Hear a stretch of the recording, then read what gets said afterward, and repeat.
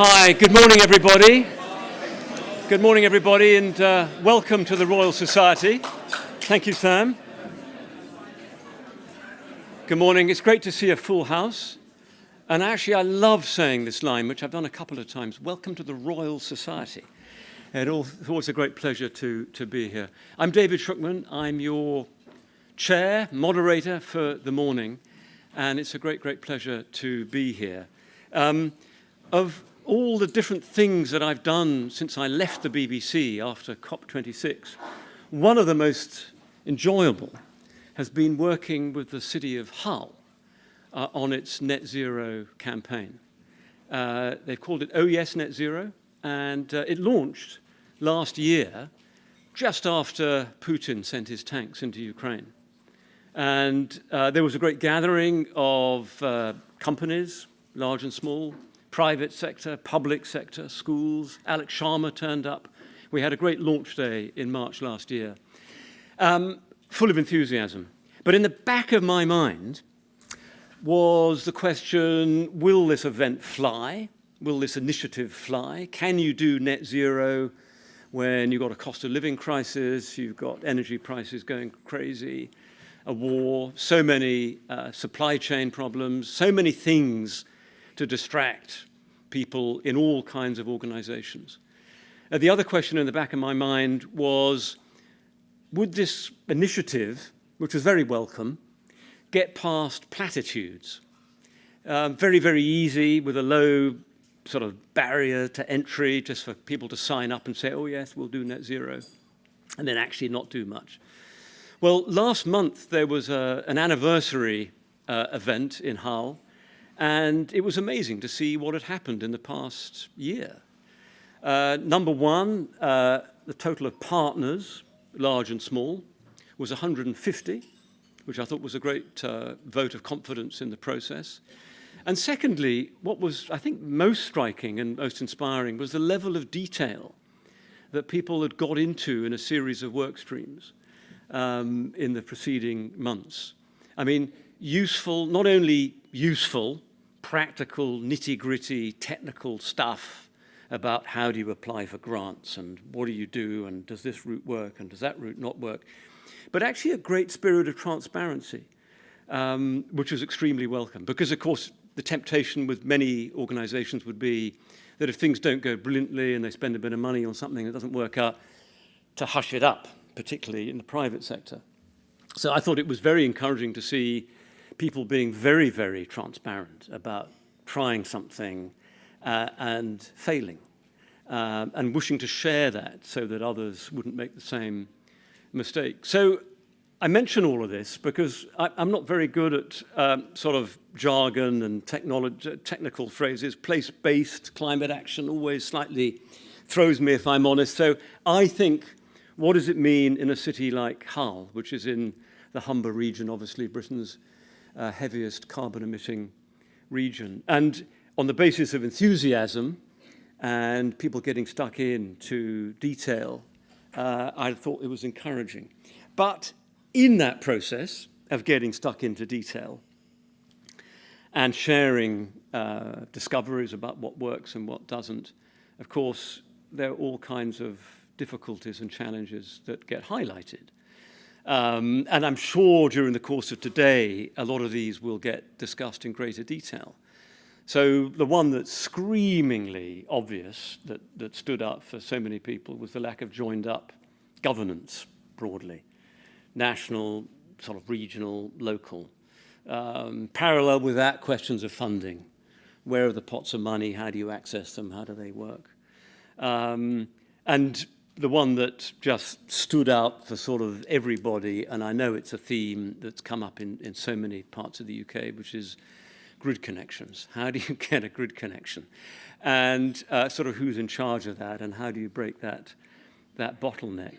And I think it is by events like this where people will exchange ideas and sort of explain what solutions they've come up with that might work for others, that actually we can really enable cities, local areas, communities, places to embrace this agenda effectively and drive it forward in a way that may give us a chance of doing something meaningful on net zero as a nation. I mentioned I'm not sort of overly fond of jargon. I'm just going to float the notion of we've got net zero as a global concept, as enshrined by the UNFCCC and the COPs and so forth. We've got net zero national, government targets, obviously. And I'm wondering whether we should think about net zero local. I'll just try that out as a sort of phrase, because I think it might just help people kind of connect with what this is all about. I've now just realized that by looking down at my script, I've forgotten a really crucial thing I should say, which the organizers begged me to say, and not to forget, fire alarms. Sorry, before I get into a rant about net zero local. Fire alarms. There are no planned tests of the fire alarm system here in the Royal Society today. So if the alarm does go off, this room has 2 exits. If you're kind of on that side or at the back, use the door at the side, halfway down that wall. If you're a bit closer to this end, those double doors there. I'm not quite sure why we're not supposed to use those. But anyway, those are your 2 exits. I can see organisers looking relieved that I've mentioned that. Candice looking very, very happy. It's a great pleasure to introduce our first speaker. We've got a mix today of keynotes, discussions, panels, breakout groups, lots of opportunities for discussion in between, which I think is a really productive and great way to structure this. I was very pleased in the recent Net Zero review that Chris Skidmore MP presided over, that there was a really good chapter on cities and place-based climate action, with a suggestion that went down very well in Hull, actually, which was that there needs to be one place picked as a kind of city champion. And I don't know that the government's picked that up, but a place where you would actually throw some resources and just show how one city can really make this work. And it seemed to me that actually, surely you want a city in the region that produces the highest number of emissions. But I don't know where we are with that. But it's great that Chris is with us this morning. And but without further ado, let me invite Chris to the stage to share his perspectives on this really important agenda. Perhaps you'd help me welcome him to the stage. Great.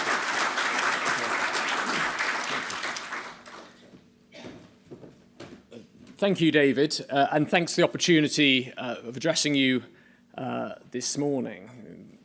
David very kindly mentioned the Net Zero Review and some of its recommendations. I'm going to talk about that in a moment, but I wanted to sort of reflect actually on the process of taking forwards the Net Zero Review and how I came to my conclusions that when it comes to the future of net zero, it must be local if it's to succeed. 48 months ago, I was the then energy minister that had the privilege of signing our net zero commitment by 2050 into law. And at that time, we had a number of local authorities sort of quite rapidly in succession declaring a climate sort of crisis and committing themselves to net zero targets that were far more ambitious than the national target of 2050. And David mentions this sort of framework of net zero local. And again, I'll come on to looking at what we might be able to achieve by going further, faster, by having a local big bang. But it certainly inspired us at a government level to realise that this could be possible, that there was an appetite out there for taking forwards a legislative path. But 48 months on, I think as the PCAN report published today demonstrates, sadly, we have gone backwards in some areas when it comes to looking at certain local authorities that made those sort of climate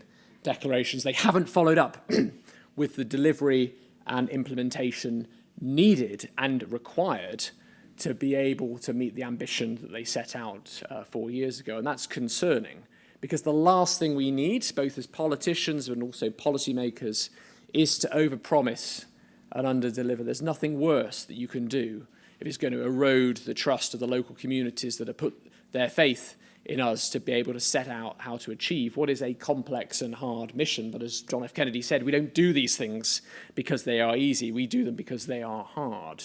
And it's essential that we create the frameworks, the governance structures, the investment ability to be able to put local authorities, regional authorities, local communities in the cockpit to be masters of their own net zero journeys. And that hasn't happened yet. Now, when I took the Net Zero Review forward, it was clear to me that there were many opportunities for government to go further, faster. I made 129 recommendations into government on what they could achieve in order to get back on track with net zero. The government, I think, has taken forwards about sort of 70 of those recommendations, both in terms of the recommendations and also the time scale that I put on those recommendations. In the appendix of the Net Zero Review, we have a table and also setting out sort of when we believe that they should be delivered. Another 30 that taken forwards without a guaranteed set delivery timescale, and another 30 roughly that the government rejected, although they begin to U-turn, thankfully, on some of those. I'm delighted to see any U-turn from this government, one of them being obviously a net zero duty on Ofgem. But when it came to taking forwards that net zero review, it was really clear to me that going out around the country, we held 52 evidence roundtables, we received 1,800 written evidence submissions, that the government's behind the curve, that the enthusiasm to go further, faster is out there. We just need to unlock that ability to be able to deliver. And we've seen some excellent initiatives, whether they're at a local authority level or at a regional citywide level, that are really promising. And the PCAN report today sets out a number of best practice examples, both in terms of governments, where you've got 20 or so climate commissions that have been placed really at the centre of local authority thinking about how to deliver, taking that inclusive approach that means that they're not just talking shops. Again, one of the worst things we can do when it comes to delivering on trust and building that confidence that actually the feedback we receive from those commissions is actually making sure it's enshrined in the governance structures going forwards, that those recommendations are going to be taken forwards. But ultimately, we need to end best practice. We need to make sure that best practice becomes the new normal and that we can take this forwards. And the PCAN report today acts, I think, as a very effective toolbox by demonstrating what are those instruments that you can take out and look to put in place as a local authority. Because it's not just about the future net zero cities. There are a number of cities. I'm not going to name them all because I'll probably miss one out, and some of them might be frustrated that I've not mentioned them. But whether it's the Oxfords, the Cambridges, the Manchesters, the Glasgows, they're getting on with the job. They are demonstrating the opportunity of bringing in inward private investment, matching that, co-matching that with regional funding. Obviously, the constraints that are placed on funding and investment and the competitive nature of that investment from government, the sort of temporal nature of that investment are all barriers and constraints that the Net Zero Review picked up. But if we simply focus on the good, if we simply focus on the excellent and the pathways that could be delivered, we're missing a trick, because when it comes to local delivery, you all know that we need to make sure we have an inclusive transition, that we take every region with us. There are regions in the country that, through no fault of their own, are high carbon regions, whether that's because of their agricultural footprint, their industrial footprint. And we need to be able to work with those local authorities that don't have the ability, particularly the capacity or capability to deliver. When I look at certain local authorities, the same person who's been put in charge of net zero is the same person who's delivering on local library services. And we've got to wake up to the fact that while we have this enormous opportunity to ensure that the future of net zero is local, that taking a place-based approach, as the ESRC has demonstrated, and I use this research in the Net Zero Review, it's not a nice thing to do. It's not to make people feel warm and good about themselves and delivering locally. It is actually the most effective way of achieving net zero on time and on budget. One of the terms of references that I was set for the Net Zero Review is how do we do it in the most efficient and affordable way possible? And the answer, as demonstrated by the research, is that by placing the net zero journey at a local level, you can find cost savings, you can find the way of ensuring that you can deliver on time and on budget. Above all, local authorities as well are trusted. And that's a key point, is that politicians like myself at the centre can talk and set ambition and create the rhetoric that's potentially needed to talk about what needs to be resolved when it comes to net zero, but they're just words. Actually, on the delivery aspect of net zero must be achieved by those agents that can be trusted by local communities.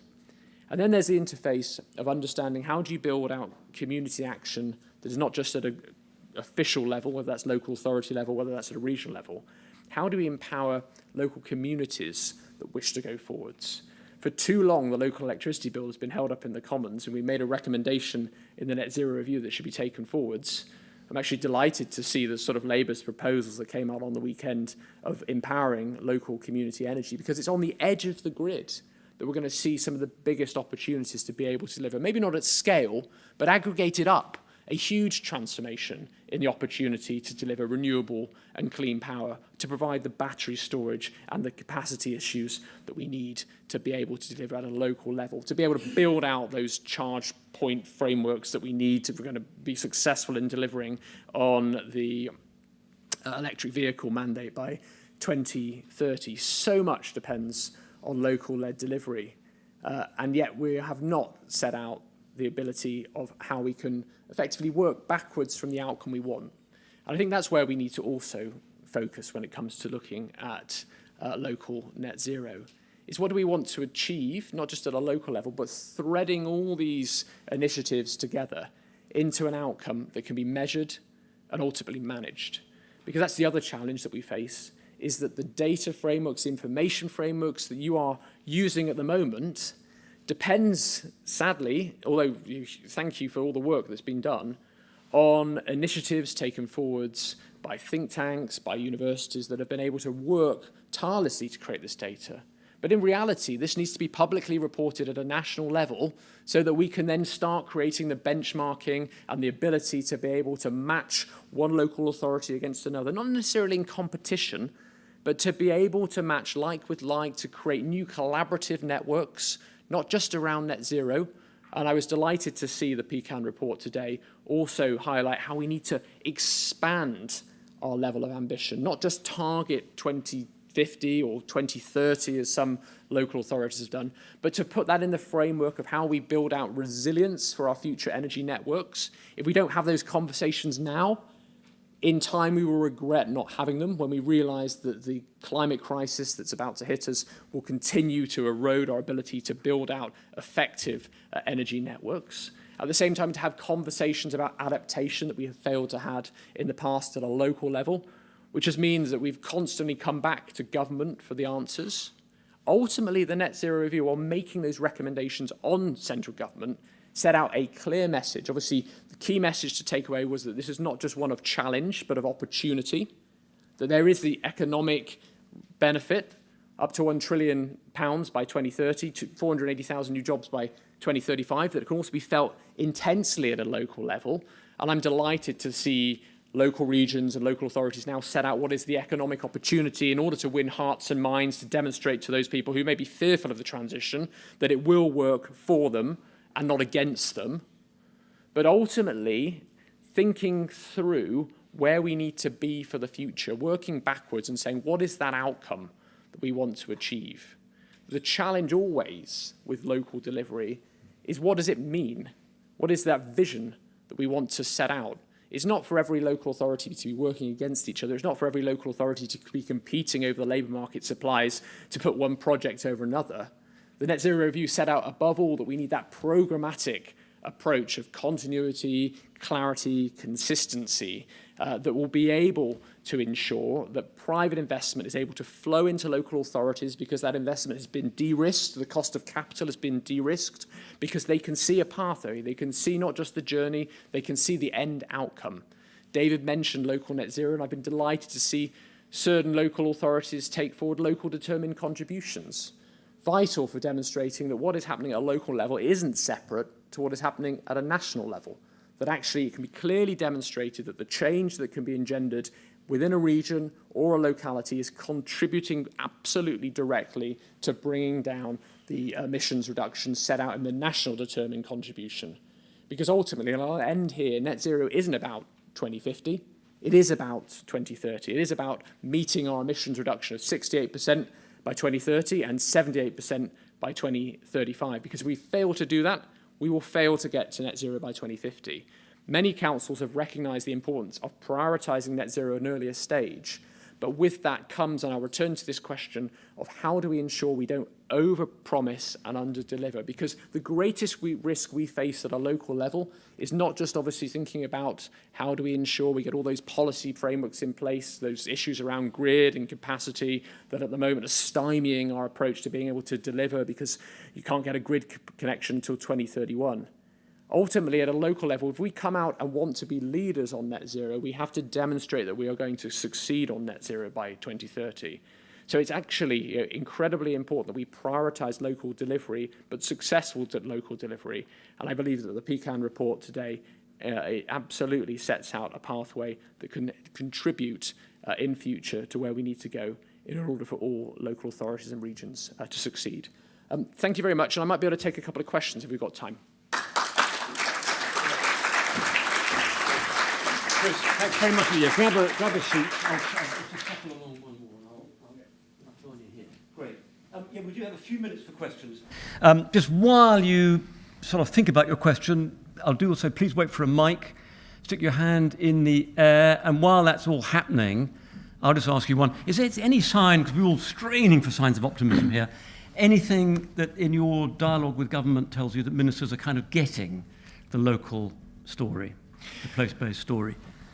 And do stick your hand in the air for a question while Chris answers that. Well, I think the government response, it was mixed around local delivery. I'm also sort of wary about actually whether we actually have a settled position at a local level yet, which makes it also difficult for government to be able to sort of make absolute commitments. So one of the examples is a statutory duty on net zero. It was very clear when I took forward sort of the roundtable evidence sessions that organisations like the LGA were against the statutory duty, organisations like UK 100 others were for a statutory duty. And I think this is something that I'd call on everyone to look further at what could be the settled commitment that we can get local authorities and regional authorities to bind behind, to go to central government and say, this is what we wish to achieve. Because at the moment, obviously, having those powers and responsibilities is absolutely vital, and for a devolved perspective as well, creating new powers and responsibilities. And the government's open to creating new net zero powers and to creating a new standardisation process that would make sure that those were consistent across whatever future devolution sort of takes place. So I think there is hope. They didn't absolutely promise on the net zero city, but they didn't close it off. And obviously you've got a number of the trailblazer pilots that they're willing to sort of take forwards, but they did refuse this statutory duty. They say they will look again at some of the investment criteria about how to create more certain programmatic approaches, getting away from this project by project approach. But I feel that we need to be able to come together and say to government, this is what we wish to achieve. And now we have this sort of new net zero committee, and we have the ability to potentially work at creating a local authority forum on net zero. I would have liked an office for net zero delivery. It hasn't happened. But it's having that sort of single voice that I think will ensure that we can push government further. Because by no means have they gone far enough. Right. Thank you. Look, all kinds of hands in the air. I think, Sam, you were quick as that. Where are these? There's supposed to be 2 mics. And let's just quickly take a couple.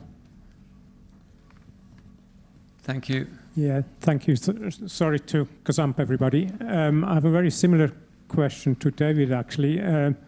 Chris, in your review, you told me you've sort of literally done hundreds of conversations and consultations and engagements with people and organizations. Which one of those many meetings did you leave with sort of most energized and with most optimism and most enthusiasm? Nice question. Thank you. Gosh, I think sort of for me... Yeah. Can we get the mic, the lady back there? Thank you. Yeah. We held a round table with all sort of community energy groups, and I sort of feel, for me, that sort of... I came away with that thinking... That was, I think, the moment for me where I realised that there's this huge enthusiasm to move further, faster, and the government was behind the curve and holding these organisations back, and trying to see how we could thread this together into one movement. I think for me that was probably one of the things I took away from being sort of actually, we can do this. I think the challenge sometimes with net zero is you've set the target and we're thinking, is it possible? There's so many things around net zero are sort of, there's this challenge, building out a net zero grid is going to be, by 2035 will be impossible. Lots of people saying you can't do it. When you get people who come together and say, we can do it, and we're convinced that we can, that is quite infectious. And I think sort of having that sort of ability to always think positively about what can be achieved, it must be the message we've got to take forward. As I say, I think we're going to strain today for any signs of optimism. So thanks for that question. Thank you. My question's about, so definitely, obviously, net zero is crucial as a pathway to the solutions that we need. But I just wonder if things have moved on and we're missing a key point in the language, and that actually, it's dry, it's policy, you can't see CO2, and that actually, when you talk to communities, it's about the nature crisis, it's about life, it's about the green spaces that they see, and I don't think it has to be either or, but I'm just wondering if we need to move the debate on to be about nature and life and less about dry kind of policy sounding things. Thanks. So I sort of feel with net, it's like a twin track process. On the one hand, we've got our what we have today, and it's the same with energy performance certificates. They're not fit for purpose, but we have to use them at the moment because it's the only thing in the room. So developing those new policy frameworks and innovation is as important as thinking about the technological innovation for the future. So I do constantly think, over the next 28 years, net zero, will evolve. It must evolve, and how do we create that humanised approach that is going to be successful in taking communities with us? I still feel we probably keep the net zero framework because it's what we have now, and to sort of start from scratch would potentially send us backwards. But how we thread in adaptation is also really critical, because looking at sort of local biodiversity and preserving what we have, rather than just thinking about sort of restoring nature, and how we create frameworks that deliver outcomes. I think that we can learn from the success of net zero in setting a target and working towards it. We don't have that equivalent for adaptation. It's all fragmented, and thinking about sort of local impacts, and maybe that needs to happen. But I'd love to be able to have an adaptation equivalent of net zero, for instance, because I think in the past we focused on mitigation, which is obviously rightly so. But we're in a place now where we can see it happening. We can see the extreme temperature rises, and we need to be able to be sort of realistic about that. We've got to be able to think about the here and now and what must come. So I would totally agree with you. And we had a net zero nature mission, And partly I was trying to get this thinking going around these 10-year missions. That's why the report was called Mission Zero, to try and create that long-term programmatic approach. But I would entirely agree with you. How we can thread in sort of sub-narratives, I would say sub-narratives that set a goal and say, yes, this is where we want to get to, and this is what we're going to come behind to work towards. Interestingly, the six formers of Hull, sorry to keep banging on about Hull, but then their interpretation of net zero very much included plastic, recycling, nature. So maybe we just leave it to the next generation to sort out. There was a hand there, and this will be the last one, I think, and then we're going to have to move on. Hi, thanks, Chris. James Dyson from E3G. I'm just wondering, thanks for acknowledging the potential role of a statutory duty in the long term, but in the short term, thinking about the next 5 years, how can we make funding pots for local authorities more long-term, flexible and consistent? What are the blockers in DESNES and HMT to actually achieving that? Thanks.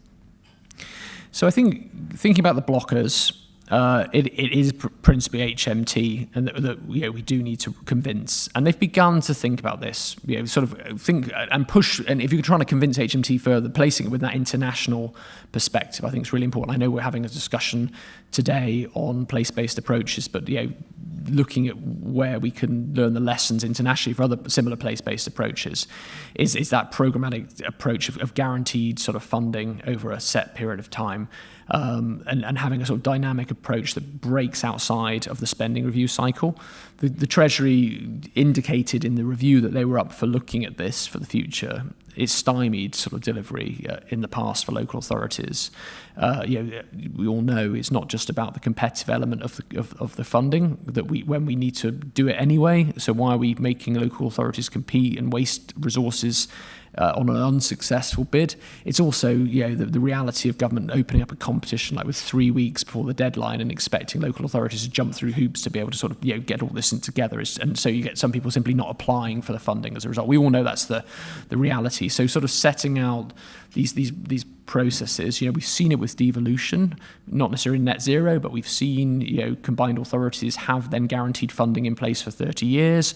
We've seen obviously skills being sort of devolved in those combined authorities also. So I would personally trust a local net zero devolution process that sort of recognises obviously we've got strategic national importance of a reserves aspect to energy delivery, but there's so many areas of net zero in the energy space that should never be reserved, particularly around energy efficiency and reducing energy demand. So I would say we can't. What I don't want to do is just create a situation where central government continues to hold the purse strings, because ultimately another government might come along and take them away. So what we need to do is get government out of the way, try to ensure that we can enshrine constitutionally a funding approach that means that no other central government's going to come in and reverse it. A bit like what's happened with the IRA in the States, where the tax credit has been sort of pushed out of central control, guaranteed for the 1st of January 2033, and no one's going to sort of come in and potentially remove that. Okay, they've taken an approach that sort of focuses on... He'll try, but business won't allow it to be sort of removed. I think so. And obviously it's going to Republican areas in a way that sort of means that it's going to be sort of permanent. And then I think also it's that dynamic approach. So if the government can spend £20 billion over 20 years on carbon capture, utilisation, storage, that's a wedge where we can say, look, if you're doing it for CCUS, why not elsewhere? And I think that's, and then also making the case for, and I was Science, Research, Innovation Minister, the sort of tripartite approach of funding where you can say, if this public funding is guaranteed, we'll bring in sort of private investment. And we've seen some really successful examples where combined authority funding in Manchester for like £3 million has unlocked £30 million in private investment in the region. My area in Bristol, Amoresco, a Boston company, is committing £425 million into district heating of their local authority housing estate, and on the back of like quite a small wedge of local authority funding. So if we make the economic case for long-term funding unlocking a significant amount of private funding, hopefully the Treasury will recognise the economic case as well as the environmental one. I know there are more questions, but we have to wrap it here. Chris, many thanks very much. Thank you. Great.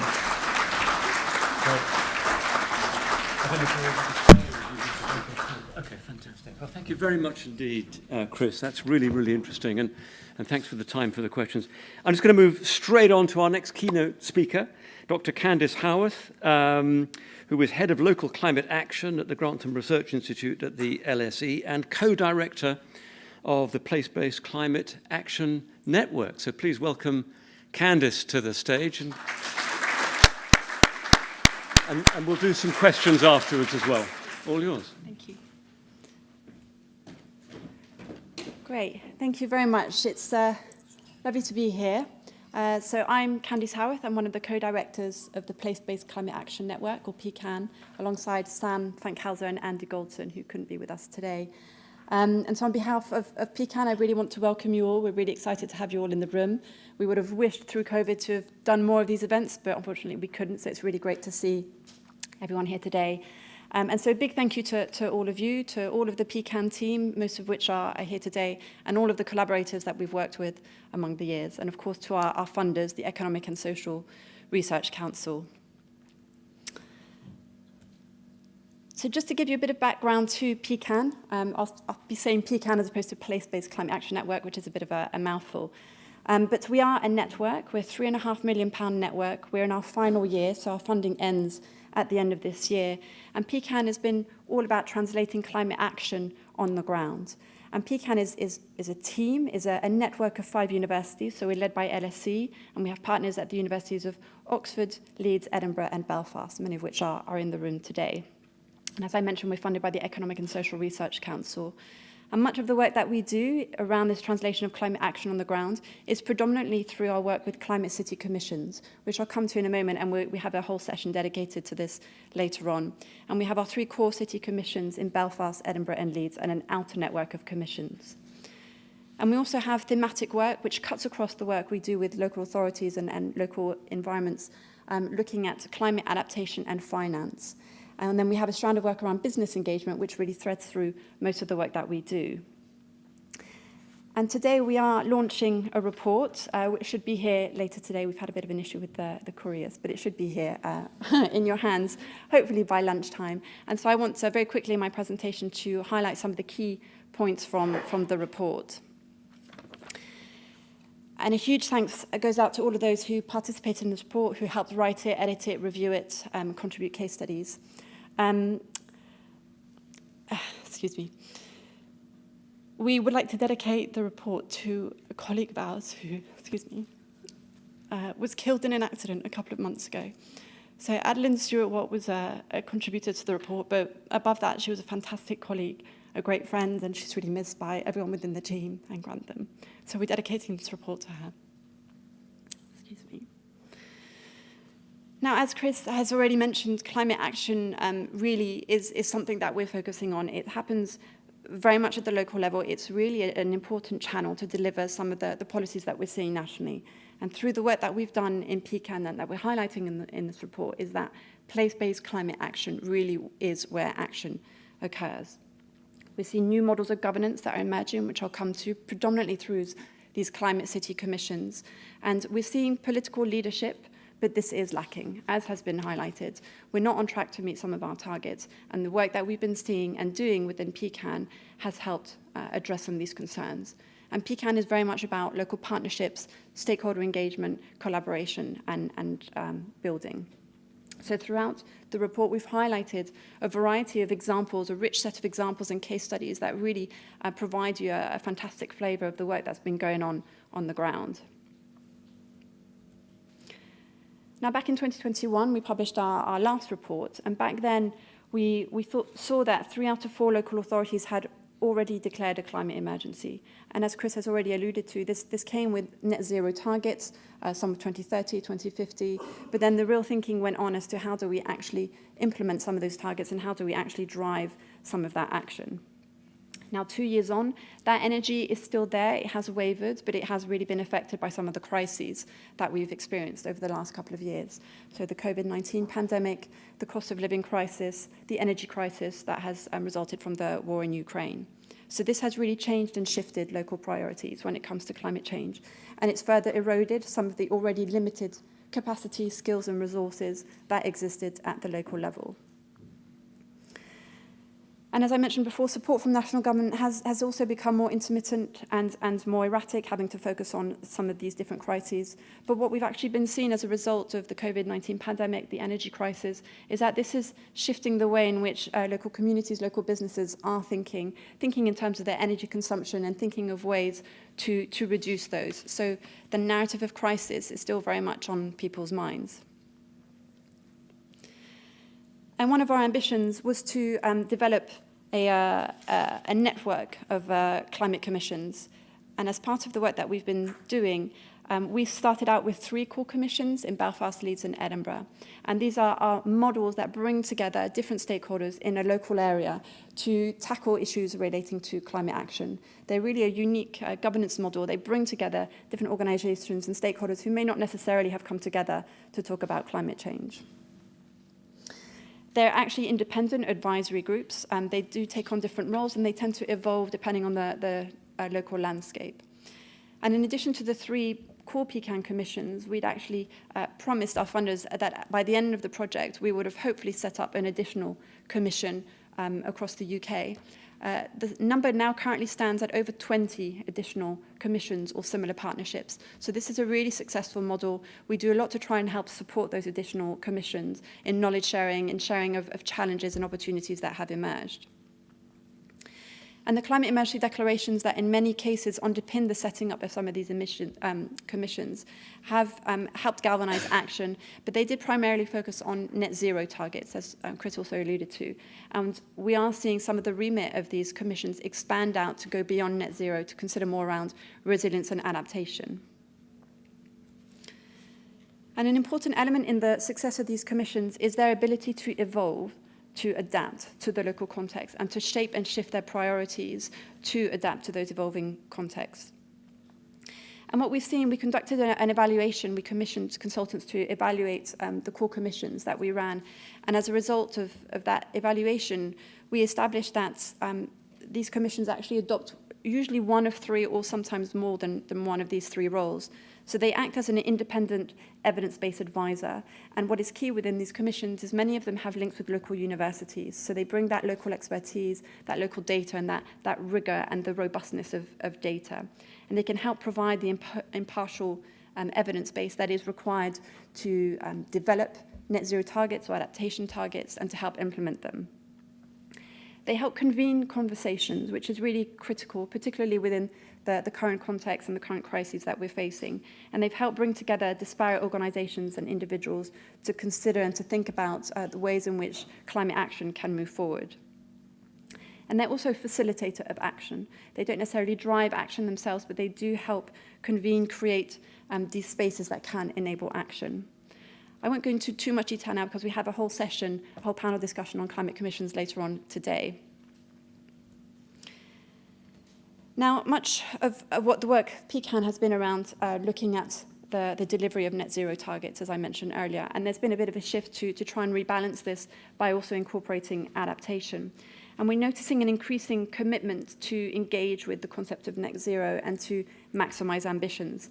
But there are also a number of factors that hinder progress or challenges that can address this. And what we're finding from the work that we're doing, that collaboration and stakeholders working together is really key to help advance these conversations and facilitate some of these changes that are needed. But we're seeing a lot of common challenges within this net zero space that is common to many of the commissions we work with and beyond. So some of these challenges include political stability. There is really a need for predictability, for sustained national policies to help set this context. We really need to be seeing that drive that can help actively enable some of the changes that need to happen at the local level. We're seeing issues relating to skills, knowledge, and capacity, where within some locations, certain organizations just don't have the ability or the know-how how to develop, implement, or even assess the impact of net zero targets. There are issues around program continuity with projects and annual funding settlements, which actually lead to programmatic approaches with more short-term thinking as opposed to long-term investments, ways in which that can shape these initiatives going forward. There's an issue around the ability to design business models for climate projects to help connect these with different investment models to, again, facilitate the changes that are required. And there's an issue around capacity and culture, and we had a question earlier about language as well. So we need to see a bit of a shift to help move forward the net zero narrative within organisations and across them. And often what we tend to see are conflicting priorities within organisations or across organisations, which can really hinder progress in this space. And the work that PCAN does really helps to frame the work in the context of place. And the place really helps to understand the local values, the local culture, that helps shape some of the work that is needed, and it helps understand the ways in which climate change is already impacting certain locations, and the ways in which net zero and adaptation can or cannot occur. And this means that not one size fits all. Working needs to shift to that local context, needs to be adapted to that context, and it needs to evolve in a way to adapt to whether it's the community level, the city level, the regional or the national level. Now, as Chris mentioned earlier, we are starting to see more of a shift when it comes to adaptation, but it's important to remember that net zero has very much been the driving force when it comes to climate action in the UK. But local adaptation also shares some of the similar challenges as net zero, and this really does hinder progress in this space. And when it comes to climate adaptation, we are starting to experience the impacts of climate change now. This isn't anymore about what's going to happen in 5-10 years' time. It's happening now, it's happening in the UK. So the narrative needs to shift to adapt to this. But some of the challenges that we're facing when it comes to adaptation, for example, is around weak governance. So there are lack of suitable conditions to help enable this prioritisation, to mobilise resources that are required to address adaptation. And often this is linked to a weak mandate or a lack of clarity of roles, who should be doing what, who should take responsibility, who should lead the way.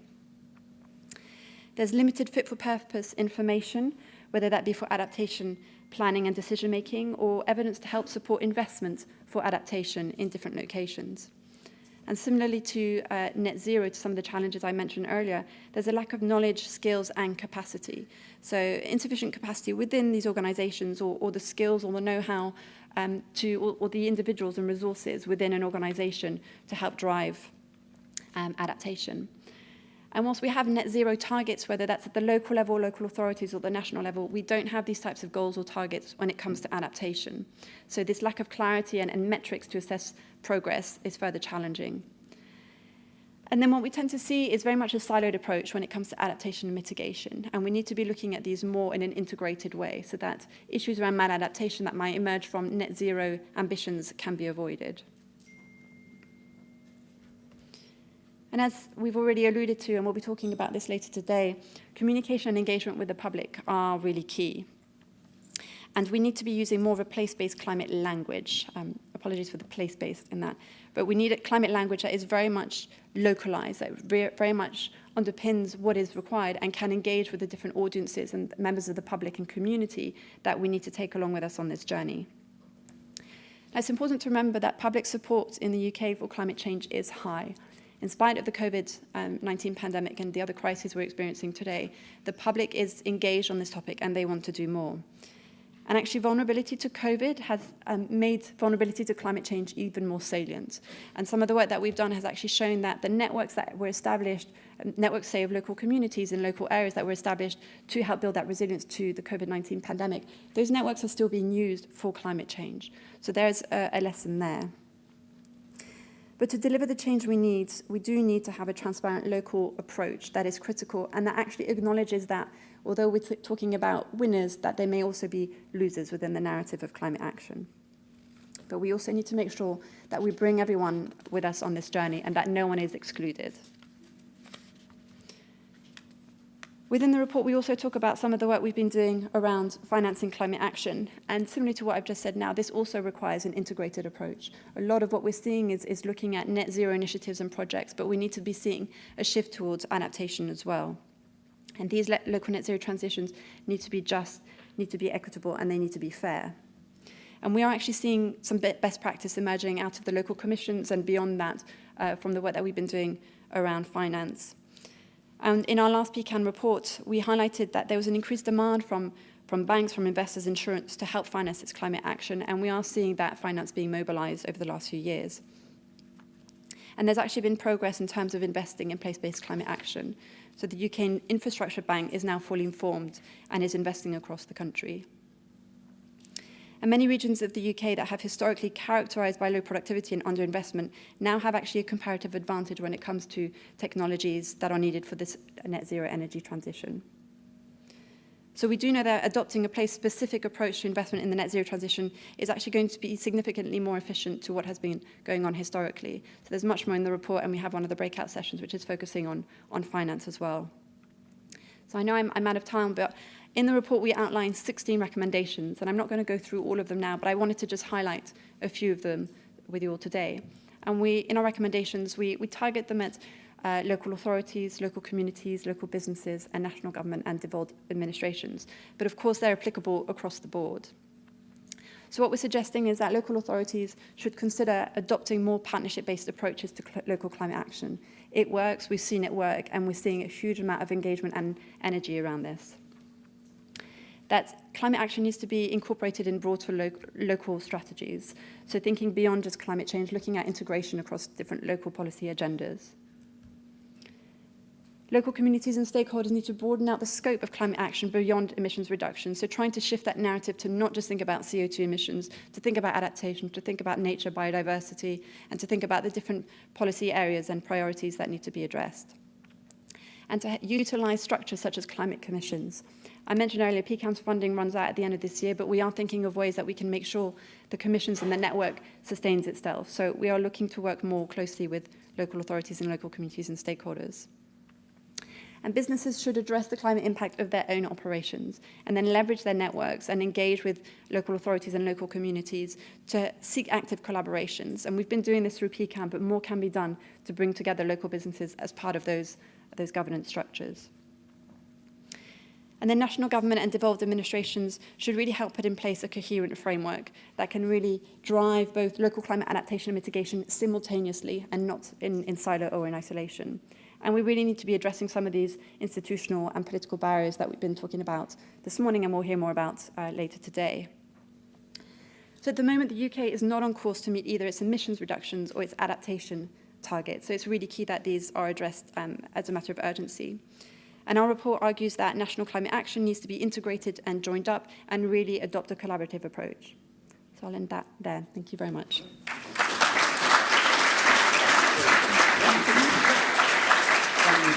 Grab a seat here. Thank you very, very much indeed. And interesting in so many ways how what you said sort of is in harmony with Chris earlier, and particularly this whole question of policy stability or instability at a national level and the effect that that has. Look, we've got time for a couple of questions. Throw your hands in the air, wait for the mic. There we go. Can we get the mic to the lady here on this table here? Okay. Oh, okay, fine. Thank you very much. I'm Peter Ashworth from Curtin University.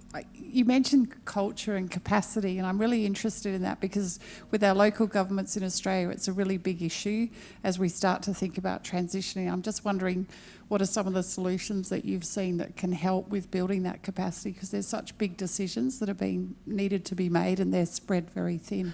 So they want to take action but haven't got the means? Well, just, yeah, actually being able to and making those big decisions when everything's coming. I'm interested. Got it. Mm-hmm. It's a good question. I don't think I have sort of the answer to that. But I would say certainly the work that we've done in PCAN, the work of the commissions has been really impactful in helping convene conversations and at some point reach consensus when it comes to those difficult decisions. And it is by having that mix of stakeholders, whether it be universities, experts, or it be people from local authorities and local communities. So I'd say something that has worked as a huge success within PCAN is having those people within the room to unpack some of those difficult conversations and take the time to spread those conversations out in a way that is required, so that you are addressing the local values, the local cultures of people within the room, and trying to come up with a meaningful way which isn't just a quick solution that fits all right there and then. It's very much looking at the long-term side of things. But having a network that local authorities can tap into. Yes. Yeah. We have the PCAN Plus network, which is this outer network of 20 or more commissions and similar partnerships, and we try and meet with them quarterly, where there is really this knowledge exchange, very open, candid conversations about what's not working, what are some of the resource issues, for example, and through that knowledge exchange, we're hearing of solutions people have come up with that have worked or haven't worked. So really having that platform where those commissions can come together and share their experiences has been key. Great, thank you. Question there. Thank you. Yeah, we're hearing you. Richard Essex, Surrey Climate Commission. Candice, you mentioned the funding for PCAN stops next year. Can we expect more funding from somewhere? Well, if there are any funders in the room. Yes, I mean, this is a conversation we've been having, obviously, for a while. The funding ends at the end of this year, and we're within the PCAN team trying to figure out what we can do to continue supporting the core commissions we work with through, say, that quarterly meeting. And as academics, we're actively seeking more funding to take some of the work going. So it is a watch this space. No one within the PCAN team wants this to end on the 31st of December. So we are looking for ways to at least keep some of the strands of work going. Do the commissions have their own funding as well? I mean, if PCAN, the network, doesn't continue to get funding, can some of the commissions continue? Yes, some do have their own funding, but some don't. Right. And some of them are short-lived, some of them have 5-year plans. So they are very, very much different, and that's what seems to work within the particular localities. So we're trying to find ways to sustain that and to maintain as much as possible and establish a bit of a culture and a network that goes beyond the 5 years of PCAN. I'm sure the PCAN Part 2 grant applications are being written even now. Candice, many, many thanks indeed. Thank you. Great. Lovely. Thanks very much. That was great. Lovely. Well, after our two keynotes, a slight change of gear as we drill into some perspectives and taking stock of local climate action. I'm going to ask Matt Lane, a PCAN fellow, to come to the stage. And he'll introduce a panel to sort of look into, in more detail, as I say, kind of some of the experiences happening. We've got panelists from Northern Ireland, Lancaster University, and the LGA. So, Matt, welcome to the stage, and good luck. And I'll leave you to introduce your panel. Sure. All right. Thank you very much, David. Yeah, cheers. Okay, great. So, hi, everybody, and yeah, thanks for this opportunity to chair this exciting session. I'm conscious of time, so I'll try and speak as little as possible myself. This session speaks for itself in many ways. We're going to be reflecting a little bit on perspectives and taking stock of local climate action.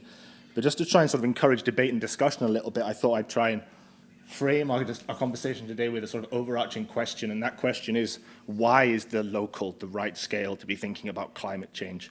We've heard a lot this morning about the fact that the local is important, and we need to dig a little bit into why that's the case.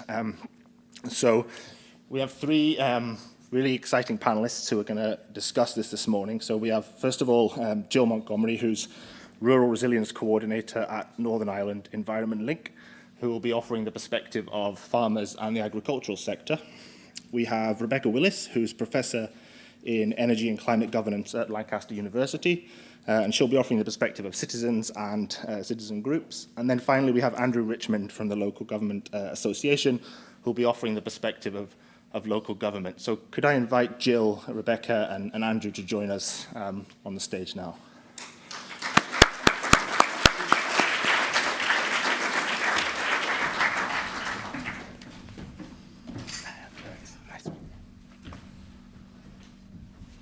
So what we'll do is, just very briefly in terms of how the format will work, we'll have 5 minutes from each of the speakers to introduce themselves and their perspective. And then we'll open it up for questions, because I'm conscious there was a lot more hands there than we're able to get the microphone to. So we'll hopefully use this conversation for a bit of a dialogue. So I'll stop talking now and pass over first to Jill, who's going to talk for 5 minutes. Thanks, Jill. Good morning, and thank you very much for the invitation to share a little bit about the work of Northern Ireland Environment Link with farmers. Somehow, farmers have become the villain of the climate change story, at least in Northern Ireland. So in the context of today, if we want to make farmers and their important work part of a centre to the solution around this whole story, we need to get alongside them and work with them and understand some of the barriers to change. So PCAN have funded this Rural Resilience Project. I am the coordinator. I'm also from a farming background, which gives me a particular passion for this area of work. The Rural Resilience Project started 19 months ago, and there's 3 main objectives to that. Firstly, is to support farmers, we're very much the primary audience, and agri-sector bodies with information on climate change risks, but also opportunities. We sometimes forget the opportunities bit, and practical steps to prepare for a sustainable future.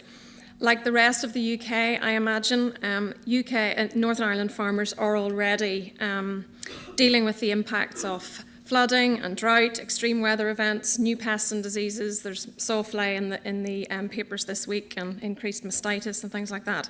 That's obviously affecting our soil and crop and livestock health.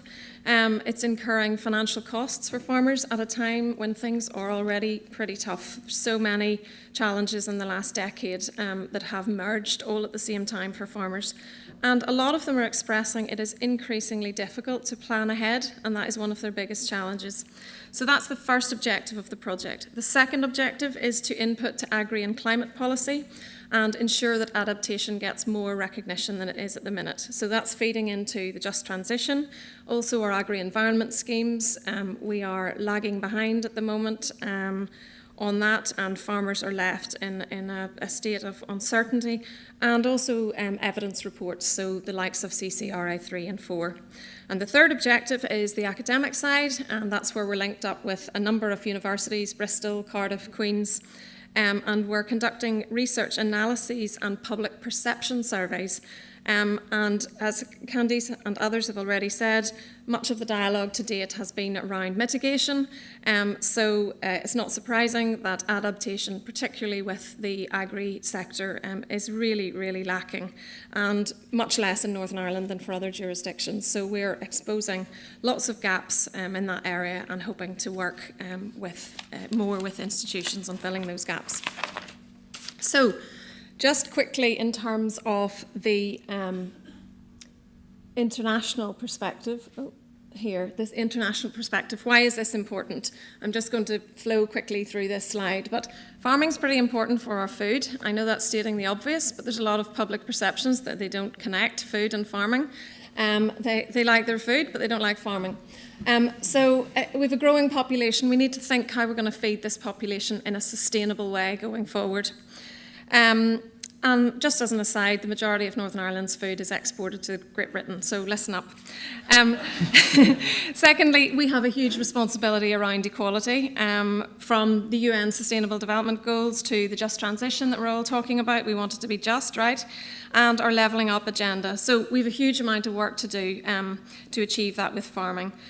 We've rumblings of change in urban civilization. We're very city focused, but actually I think folk are starting to recognise the value of the rural fabric.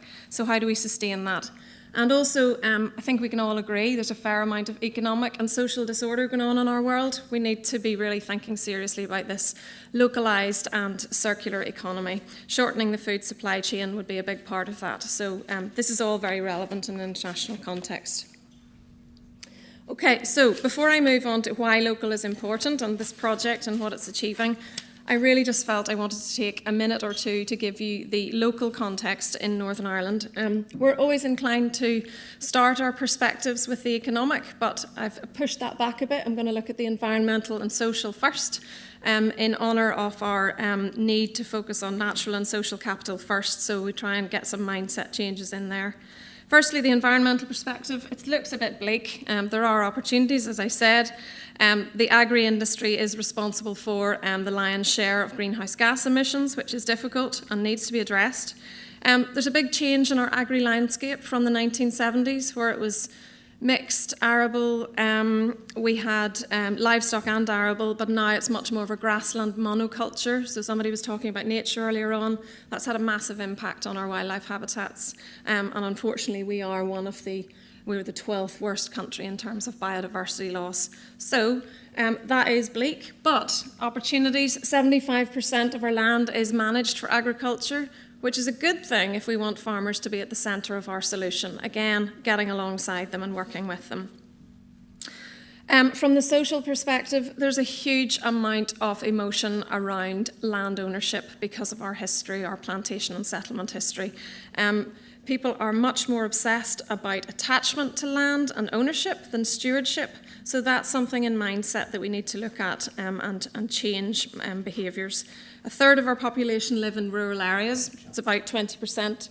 for the UK, and we have strong community networks, which is a great opportunity for us. Economic farming is our main industry. There is a perceived or real pressure of production. So the last government strategy in 2015 was called Going for Growth. So that pushed a lot of intensification strategies. We now have a government strategy that's called Green Growth, thankfully. But it just shows you that, there's a lot of pressure on farmers to produce. The political, I don't need to focus on too much. 4 of the last 6 post-Brexit years, we've no functioning government. Isn't that shocking? 2022, we had Northern Ireland's first Climate Act, and we are still reeling from war. We're a post-conflict society. So all of these issues are so important when we consider our work with farmers. We can't just keep battering them with targets. We've got to get alongside them. And thanks to PCAN for having faith in our application. The Rural Resilience Project, right from the outset, the language, rural resilience connects immediately with our farming audience so much more than any climate title could have. It really is bridging the gap between the abstract and the meaningful with communities. So in terms of meeting community need where it's at, we have been engaging with farmers in rural areas through workshops and really trying to understand the barriers that they are facing. They have huge anxiety about the economic and social fallout of climate. It's a time where so many things have come together at once, and there's not a huge amount of economic analysis being done on return on investment for new practices. You can understand for their livelihoods where they're thinking, okay, these targets are all very well, but where does my family fit into this? So we've done a lot of work in putting together a very strong stakeholder group with agri-sector leaders into which the farmers feed. We've been listening to them. They say they learn best and trust most peer-to-peer learning. So we've been working with other farmers who are happy to be champions. We're setting up a peer-to-peer mentoring program, and we're hoping to put a catalogue together of best practice case studies. BBC Radio Ulster have been very generous in giving us airtime and we've produced climate adaptation fact sheets available digitally, but also in hard copies for farmers who are maybe not so competent digitally. And the Department of Agriculture is obviously involved as well, and we're working with institutes on trying to fill some of those gaps that will help farmers understand a bit more about the return on investment. At the risk of sounding a bit like Ian Paisley, just 1 minute. Relationships. That is where it's at. I know it's been touched on a few times here already, but we're starting to get to the stage where we're actually getting farmers, environmental organisations, government, agri-sector bodies, all under the one roof. It happened 2 weeks ago at Queen's, asking uncomfortable questions, and that's the storming part of the relationship. So this project has really helped to move that along. It's a cross-sectoral group, and it's good. It's been good for building trust. The 4th point really is steering government policy. Galvanising local action is a powerful force, and in Northern Ireland the farming movement is very strong. It's a very powerful lobby. I think in England perhaps, or the rest of the UK, it's the countryside movement. In Northern Ireland it's the farming movement. So from a bottom-up perspective, it can be reactive, relevant and responsive, and it's a very powerful movement and can then influence braver policy both at local government and national government. So I wish I had more time. You can tell I'm passionate, but thank you very much.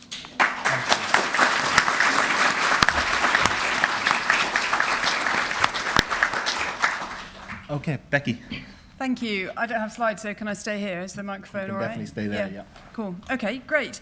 Thank you. So, Matt, you asked the question you set us is why local?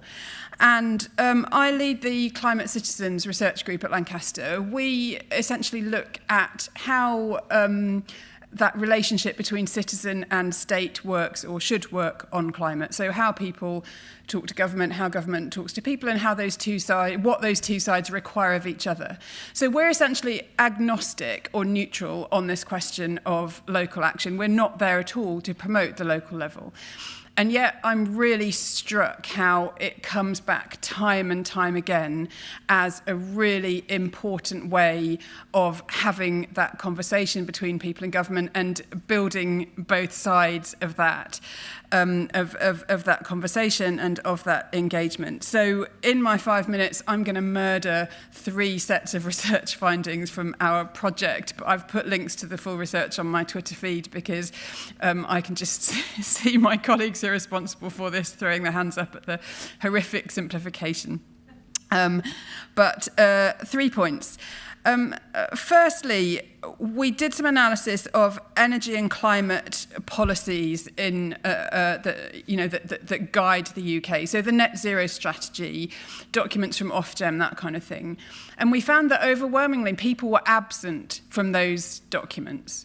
So people are mentioned, if you literally count the number of words to describe people, people are mentioned half as often in climate and energy governance documents than in economic policy documents. So we compared it with the Treasury. Bizarrely, in economic policy, people not only are mentioned a lot more, but also are mentioned a lot less as consumers. So in climate policy, when we do talk about people, we overwhelmingly talk about them as consumers. Whereas actually, in economic policy, the Treasury manages to talk about people in lots of different roles, as workers, as citizens, as family members, as students, as drivers, all kinds of things. Yet we, in energy and climate, have this very narrow view of people. When I talked to decision makers, including, national level civil servants, about how to overcome that, one of the main things that we got back from that conversation was localise and devolve climate policy, because it's at that local level that you can actually have a meaningful conversation with people, and you can have those sort of locally specific conversations. So that's point one. In order to have more people-centred policy, you need to devolve.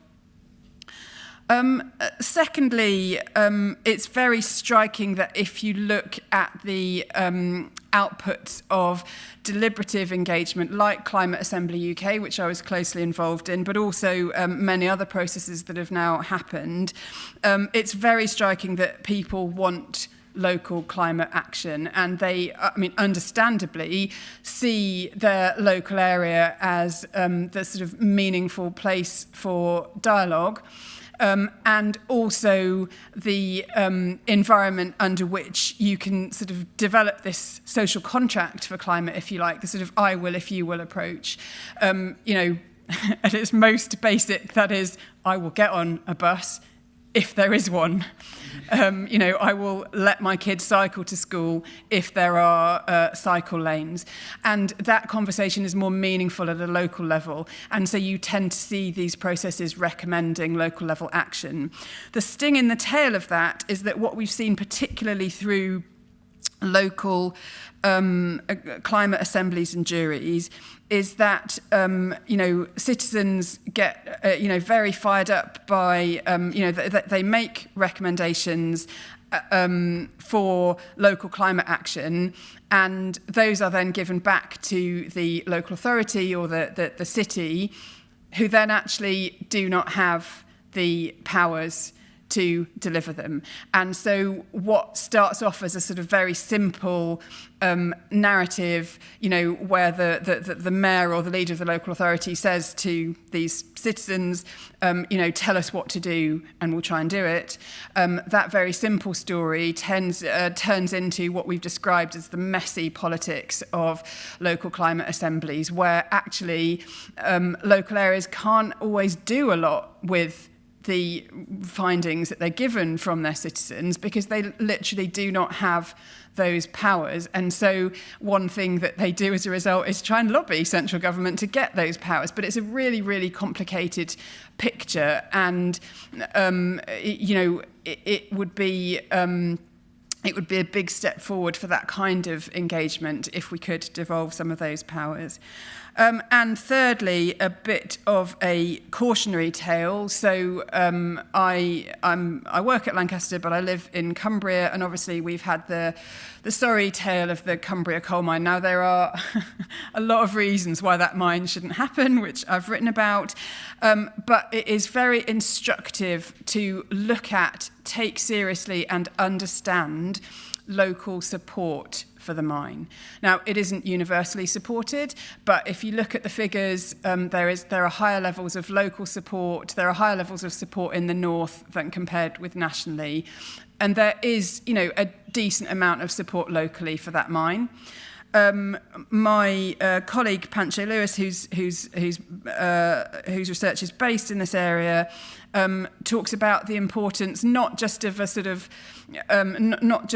hypothetical green jobs, but genuine, proactive climate investment in local areas. And at the end of the day, the people who support the coal mine don't do it because they support the coal mine. They want good quality industrial jobs in that area. And they didn't, all that's been put on the table for them is the coal mine. So that's my third piece of evidence, and a cautionary tale about what happens if you don't devolve and give local areas the chance to build positive local economic strategies for climate.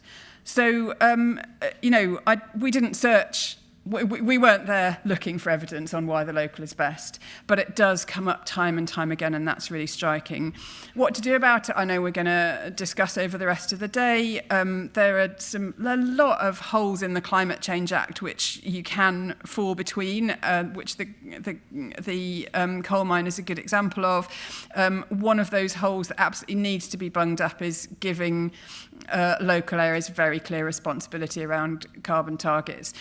Chris, it's very interesting that you mentioned locally determined contributions, because I've long thought that was a really neat way of doing that, because it gives that responsibility, but also devolves devolves power to local areas about how they meet that. The planning system, I don't know if we're talking about that today, but it is not fit for purpose.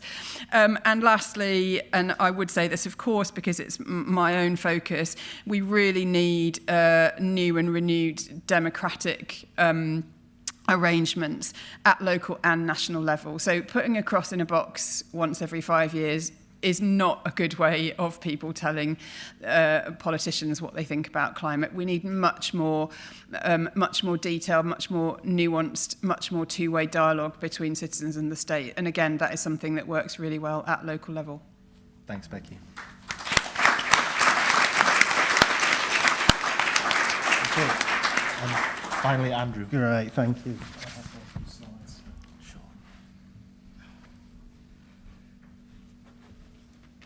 Right, hello everybody, and thank you very much for inviting me here today. And thank you for everything that's been spoken about. I don't think I'm going to say anything controversial by the sounds of it, not from what's been said already. A little bit about the LGA, if you're not aware of us. We're a national membership body of local authorities, working on behalf of our member councils. We're politically led, so we have cross-party agreement on all our policy lines, and we currently have 315 councils in England within our membership. These go from districts to counties to city roles. We work very closely with the other LGAs, so the Welsh LGA, the Northern Ireland LGA, and COSLA in Scotland, but because the devolved nations and the relationships with government are different, I'm focusing on England today. So, as we've already heard, climate ranks high in people's priorities. 8 in 10 are concerned by it. 3/4 want delivery net zero by 2050, and half want to bring that target forward. Our local authorities, again, have that commitment in place. We've heard how we've worked through on climate emergencies. We now have over 300 climate emergencies declared. So as we heard, the will is certainly there, and the ambition is there. It's down to the detail, as we've been discussing. So national action is essential to set that framework, but that's where we believe stay.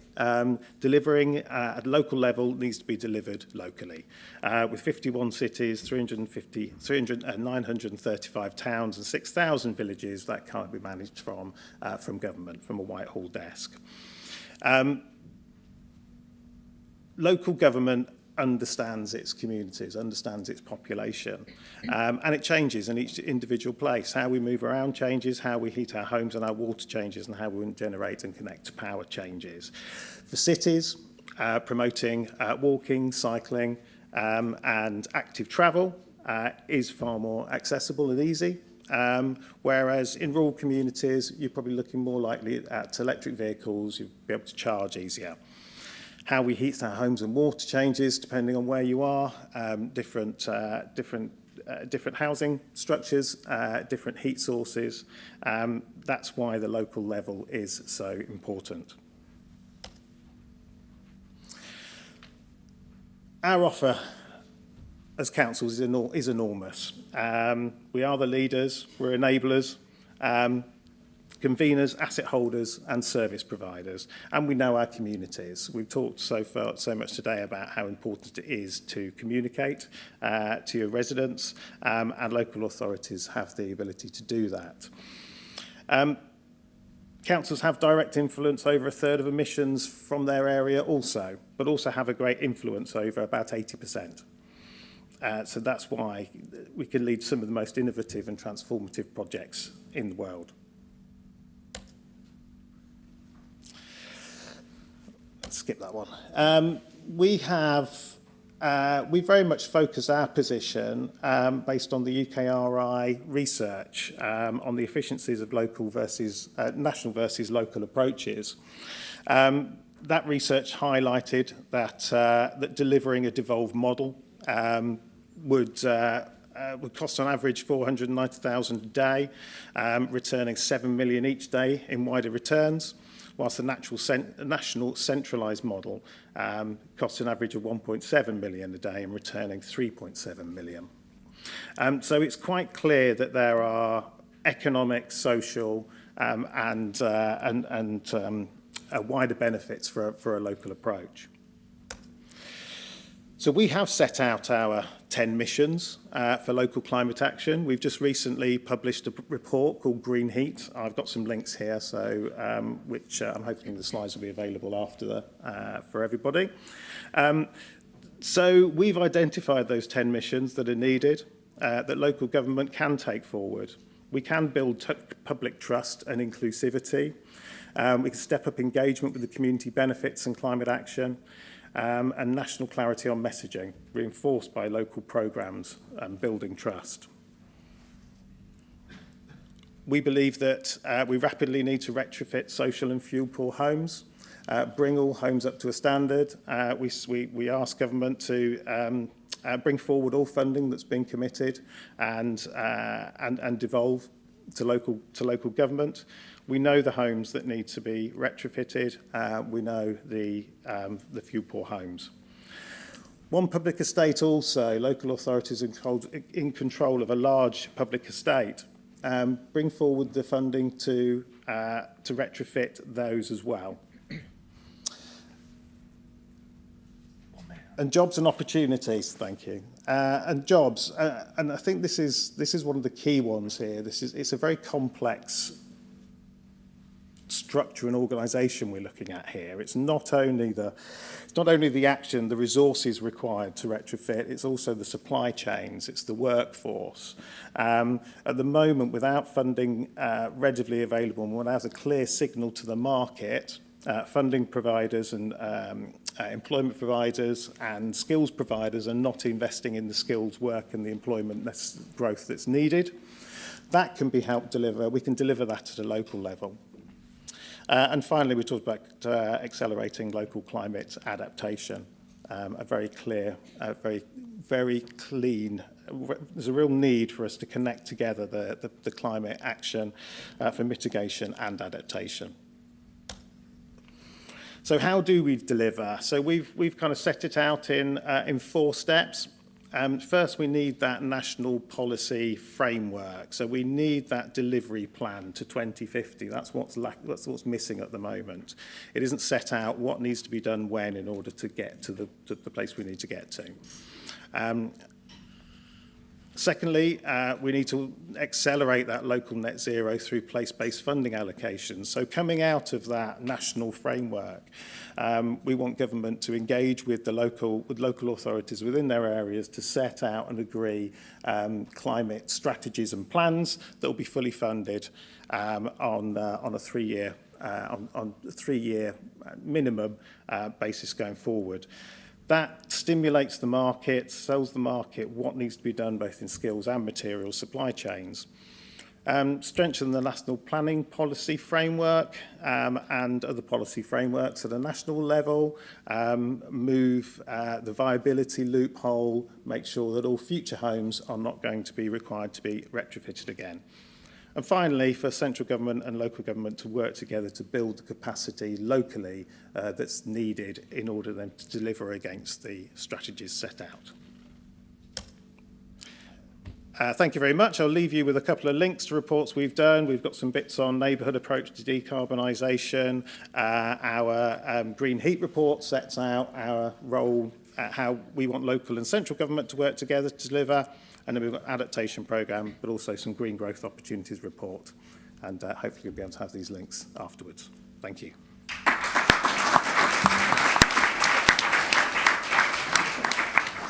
Thanks, Andrew, and thanks to all three panellists. I'm conscious of time, but I'm going to use my chair privileges to eat into your coffee break just slightly, because I think it's really important that we get some questions for our panellists. So can we have some hands for questions? There's one in the middle there.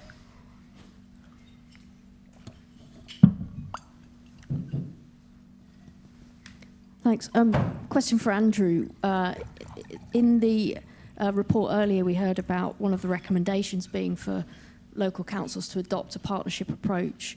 And while your 10-point recommendations, 10-point plan included building trust, it didn't really talk about that relationship. So I wondered if the local government association would adopt that recommendation to take partnership approach with communities, because that's definitely not happening everywhere.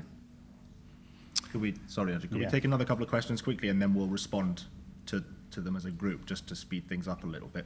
Sam?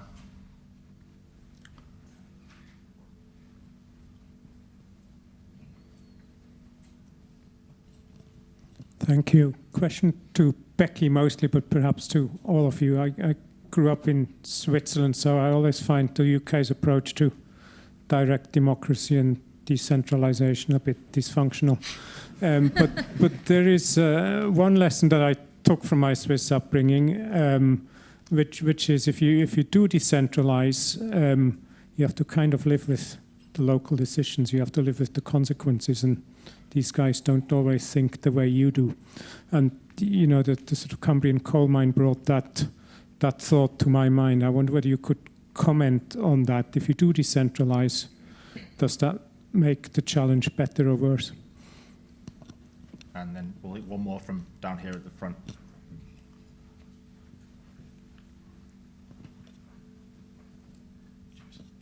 Hello, I'm Patrick Devine-Wright from University of Exeter and Director of the Access Network. Question for Jill. Great initiative and partnership work going on. I didn't hear too much about the contribution of universities to the agenda you're building, so I wondered if you could say a little bit about that. And particularly, I'm interested in the social science perspective on that. To what extent are you reaching out, and have people been engaging with you on this process of change you're seeking to bring farmers into? Thank you. Thanks, Patrick.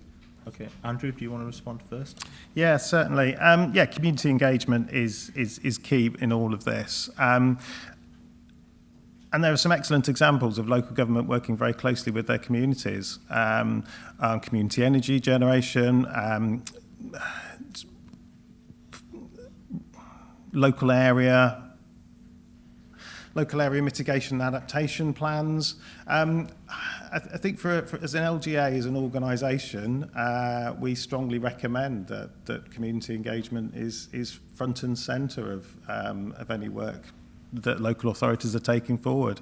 And as democratically elected bodies, then it's the residents, it's the communities within their area that decides on what that organisation, what that local government is going to be. So I think it's, if anything, I think yes, community engagement is embedded more structurally locally than in any other format.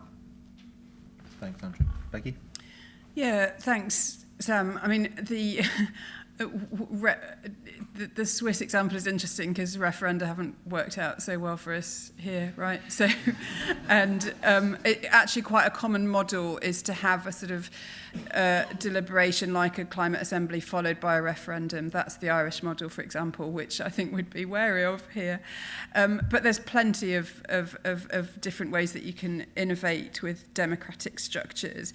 And I think the main thing I would emphasise is that it's pretty conclusive. I think the evidence is pretty conclusive that the better functioning your democracy, the better the outcomes for climate at local and national level.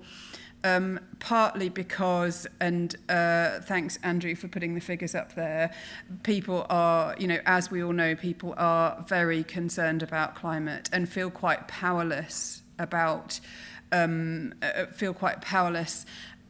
about responding and quite cynical of government. So the more that you can break that and put forward a really proactive, put this forward as a sort of proactive partnership between citizens and the state, the better.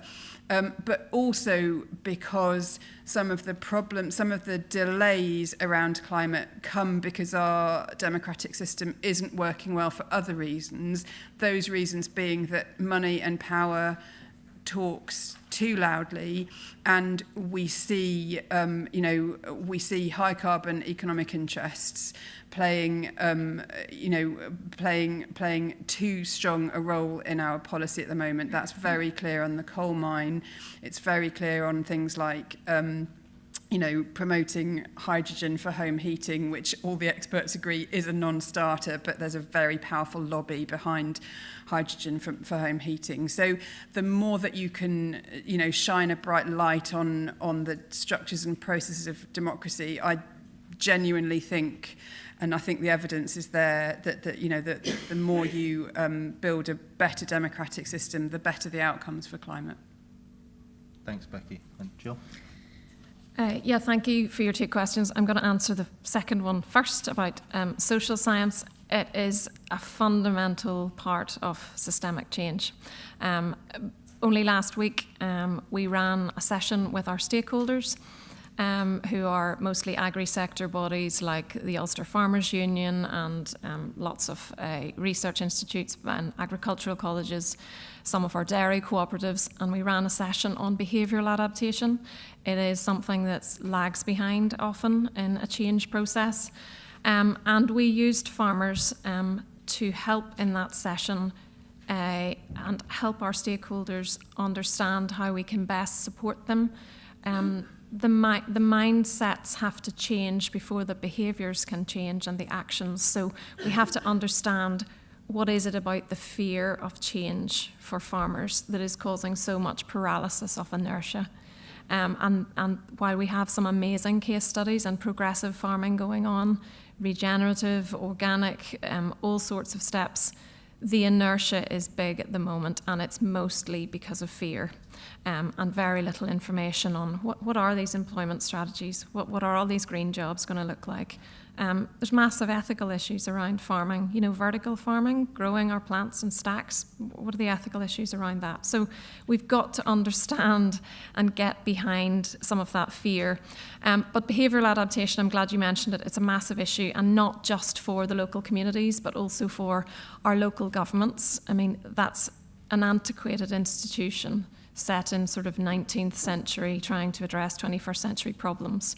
They need to get out from behind their computers and meet their communities I mean, we can't use COVID anymore as an excuse and being all zoomed up. Get out and meet these communities and come to community events. Amazing community networks exist.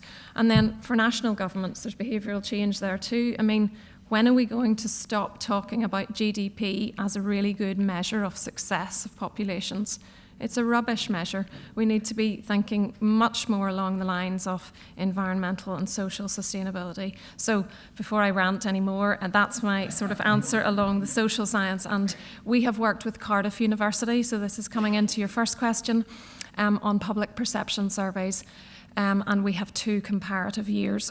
I managed to sneak in some agri questions to the second year, so we can't compare those with last year, but I was very interested to find that our public actually are much more supportive than we thought of public subsidies to support local food.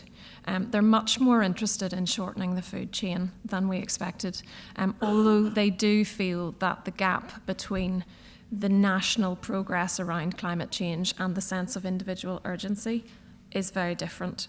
The other studies we're doing with Queen's University is more looking at case studies with as much economics as we can, but there's still a real shortage of farms and diversification in Northern Ireland who are introducing practices that are more sustainable for the future and have adaptation elements.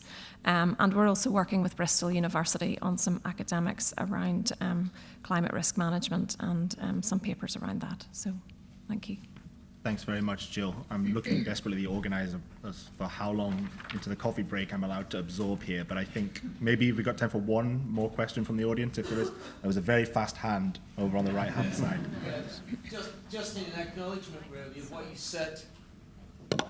Thank you. Just in acknowledgement of what you said about GDP and that being a measure of success, there's a new term that's being bandied around now, which is natural capital. Mm-hmm.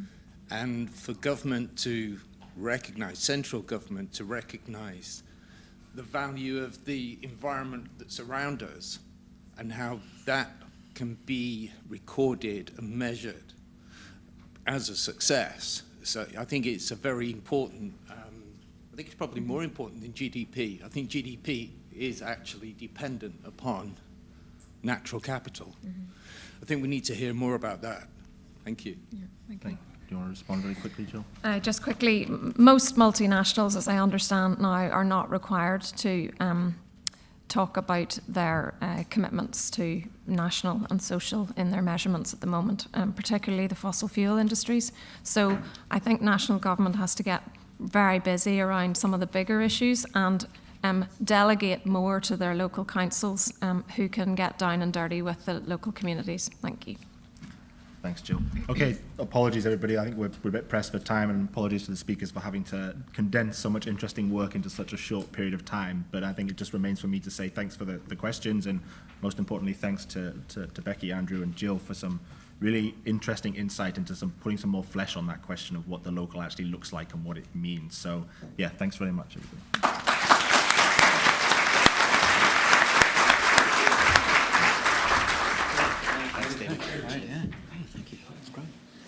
Hey, thank you all. Thank you, Matt. Fascinating insights there from everybody. We're eating into the coffee break.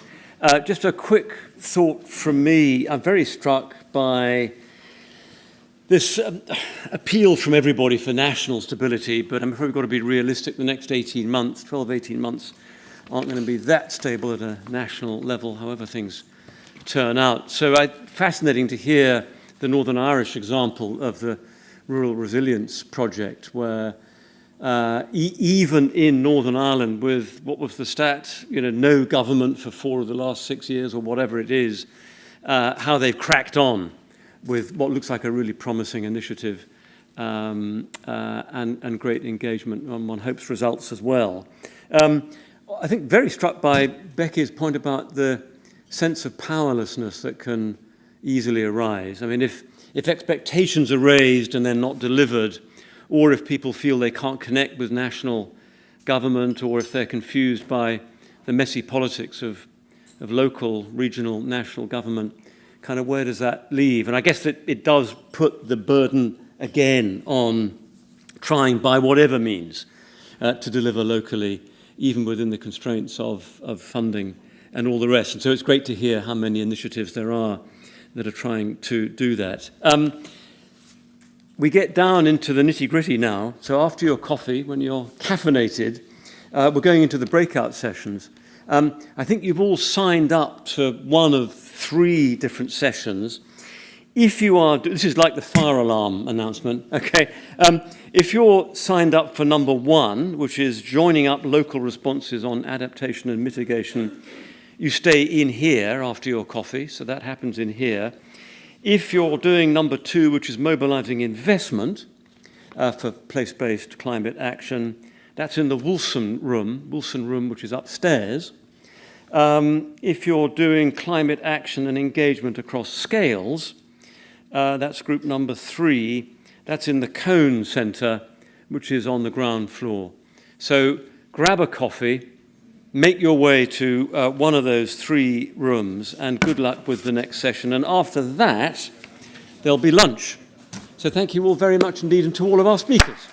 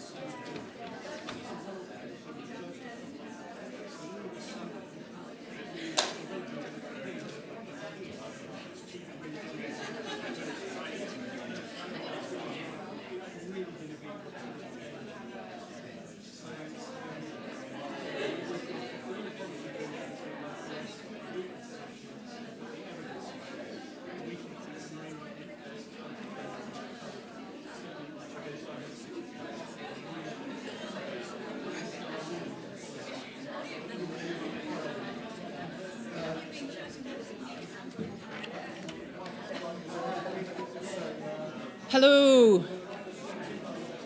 Hi, welcome to this session. I hate to break up conversations, but also I'm going to break up conversations. Can I encourage, thank you.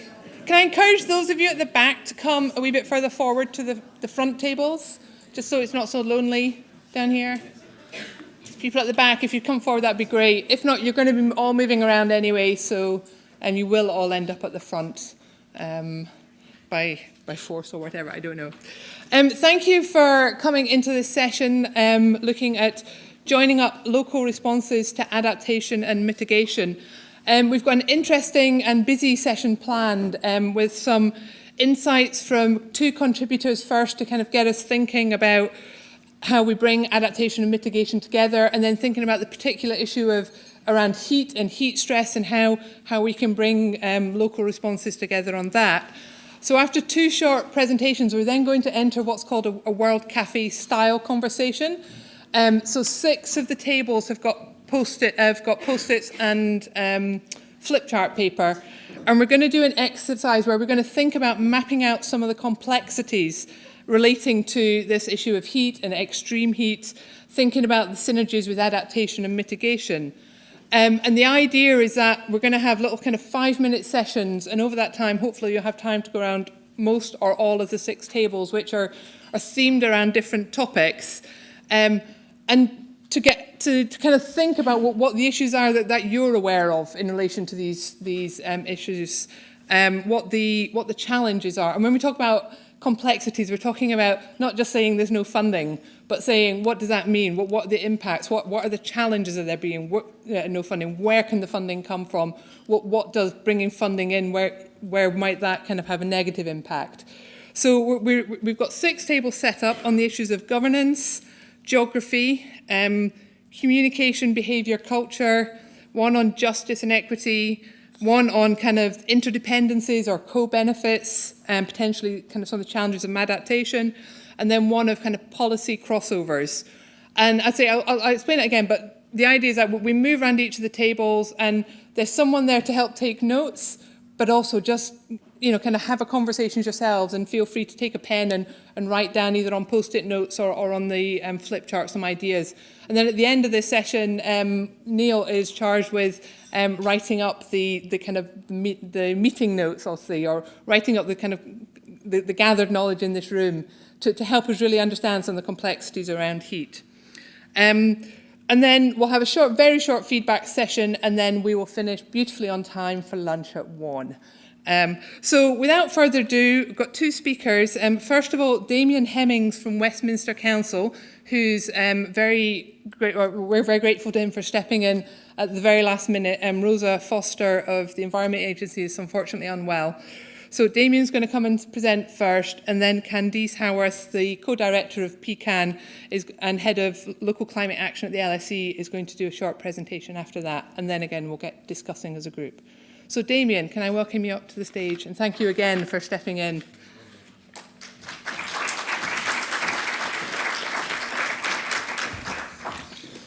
Good afternoon, everyone. Yeah, so as per the kind of kind introduction from Alice, I'm Damien Hemmings. So I'm Head of Climate Emergency at Westminster City Council.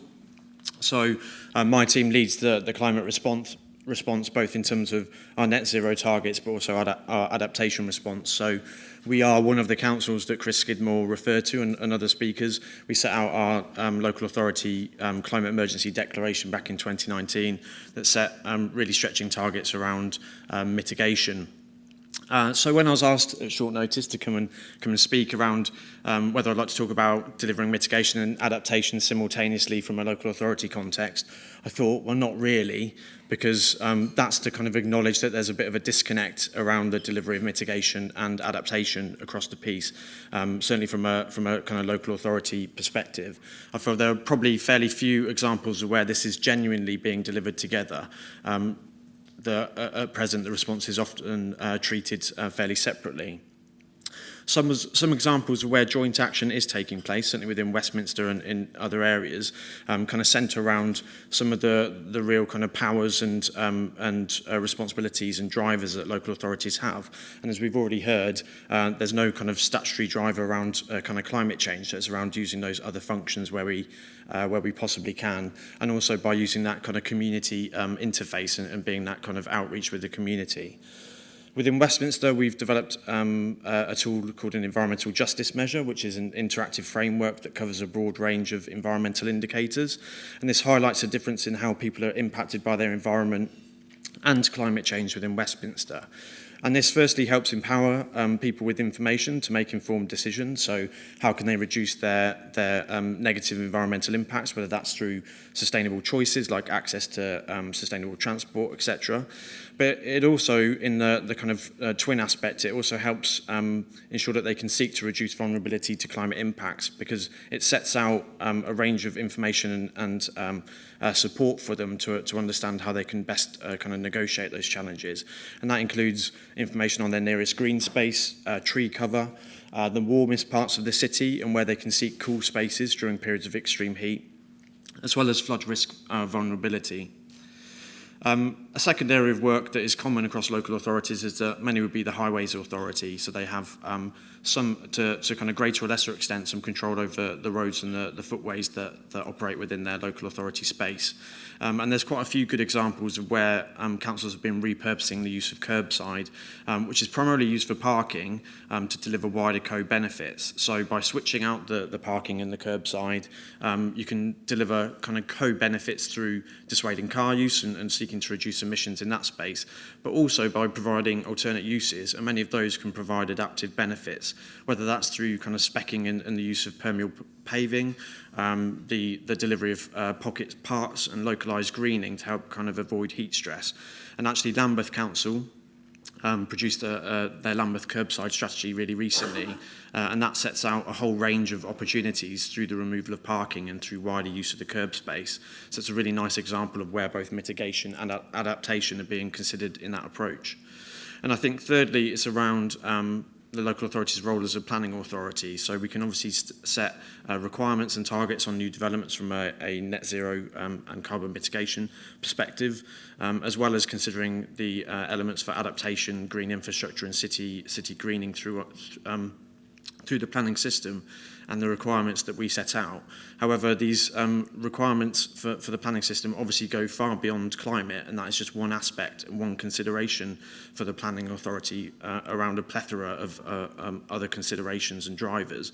So the planning system is by no means perfect in this respect, but it does reflect one avenue for addressing mitigation and adaptation. And then lastly, it's around public health. So health protection of the local population is clearly a priority for local authorities, and there are some powers and responsibilities in that respect. So really considering how we can develop our health and wellbeing strategy to consider the wider aspects, both now and in the future, of climate implications and impacts, and how you can, through support through the cost of living crisis, you can not only seek to reduce running costs, reduce the cost of living for individuals, ensure that the homes that they live in are kind of healthier and better for them, but also considering those kind of the future impacts associated with climate change. But there are a whole range of broader areas where fundamentally this isn't happening in terms of the opportunities for the join up and link up between adaptation and mitigation. The main challenges around this is fundamentally issues of adaptation and mitigation are often treated in isolation. I think this is kind of set out in the Climate Emergency Declaration itself. Clearly there was a need to focus on mitigation, hence lots of the declarations responded to that, and some also included or were on the ecological basis, but none of them make specific reference to adaptation and the need to improve resilience both now and in the future, which is a shame and a bit of a missed opportunity. And I think it was alluded to by one of our speakers earlier, I think perhaps Chris, who suggested that actually having a declaration that was focused on the adaptation piece would be really powerful, and I agree with that. Secondly, the kind of fundamental challenges around embedding ownership on the climate response across the piece. This is something that we face on mitigation, but it's even more challenging on adaptation. I think that's fundamentally because mitigation is better understood. It's more tangible to people to understand how you can reduce emissions now and the kind of impact of some of those actions. less so for adaptation. And I think the kind of perception and the temporal challenge in terms of mitigation generally deals with the here and now, whereas adaptation can be perceived as this long-term issue that either someone else will resolve, or it's just too complex to try and deal with at the moment through the variety of drivers. So this real challenge around embedding ownership on both aspects of it is a key challenge for us going forward. Third is a really obvious one, so I won't speak too much around that, but it's just around the funding availability and the complexity around funding. So funding is available, but the kind of time and activity that's and input that's required to deliver that and to secure it is incredible. And when you're looking at from a local authority perspective, where you have limited capacity and a really broad remit, then you need to balance up whether it's fundamentally a good use of time to bid for some of these pots. There's a whole range of pots out there, and I think if that could be rationalised and reduced, then it would be really beneficial. And again, more focused funding towards the kind of adaptation piece alongside mitigation. And then fourth and last is just around the lack of legislation on climate action, which again has already been referenced today, particularly within the local authority context.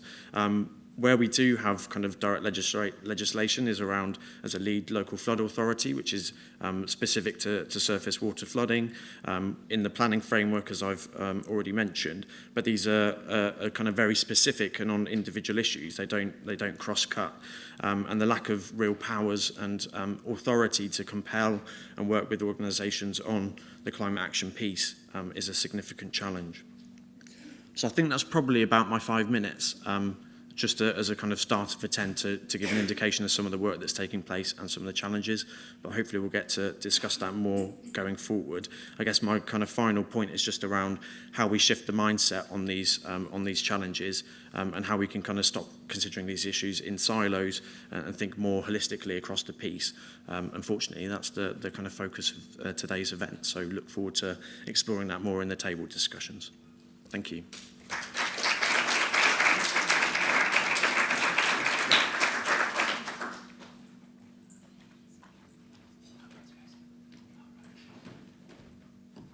Great, thanks so much, Damien. I mean, if you're able to pull that out the bag at the last minute, maybe next time we'll give you a bit more time to be one of our keynotes. But thank you so much, and that really helped set the scene for what it was that I wanted to follow up with. So we've heard a lot this morning about net zero and our targets for climate action, and they do tend to focus a lot on net zero. And as Damien's alluded to, and we've alluded to slightly earlier today as well, more needs to be done on adaptation. These agendas are really addressed in isolation, in silo, with attention and energy and resource really focused on mitigation.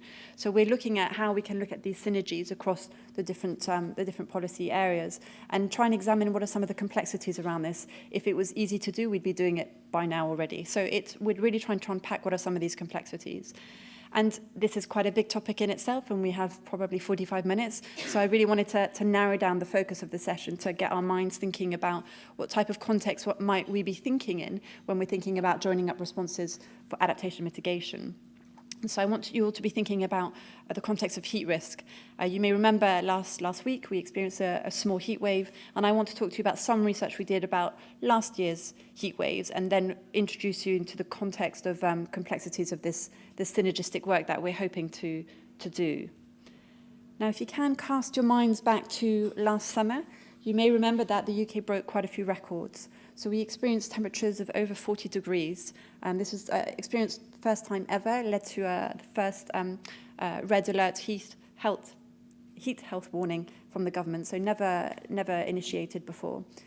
And the latest figures have shown that this resulted in just under 3,000 excess deaths. So the figures have just been adjusted. And the majority of those deaths were with people who were over the age of 65. And last summer, we experienced 5 heat periods over the period of June to August.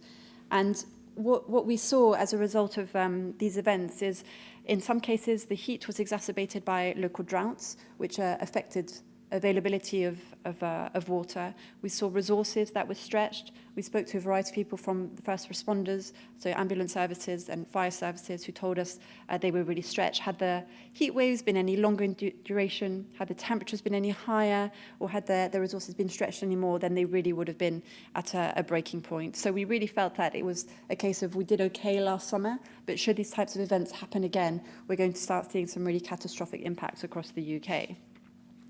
Now, with that in mind, some of the initiatives that might be put in place when thinking about responding to extreme heat, they do tend to focus a lot around adaptation to climate impacts. And we want to be thinking more in the context of doing that whilst considering implications for mitigation. So if we're putting in place responses that will respond and reduce the impact of these types of events, how can we make sure we're doing that without actually increasing our greenhouse gas emissions at the same time? Now, with that in mind, when it comes to integration, especially when we talk about place-based climate action, we are seeing more of an appetite to look at the integration and the synergies that adaptation and mitigation can bring together.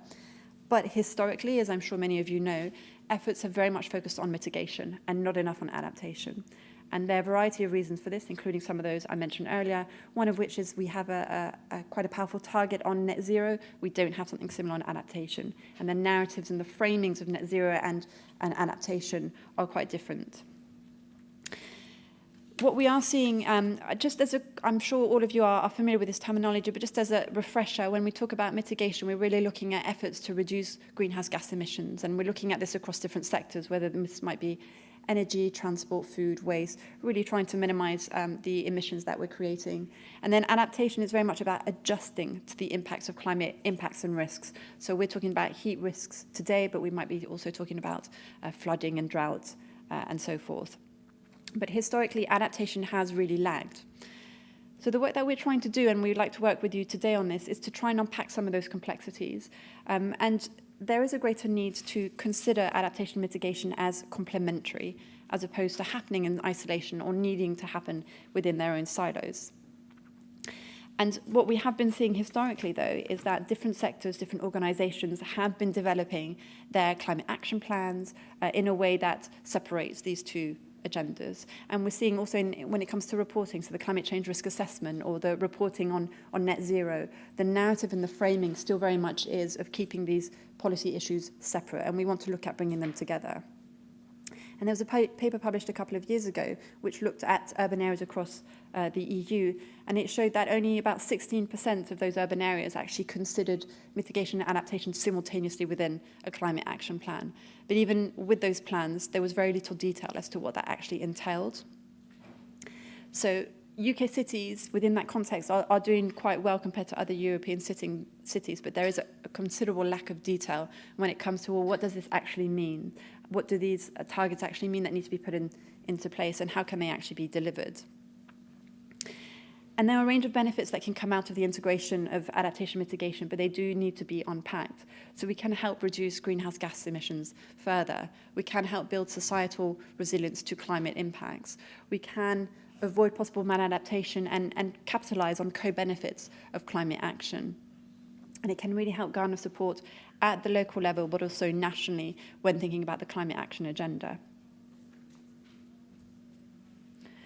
So just to give you, before we move into the discussion, which Alice will introduce, I just wanted to give you a few examples of what we might mean by integration of adaptation mitigation, but specifically in the context of extreme heat. So really casting your minds back to last summer when we had those extreme heat periods, whether it's in your own organization or as a member of society, how this affected you.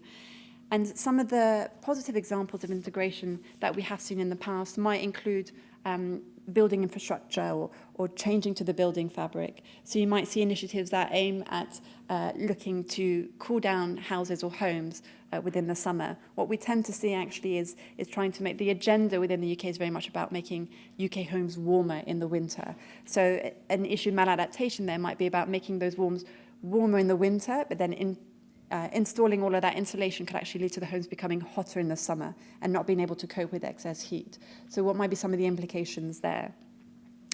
We also see sort of quite positive integration around passive cooling of building and urban shading in urban spaces, or some of the work that Damien mentioned as well. So some of those initiatives that might have benefits for not just adaptation, not just biodiversity, but helping to cool local areas, having shading spots in place within a local area. And we had a presenter from Paris a few weeks ago who were talking to us about some of the work that they've done in Paris, and looking at some of the cooling spots they have within the city and that they can signpost people to, that have multiple benefits. And then just one of the classic examples of negative integration could be about potentially we might see people trying to install more air conditioning units within their homes to help cool them during the summer. So that obviously has implications for greenhouse gas emissions, or where that energy might come from to power those air conditioning units. So I'll pass over to Alice in a moment to go over the discussion session that we're going to have just now. But I just wanted to quickly give you an overview of some of the complexities that we've already started to unpack in the research and in the literature around bringing together adaptation and mitigation agendas. So some might be related to governance. So this might entail having multiple actors with multiple agendas within a local area who might have conflicting priorities when it comes to either adaptation or mitigation. How might you enable those actors or those governance structures to come together to enable a sustainable, synergistic approach? We have issues around geography and scale and urban and rural locations. And just an example of here, Damien from Westminster may have their own climate emergency declaration, their own plans, but then neighbouring boroughs, may they have different plans that might have conflicting priorities that could affect the way in which a climate action plan might be implemented. We've already spoken earlier about communication and culture and behaviour, and that's a really critical element when we're thinking about the diverse stakeholders and communities and groups that are involved in solutions for climate action.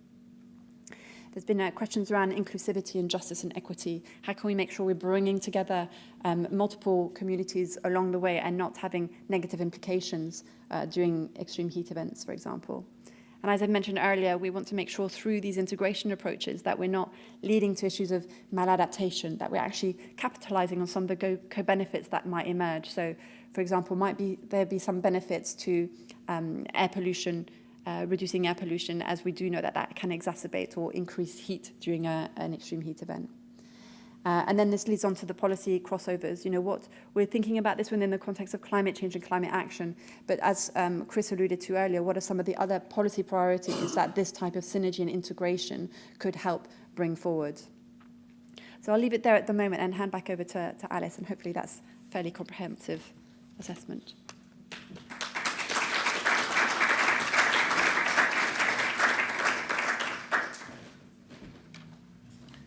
So we'll have a short time at the end for questions, but what we'd really like to do, I say, is start some conversation in the room. We're all experts in our own way, or else we're all learners in our own way here. And so the idea is that we have conversations together around the questions that have just been posed around the kind of complexities in the adaptation mitigation space. Say, focusing on heat as just as a kind of area to limit our conversation, because otherwise we could risk going everywhere. But the idea, as I tried to kind of very briefly say at the start, was I'll kind of, every 5 minutes, I'll stand up and encourage people to move round. There's 6 tables, so there's one here, the inclusion one starts here, the policy crossover one starts here, there's governance in the middle there, and I can't see where the other ones are. At the back, the communication, you can wave your hand there. And then we've got the kind of co-benefits and maladaptations and dependencies. And there's one more over there that I can't remember. Which one haven't I mentioned? Geography? Geography, yeah, so that'll be over there. And so there'll be someone there to help facilitate the conversation, or else we can also facilitate the conversation ourselves. And just kind of start thinking about some of the questions around this kind of adaptation, mitigation. What are the complexities, what are the spillovers, what are the trade-offs when preparing for extreme heat. Each table has a pen and some flip chart paper because we're back in person and we can do things in person. And there's also some post-its as well, so feel free to scribble down a few things yourself in your own time and leave it on the table. The room will be open over lunch if you don't get round everything, or if you want to go back and have a look and kind of add a few more thoughts as well. So don't panic if I'm moving you on too early. But also, there's no set route round. So one of the ways of doing this kind of World Cafe is we encourage people to wander around in their own way. So it's not like that one group goes around each table. The idea is to stimulate different conversations with different people as we go through this session. Is that clear as a process? Excellent. Okay, so in that case, I will encourage you to go to your first table. I will start the timer and enjoy your conversations.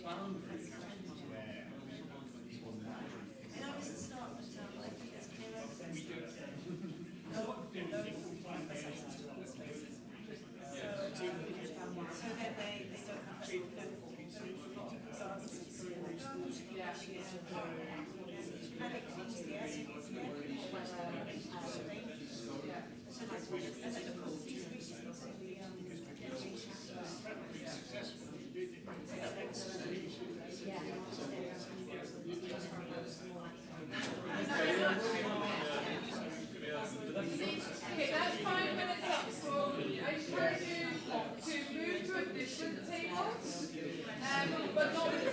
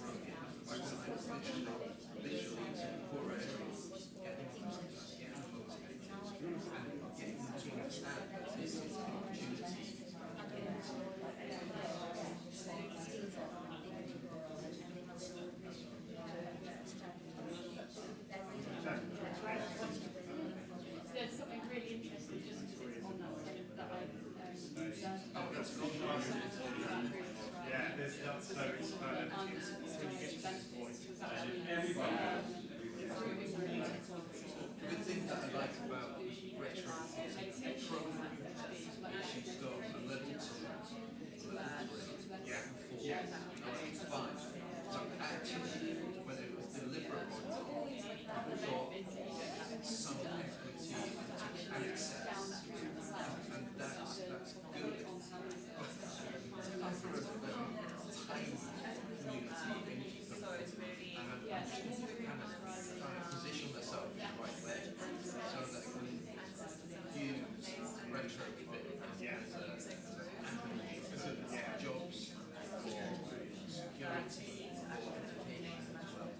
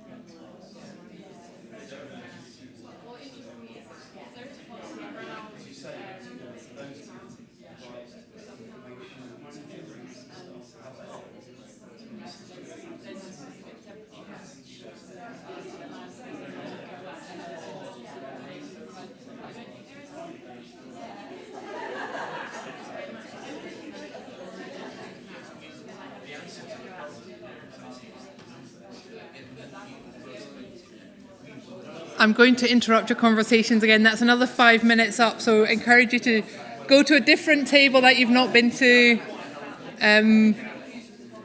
Have a different conversation on a different theme, okay?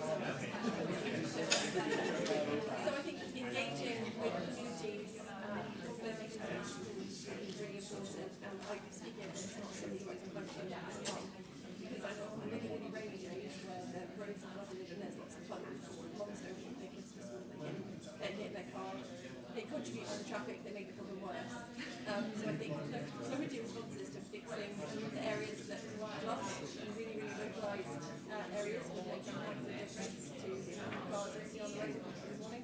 Similarly, where there isn't enough shade in the summer when it's really, really hot, so don't want to school because we're exposed to the sun in school. So I've said, yeah, exactly. Yeah. So that's my soapbox. I'll get done.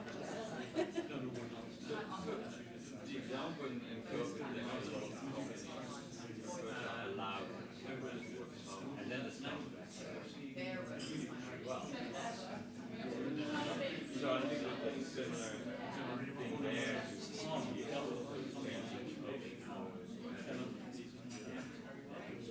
Closing early.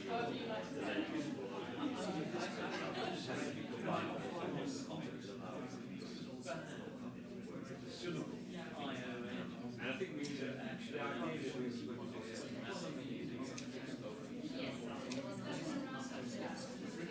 the most north Seems like a really good example of where school-based questions, just community and asking them what would work for you in a much important world, how you adapt to day-to-day life. I feel like those conversations, as well as understanding what the framework is, we need those conversations now, so that we don't start developing things that we then know don't work for people and we have to tell them it's happening to them.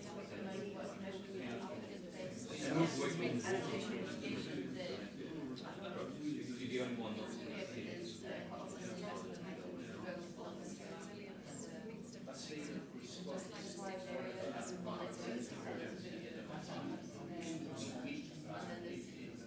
financial impact as well as investment. For example, if you invest in a modified area with green spaces, then that will actually make the prices higher and that impact already in other ways that like save impact. It's quite scientific.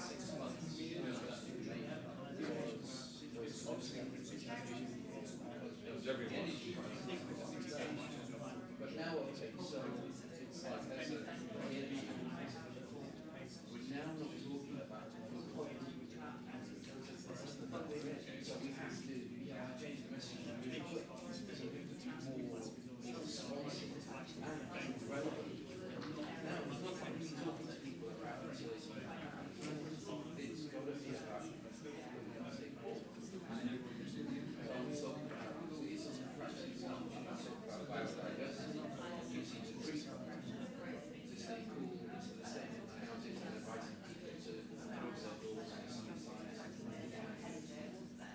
so it's really flip.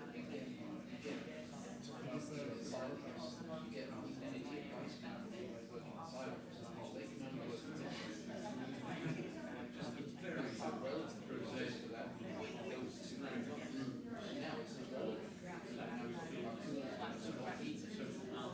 we're talking because of we have to talk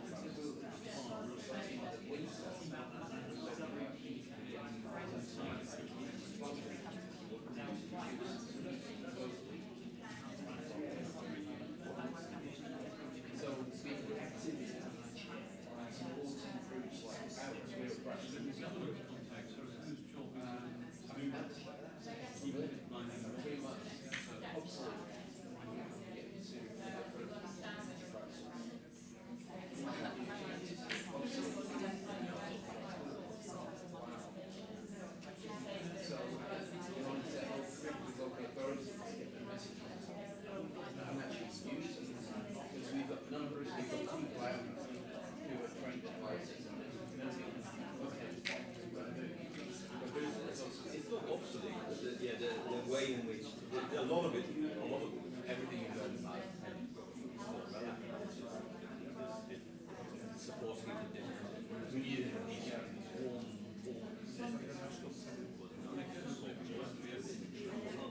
so we're so we'll give back.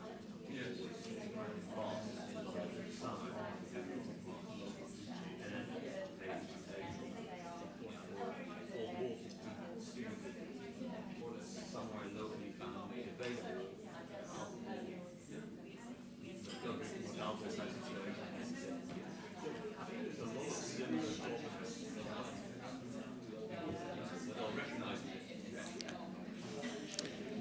Okay, so that's another 5 minutes up, I'm afraid. So I'm going to encourage you to move to one final table. Pick a table you haven't been at yet, and we'll have another 5-minute session, and then we'll bring it all together, okay?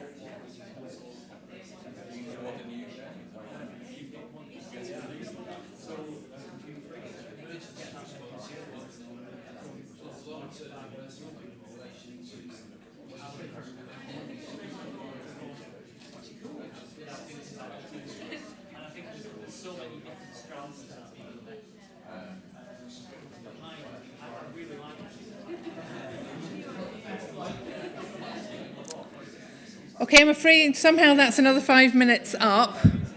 And to make sure that we can finish on time, keep going for the rest of the day, I want to make sure there's maybe kind of 5 minutes. Sorry, I really interrupt the people at the back. I'll start calling out individual names, that'll call people maybe to attention. So I say, I'm really sorry to interrupt conversations, but we just need to, we've got lunch in about 10 minutes. And I think it'd be helpful to have just a little bit of feedback, discussion, maybe kind of some reflection on the points that have been raised. I think rather than go table by table, I think it'd just be useful to get a few insights or any questions that people have about any of the issues that came up. We've got a mic going round, so it'd be great if you can just wait till you've got the microphone so everyone can hear. But any thoughts, any insights, maybe from the table you're at now, or from a discussion that carried on throughout the session? There's one over there on the right.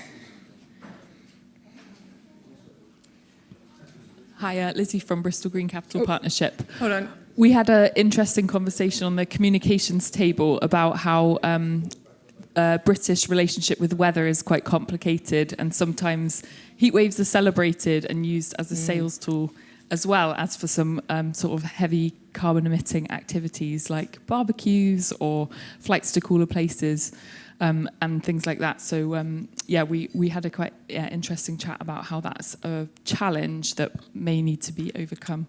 Yeah, the kind of cultural aspects of warm weather is really important. Warm weather that becomes too much. Any other comments or things that struck people during the session?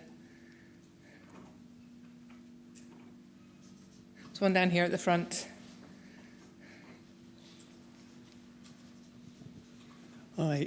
I think one of the sort of constant themes that's been coming up is the difference in funding between mitigation and adaptation, because clearly there's more sort of drivers for mitigation, not least the construction sector are going to build an awful lot of stuff, so how we change and make that happen is very clear. But it's also very evident that the funding streams for adaptation are so small and limited by comparison. So there's a huge difference. So if by 2050 we still have 15-20% of the country to deliver, okay, we'll get quite a lot of that better and maybe right, but actually what percentage of the existing society will have been improved? Probably 2 to 3%, so it's very tiny.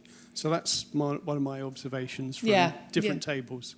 Yeah, no, that's of that issue of the funding and what drives funding as well, I think is part of that. I know businesses can respond to the target, the net zero target, so there's a reason to invest, whereas some of the adaptation is a bit less, as some people have said already today, a bit less kind of understandable, tangible, that's the word I'm after. Any other points, any other kind of reflections to put in from discussions? There's a couple over here towards the back of the room. Just on that point about adaptation targets, in my experience, the adaptation space has been quite a safe one for people, away from imposing targets, and a space where people can engage, and it uses the words support, help, prepare, adjust. I think we just need to be cautious about introducing another area of targets, so it's just something you might result in more inertia then. Yeah, that's a good point. The challenge of targets and how they can sometimes motivate but can also put people off. Another one over here. I was very struck at several different tables by sort of who's in charge of adaptation. Sorry, I muddled them up myself now. I mean, we had the example of care homes. You know, if you think a white roof is going to really not only keep the place cooler, but maybe save you some money on aircon if you go down that route. Whose responsibility is that? And I just think that's something that's really difficult to unpick. It ought to be possible, but it is quite a challenge, I think. Absolutely. And these governance challenges as well, with the private, the public, the voluntary sectors all expecting to deliver or looking for help to deliver is exactly a question that we're trying to unpick. And just to add, that stumble of mine over mitigation and adaptation, I mean, actually, I do think a lot of people, even in this field, kind of muddle them up a bit. Yeah, absolutely. And so there is a language issue. Yeah, and so that's why we, and you also need to think about how they come together. Yeah. So, yeah. Any other comments or thoughts? Another one over here.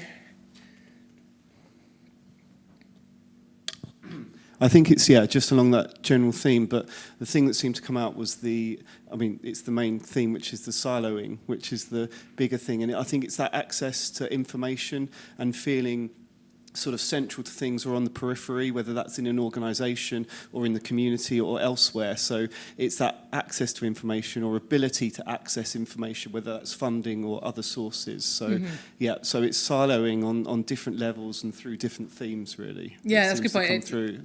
Yeah, it's not just through delivery, it's also actually in terms of how information is managed as well. Excellent. Okay, in the spirit of trying to finish on time, what we'll do, we'll leave the tables up over lunch. So you're welcome to come back.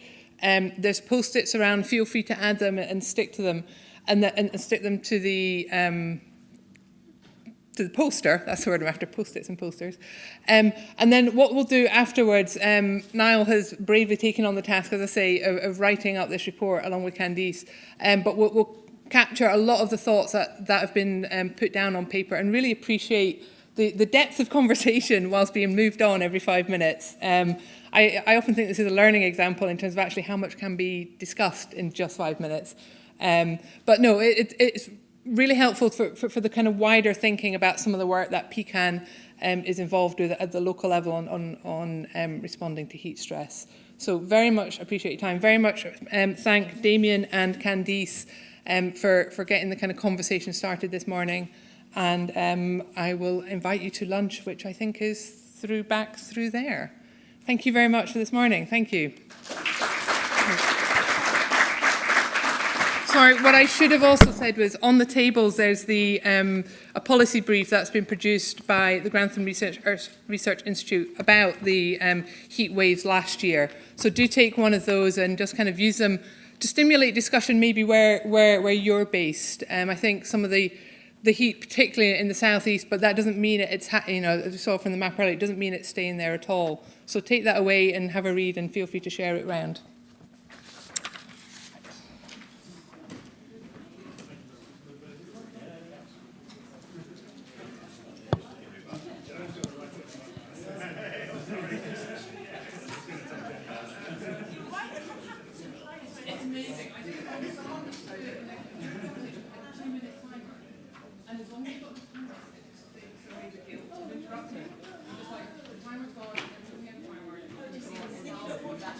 Yeah.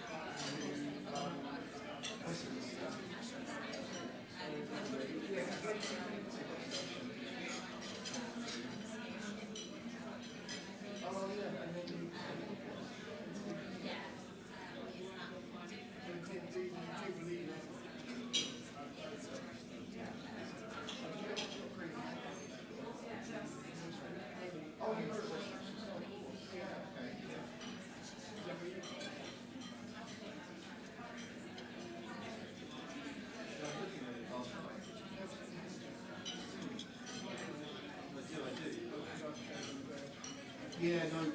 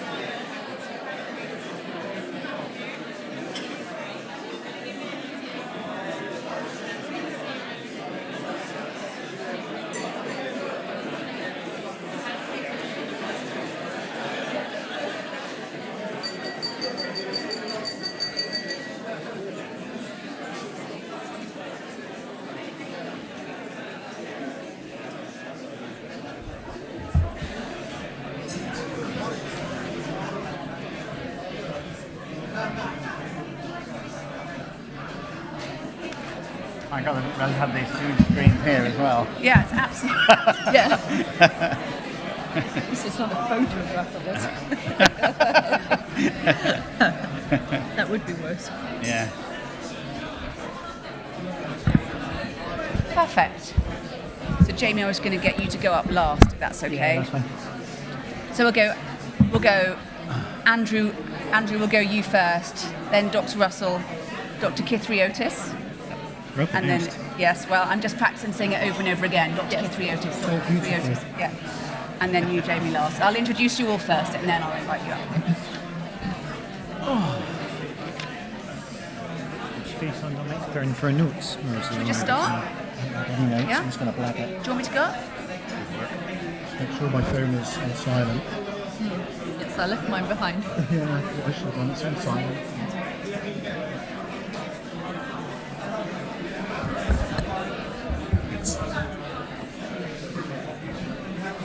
Okay, hello everyone. Hi, thank you. I'm delighted to see that you're all so excited and ready to go after lunch. Hope you've enjoyed the delicious food. My name is Hannah Thomas-Peter. I am the Climate Change and Energy Correspondent for Sky News, and I will be your chair for this afternoon. This session focuses on the value of the Climate Commission model and the role they play by exploring several Climate Commission journeys and highlighting the unique factors that drive the delivery of local climate action. So joining us to explore that, we have Andrew Wood from the Yorkshire and Humber Climate Commission, Dr. Erica Russell from the Surrey Climate Commission, speaking on behalf of the Surrey Climate Commission, which she was pains to ask me to say, Dr. Andrew Kithriotis from the Lincoln Climate Commission, and Jamie Brogan from the Edinburgh Climate Commission. So they're all going to give you some prepared remarks, focusing on a specific aspect or approach from their own commissions, which has enabled success. Okay, Andrew, over to you. Thank you. I need to try and get the computer and my notes on the same lectern. So, does that... Brilliant, okay. Good afternoon, everybody. Thanks for inviting me. I once applied for a job with the Royal Society. I didn't get it.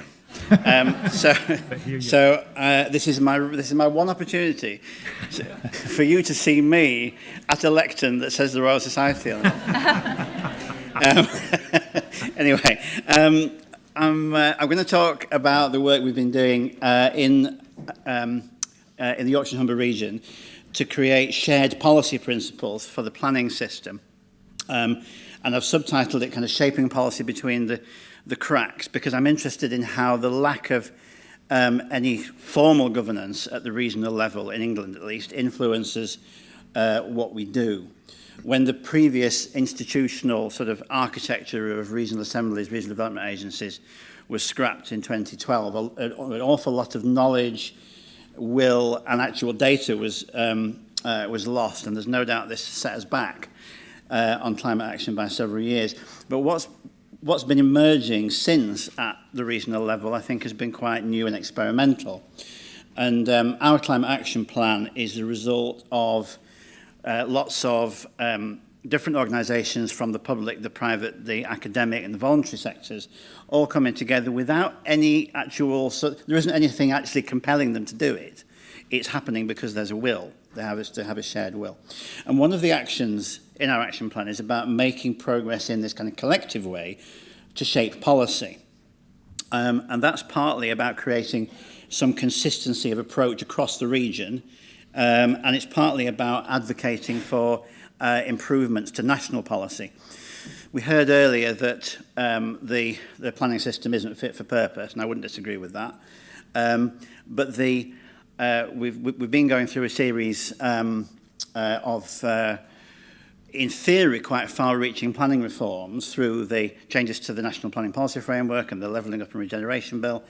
But frankly, that's all been very weak from the perspective of the climate, and so there's a real need for advocacy and a real need to be able to achieve local outcomes where possible, even if the planning system isn't keeping up. So how are we working up that action? We have a regional policy forum, which is a space for officers and members from local authorities and the combined authorities from all across the region to sort of come together on climate issues, and they suggested that it would be valuable to have some shared principles they could all sign up to, and these are those principles on the slide here. And it's become clear that there are some elements of this where planning authorities feel that they are already doing it, or certainly that they're committed to doing it, and there are specific actions within those that they can get on and pursue now. There are no policy obstacles. So what we're doing in those really is kind of articulating that there is a shared agenda and a rational sort of basis that they can lean on. But there are these other principles, and that's the sort of second set on the slide here, where authorities know they want to make progress, but they see obstacles. Either they're not confident enough of their evidence base, or national policy isn't supportive, or both. And I think what's really striking here is how many big climate action issues where you would naturally expect planning to have a well-defined role. So you can see here basically carbon budgets, renewable energy, retrofit, not trading off climate standards against addressing sort of affordable housing issues on viability grounds. And some big issues around how places adapt to climate change. These are all areas where you would expect the planning system to have a clear role. And they're in this latter sort of unresolved camp in policy terms. And I think that does show how chunks of policy, major chunks of policy, are behind the curve compared to what planning authorities would like to do. And that gives us a very tangible agenda for the evidence building and the policy advocacy that we need to be doing. So what's the impact of these principles so far? I mean, it's early days. We only really actually pulled these together in March, sort of February, March time. So it is quite new. But the Yorkshire Leaders Board, which is the leaders of all the local and combined authorities, is working towards trying to actually formally endorse them. And North Yorkshire County Council, which is a brand new unity authority, they've been really positive about using the principles to inform their work on their new local plan. That's also given me, as the Climate Commission's kind of policy nerd, a kind of strong basis for getting involved in that work. And I think it's also good that we can treat these principles as a kind of gap analysis. Where do we need to create movement on evidence or policy, and who specifically might be in a position to create that movement? So I think there is real impact emerging, and it's happening without that formal governance architecture that we talked about. I'm going to skip that slide to save time. And so I think that what's really fascinating and heartening actually here is something that I feel has changed in the past couple of years, which is that public organisations are coming to terms with having an active role in climate action in a way that they didn't previously have. And I've picked out this quote here from Rebecca Solnit, who's one of my sort of favourite thinkers, about kind of how it accepting that active role is kind of stepping into unknown territory. And I think that public organisations, and in particular local authorities, are seeing themselves as having this role of stepping into unknown territory. What will their places be like, and how do they provide their services in the unknown territory of a future that's in a changing climate?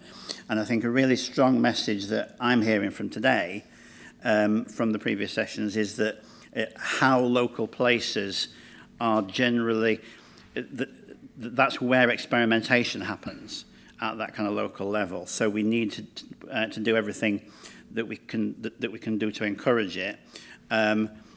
When we're making policy, I was talking about this over lunch with somebody, policy tends to follow reality in the sense that you only really get a policy in place if the policymakers feel that they've got some confidence that it can be implemented. So if we can give them confidence that that these kind of policies can be implemented, then we might get the policies we need. Thank you.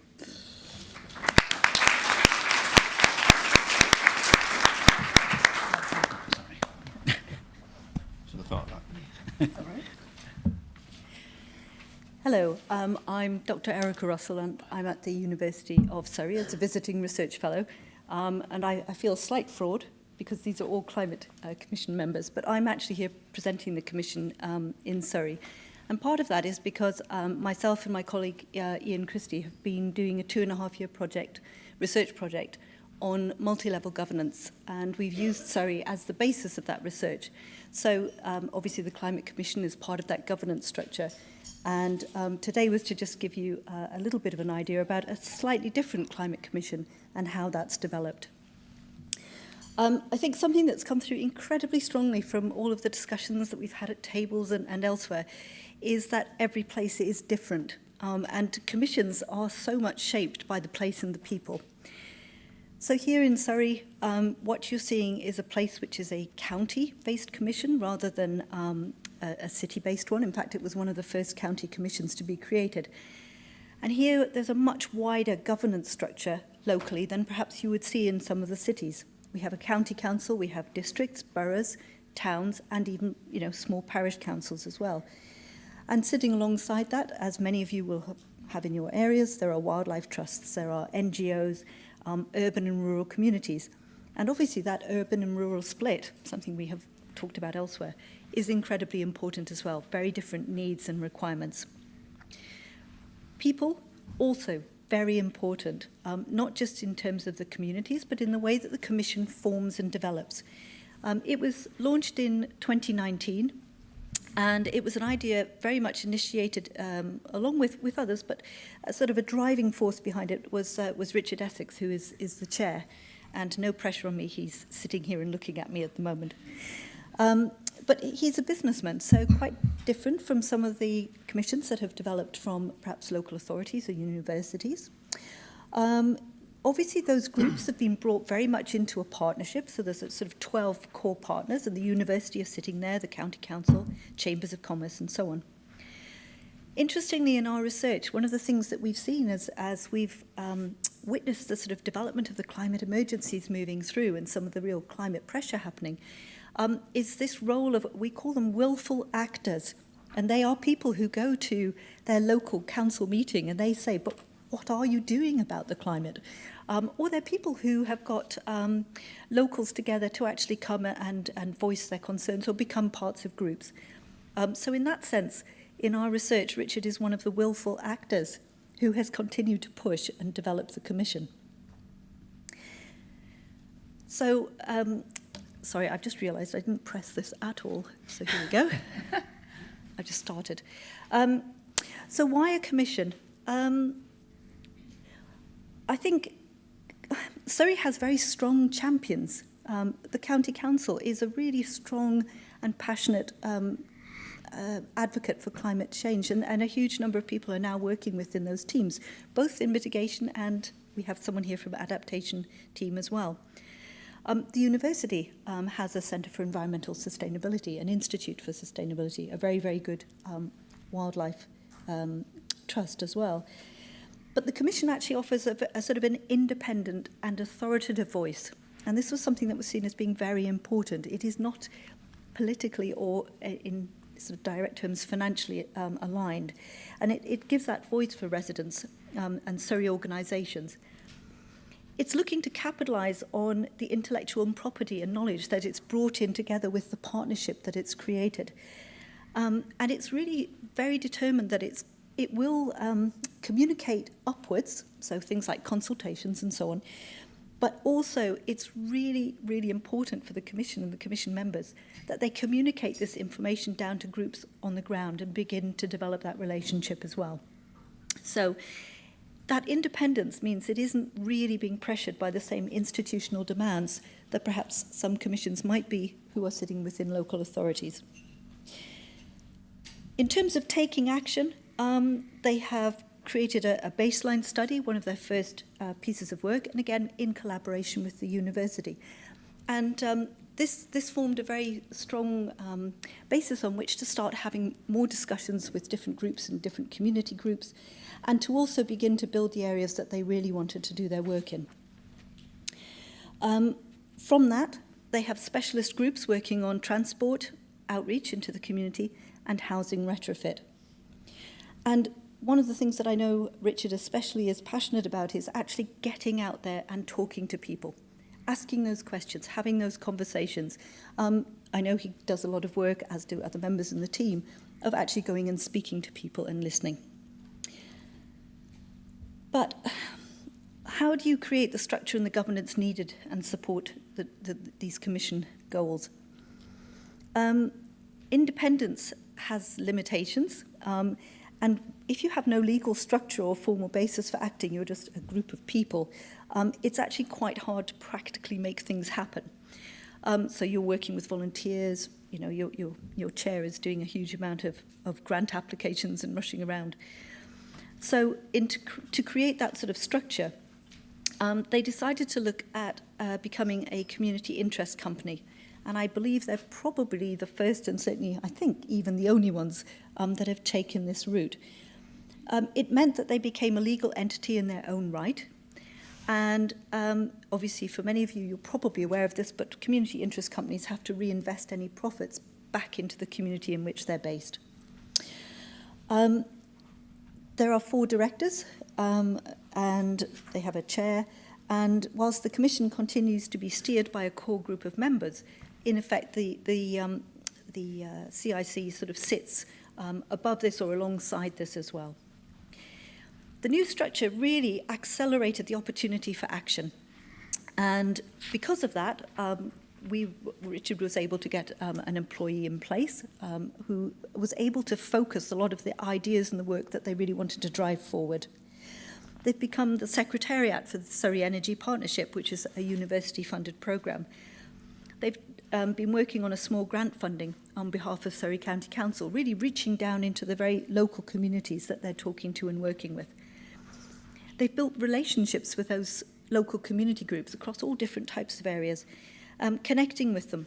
They've run conversations on behalf of the council. They're now putting together different projects that begin to build action actually right down at that sort of ground level. And they've launched an e-newsletter to send out information. In September, a little bit of a plug here, they're going to be running a major climate event in Leatherhead, at which Lord Deben and Ed Straw will be talking. So really trying to pull together lots of people across the county. And I think one of the things that has come through very strongly in sort of the research and some of the discussions again today is how do you create a structure that will allow longer-term development of the commissions as well. We know that bringing together finance, making things happen, is communication, but it's also, can you blend finance? Can you bring it together into one platform?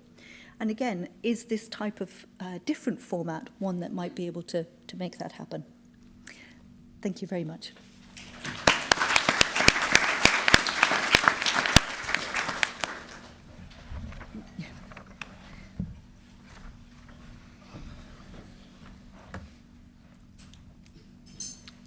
Hello, everyone. I'm Andrew. So I'm from the University of Lincoln, from the Department of Geography. And for my sins, I'm also a local climate agitator as well. So way back in 2019, I approached the City Council alongside some colleagues from Transition Lincoln, from Siemens, some independent environmental consultants, and I said, we need a climate commission in Lincoln. We need to, do some work on climate change, trying to engender place-based climate action. So that's what we did. We went to the City Council, and they were very, very receptive to what we wanted to do.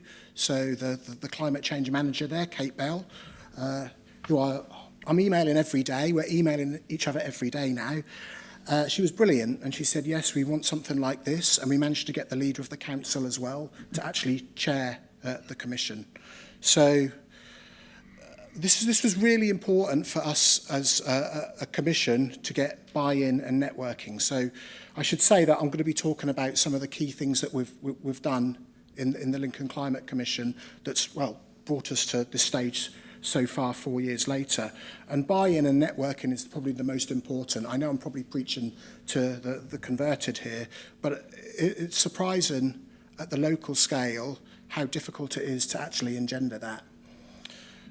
And being part of the PCAN network as well has helped that as well. So yeah, I just want to thank everyone on PCAN, Candice, and all of her team as well, what they've been doing over the past 5 years. So if there's any funders in the room, let's create a legacy. So when we got together with the Lincoln Climate Commission, we had like 5 to 10 key stakeholders that were involved in driving forward this agenda for a delivery group. And me being part of the university, I was one of the co-founding members. But it was very difficult getting people on board. So, You know, there's a picture there of us holding our very first event. So you can see me there sitting next to the leader of the council, and you can see the light reflecting off my head there. So, yeah, we got together and we just discussed what we needed to actually make a reality, a commission. You know, what did we need to keep it going? Because some of these things are can be quite ephemeral if you start them. So we need to look at longevity. And the first thing that happened when we were just about to launch everything, COVID-19 pandemic hit. So that was quite difficult. So we were supposed to, my colleague and I from Transition Lincoln, we were supposed to go around and do sort of like a roadshow as such and talk to people about how we can establish a commission and just enlightening people about place-based climate action. So that didn't happen. So I had a nice talk prepared for that, and my colleague Jeff and I, and that didn't happen because of COVID. The other thing that happened as well was trying to get an online presence. So that's why it was really important that we levered in a lot of stakeholders from the university who could actually do that, because we had sort of comms experts at the university who could do that. And we had PCAN supporting us on that as well, with the sort of generic web pages to actually launch our commission. So we've got that website now, lincolnclimate.org.uk. So please go to that and see some of the things that Lincoln are doing. And it's basically about us getting together and talking and build those relationships. Earlier we talked about relationships, and that is key. That is key. And we first started the commission to scrutinise local policy. But I think the Lincoln Climate Commission has changed somewhat, has morphed over the last 3 or 4 years. We've started to actually get involved in influencing local policy and being part of that local policy process. So you can see there, that's Lincoln's just recently launched last year, 2030 Climate Action Plan. And as you can see, it doesn't say City of Lincoln Council on it. It says Lincoln Climate Commission. That's actually a Lincoln Climate Commission-owned document, which is something that we're quite proud of. So I co-authored the Adaptation and Resilience chapter in there, working with the Climate Change Manager and other commissioners as well. So buy-in and networking is very important about getting involved in the process as well, and not just, it's just not about bagging out the local council for their lack of an agenda on net zero. It's about working together, basically, because we're all in this together. One thing that we've done just most recently is actually to start an assembly process, and I know Becky mentioned the UK assembly process a little bit earlier, and we have a lot of these local city assembly processes going on as well. So, an example is I think one of the forerunners was actually Leeds, and the stuff that Andy was doing there. Our assembly process at Lincoln is very, very different. Okay, it's not about getting people just into a room and talking about climate change or having a citizen jury, even though we plan to do that. I managed to win some money from the from the Strategic Priorities Fund. So that's internal money that's given to universities that you can actually apply for. And I applied for some of that and got some money to actually launch the plan last year, and got some more money just more recently to start this assembly process. #ClimateHope Lincoln. And what we did with that is we wanted to host a series of just events just to raise people's awareness on climate change, because that's the most important thing about building these relationships, not just with third sector groups, public sector and private sector organisations, but people on the ground as well. And obviously third sector is a great conduit for actually doing that. And we managed to get a great facilitator, so some great public engagement work that we're doing with Local Motion UK. So Lincoln was chosen as, I think, one of 6 areas in the UK to get this money to actually do community work through Local Motion. And it costs a lot to do a climate assembly process. So I was getting quotes from some companies, £100,000, £150,000. And it's very difficult getting that type of money. So we managed to get this levered in through local motion. So not a typical assembly process, but different planned events to raise public awareness over climate change. So you can see here, you can see me in the background on that top picture. This was just a couple of weeks ago. We had a flash mob climate hope dance in the middle of Lincoln High Street there. You can see me in the back there, my hands in the air. I wasn't dancing because I'd done my back in about 5 or 6 days before, sprinting after my children. So that's one thing a late 40s man shouldn't be doing. So they danced and I just clapped my hands in the air and just shouted. But we had really good reception from that, from local people. We didn't have anything negative said to us. So that was quite successful. And last week we had the Donut Economics Action Lab come to the University of Lincoln, and we held an event on donut economics. And so this was funded through another grant that I got through the Lincoln Policy Hub, so internal money. And from that, I've met new people, which is really good. And I'm actually doing a donut deal with someone next week. So you have to say what your donut deal is, what you're going to do to try and sort of engender different forms of sort of economic and social well-being locally. And hopefully I'm trying to find some money as well to actually have a citizen jury after August 2023 when our current funding runs out from the Policy Hub. And what the assembly process is all about is about aligning fragmented and local city networks. As we found as a commission in 2019, even though we had this online presence, etc., we didn't know really what was going on across the city. So this is very much what we saw the assembly process for, about aligning those fragmented networks within the city as well. So that's what we're doing at the moment, and we're hopefully we're going to be successful in that. But from all of this work, this is a bit of a warts and all stuff of what's happened with the Lincoln Climate Commission. I think I've talked about there's three key lessons to derive from some of this. And it's about identifying key and like-minded stakeholders to actually lead, maybe write funding bids. So that's why we need different actors from different areas of society on climate commissions. And it's about network. So, what we're all doing here. So most of you out here, I haven't met many of you face to face, but I know you all week in, week out from the amount of Zoom and Teams meetings we've been having over the past 3-4 years through PCAN. Also, it's about marketing your commission as well, an assembly process to link in with national events. So this example about last week, the Donut Economics was our flagship sort of event that aligned with Big Green Week last week, a national event. And there's also some examples there of Earth Day. So we funded some things on Project Fashion Fix to highlight, the carbon footprint and the social inequities that come out of fast fashion. So working with different community activists and stuff. So we had bands playing on Earth Day as well. And I even actually did some fashion modelling as well on one of the days with my daughter. That was a really, really great time. It's about enjoying it as well. So, we've talked about policy prescriptions, et cetera, but I think engendering place-based climate action is about laughing together about what you're doing, even though it's really important what we are actually all doing as advocates of place-based climate action. And it's about bringing people along with you.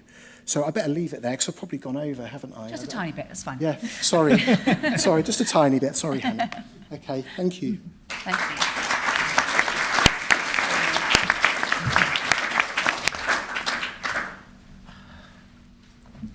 Hello, I'm Jamie. I'm taller than I look on Zoom, which seems to be the main message that I'm being given today. I'm here representing all of these organisations and entities, which I suppose shows both some of the successes that we've had in engaging people on climate in Edinburgh, but also some of the challenges that we're experiencing in coordinating that. I've been asked to do a couple of things just to reflect on some of our success in Edinburgh through the Edinburgh Commission, of which I'm the chair, and also on some of the wider lessons for place-based climate governance that we've learned from the PCAN project. And they are lessons on place-based climate governance. This isn't about perpetuating climate commissions. It isn't about keeping going the things that we've created because we've created them. It's about what we've learned and how we continue to add value into that space. The Edinburgh Commission made a conscious decision that we were going to focus on business from the start. We appointed a chair from the business community. That wasn't me. And the local authority who we kind of co-sponsored setting up the commission with said, you don't have to worry about citizen engagement, we've got that. Now you could discuss that at great length, and we have, but that was a conscious decision we made at the start, and that's probably reflected in what some people see as some of the kind of major successes and outputs that we've had. You could still highlight gaps. And you know, one of them, latterly actually, I've been invited onto the board of the Chamber of Commerce in Edinburgh, who, at least on the face of it, are kind of quite pro-climate, recognise that the city's got to transition to a low-carbon economy and recognise that they're going to need advice and support in doing that, and that's why they've asked me to join their board. I think I get formally acceded in a couple of weeks' time. But some other things that we've done that are focused on businesses on kind of different scales and on the role that businesses can play in supporting climate action at a place-based level. With the City of Edinburgh Council, we've set up this thing called the Infrastructure Investment Programme Board for Edinburgh, which essentially brings together the major energy users and the major utilities providers in Edinburgh to look at future demand, future energy demand, and therefore the climate impact of that, and supply, overlays that with things like socio-economic needs of the city, like grid capacity, like heat potential energy sources, to engender a more joined up approach to future infrastructure planning, because it basically looks at where big investments are going to be made in the city or are needed in the city, and then allows a more joined up and strategic approach to kind of bringing those things together. That all sounds great. It sounds like a formalised kind of infrastructure that'll carry away with things. Like so many of these things, it's an edge-of-the-table job for a lot of very, very busy people that is either an add-on to someone else's job or is run by volunteers. So there's a question there about sustainability. Another thing, and this probably has been kind of quoted as the biggest success that we've had, is in setting up a thing called the Edinburgh Climate Compact, which is essentially kind of bringing together the city's business community to make shared commitments on climate, both to kind of reducing their impact and publishing them. As soon as we launched it, it was copied word for word by Glasgow. So in Edinburgh, that's always considered a measure of success. But, you know, as you said, we're in this together. So, you know, we're all good on copying. What the compact does is it gets organisations to make commitments on their operations, on using their influence, because we targeted the biggest organisations in terms of carbon emissions, employee numbers and turnover in the city. So to use their influence and show some leadership in terms of kind of driving that city-wide business commitment to reducing their climate impact. Transport and buildings, obviously, which are the two biggest kind of emission sources in any portfolio of any organisation. So make commitments across those. So that's great. What those two things have given us, I guess, are a lot of potential to really drive decarbonisation and get the business community on board and get their shoulder behind the wheel, which we absolutely need. This is not a public sector problem to solve. You know, we did some work with UK 100. I can't see where Karen is in the room when she was there, but local authorities only own, between 2 and 8%, depending on which estimate you take of emissions in any place. So this is not their problem to fix, but they are trying to lead it.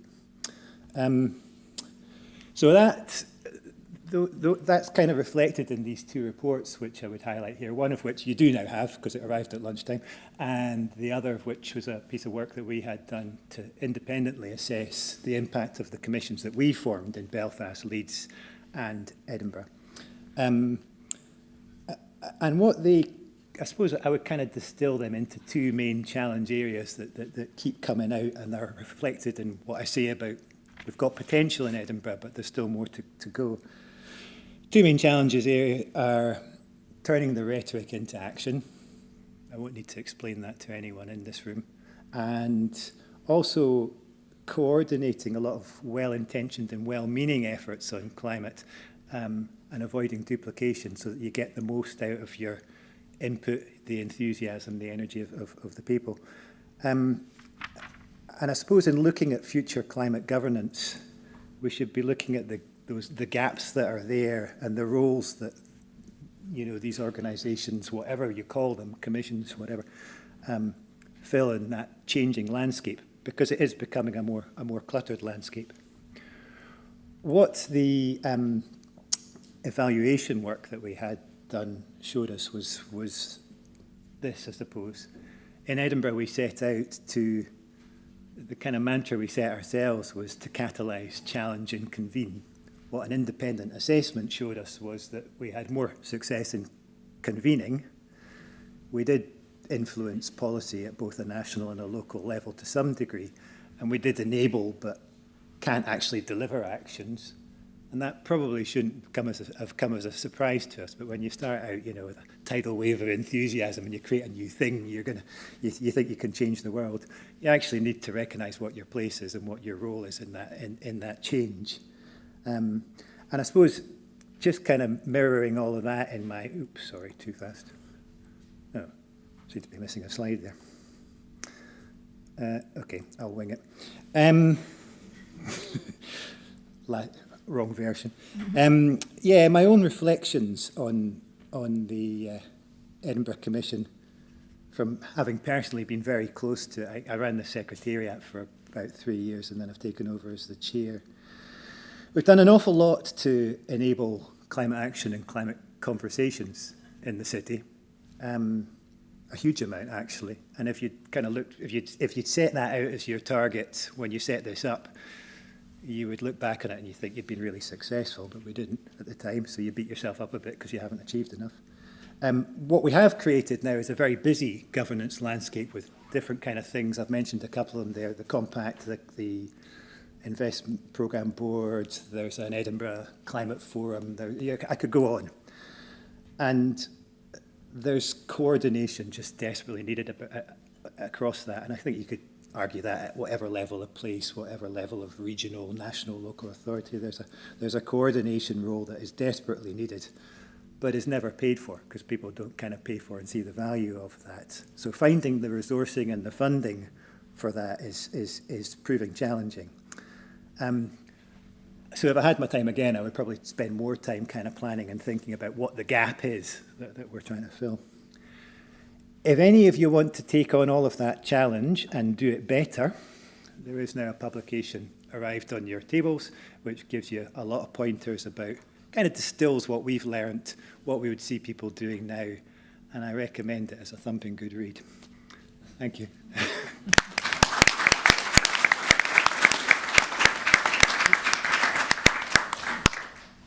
Thank you to our panel. I was struck that you've all taken such distinct approaches, guided by the place you're in, but you have all touched on very similar themes of, in particular, the importance of coordination and cash, perennial themes. Sure, so now let's just go straight out to the audience, because of course you've run over, there's so much to get through. It would be great to crack through as many questions as we can. So who would like to ask the first question? Gentleman there in the middle, thank you. Andrew, you mentioned in your talk there, I missed the name, actually, chap in the middle there, sorry, Lincoln, yeah. The Lincoln, well, could you just introduce yourself very quickly? So it's Chris Hyde from Surrey Climate Commission. Brilliant. You mentioned that you'd at least spoken to the Donut Economics Lab. Was that like an exploratory conversation, or are you actually thinking about implementing it? I'm asking because, of course, I mean, previously in the day, there has been a question about the role of GDP as a measure of economy and how that potentially doesn't work when we're focusing on dealing with climate change. How far have you got with that discussion with the Donut Economics team? Well, not very far, because we had the event last Thursday. So, and my colleague from Local How Motion... far would you like to go? Let's put it that way. Well, this is a moot point, but we're going to be discussing this over the next week or so. So my colleague from Local Motion today sent me the questionnaire. I haven't looked at them yet, by the way. Sent me the questionnaires from the people at the event. So it's something that we will look seriously at as a commission. Whether we'd have the power to implement that is another matter. That will need to be a conversation with the City Council. But our leader of the council was at the event as well last week, which really showed willing.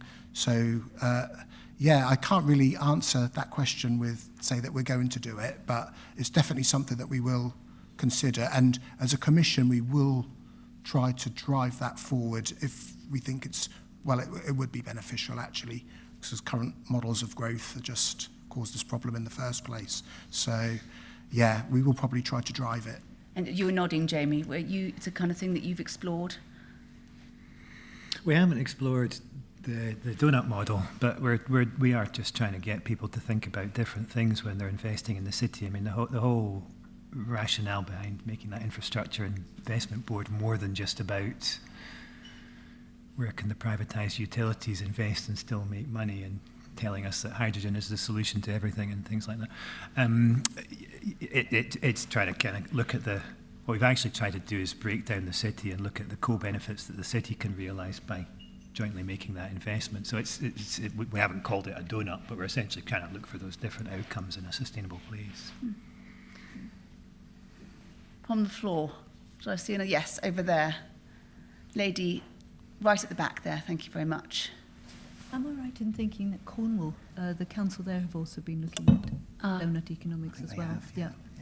So it is something the councils are addressing. I'm working with the Forest of Dean Climate Action Partnership, and I was interested with the example from Surrey and whether there are learnings, both from Surrey and other places, about how to effectively get different levels, district and county levels, working well together, both in terms of local authorities and in terms of community groups working at those different levels. I can see Richard looking at me at this point. No pressure. In Surrey, the Surrey County Council have actually created an officers group. So they have climate officers now networking together from districts, boroughs and the county council. And I think that's been really quite effective at the local authority level. So they are beginning to look at thematic projects rather than each district and borough doing one particular thing. They've been able to select and work together, and sometimes the district might be leading something, sometimes it might be the county. So I think having that officers group where the county perhaps is providing the support, but they are actually meeting as equals, has really worked. Can I ask? Oh, yeah, go on, Richard. Yeah, I mean, do I need that? Probably not. I think...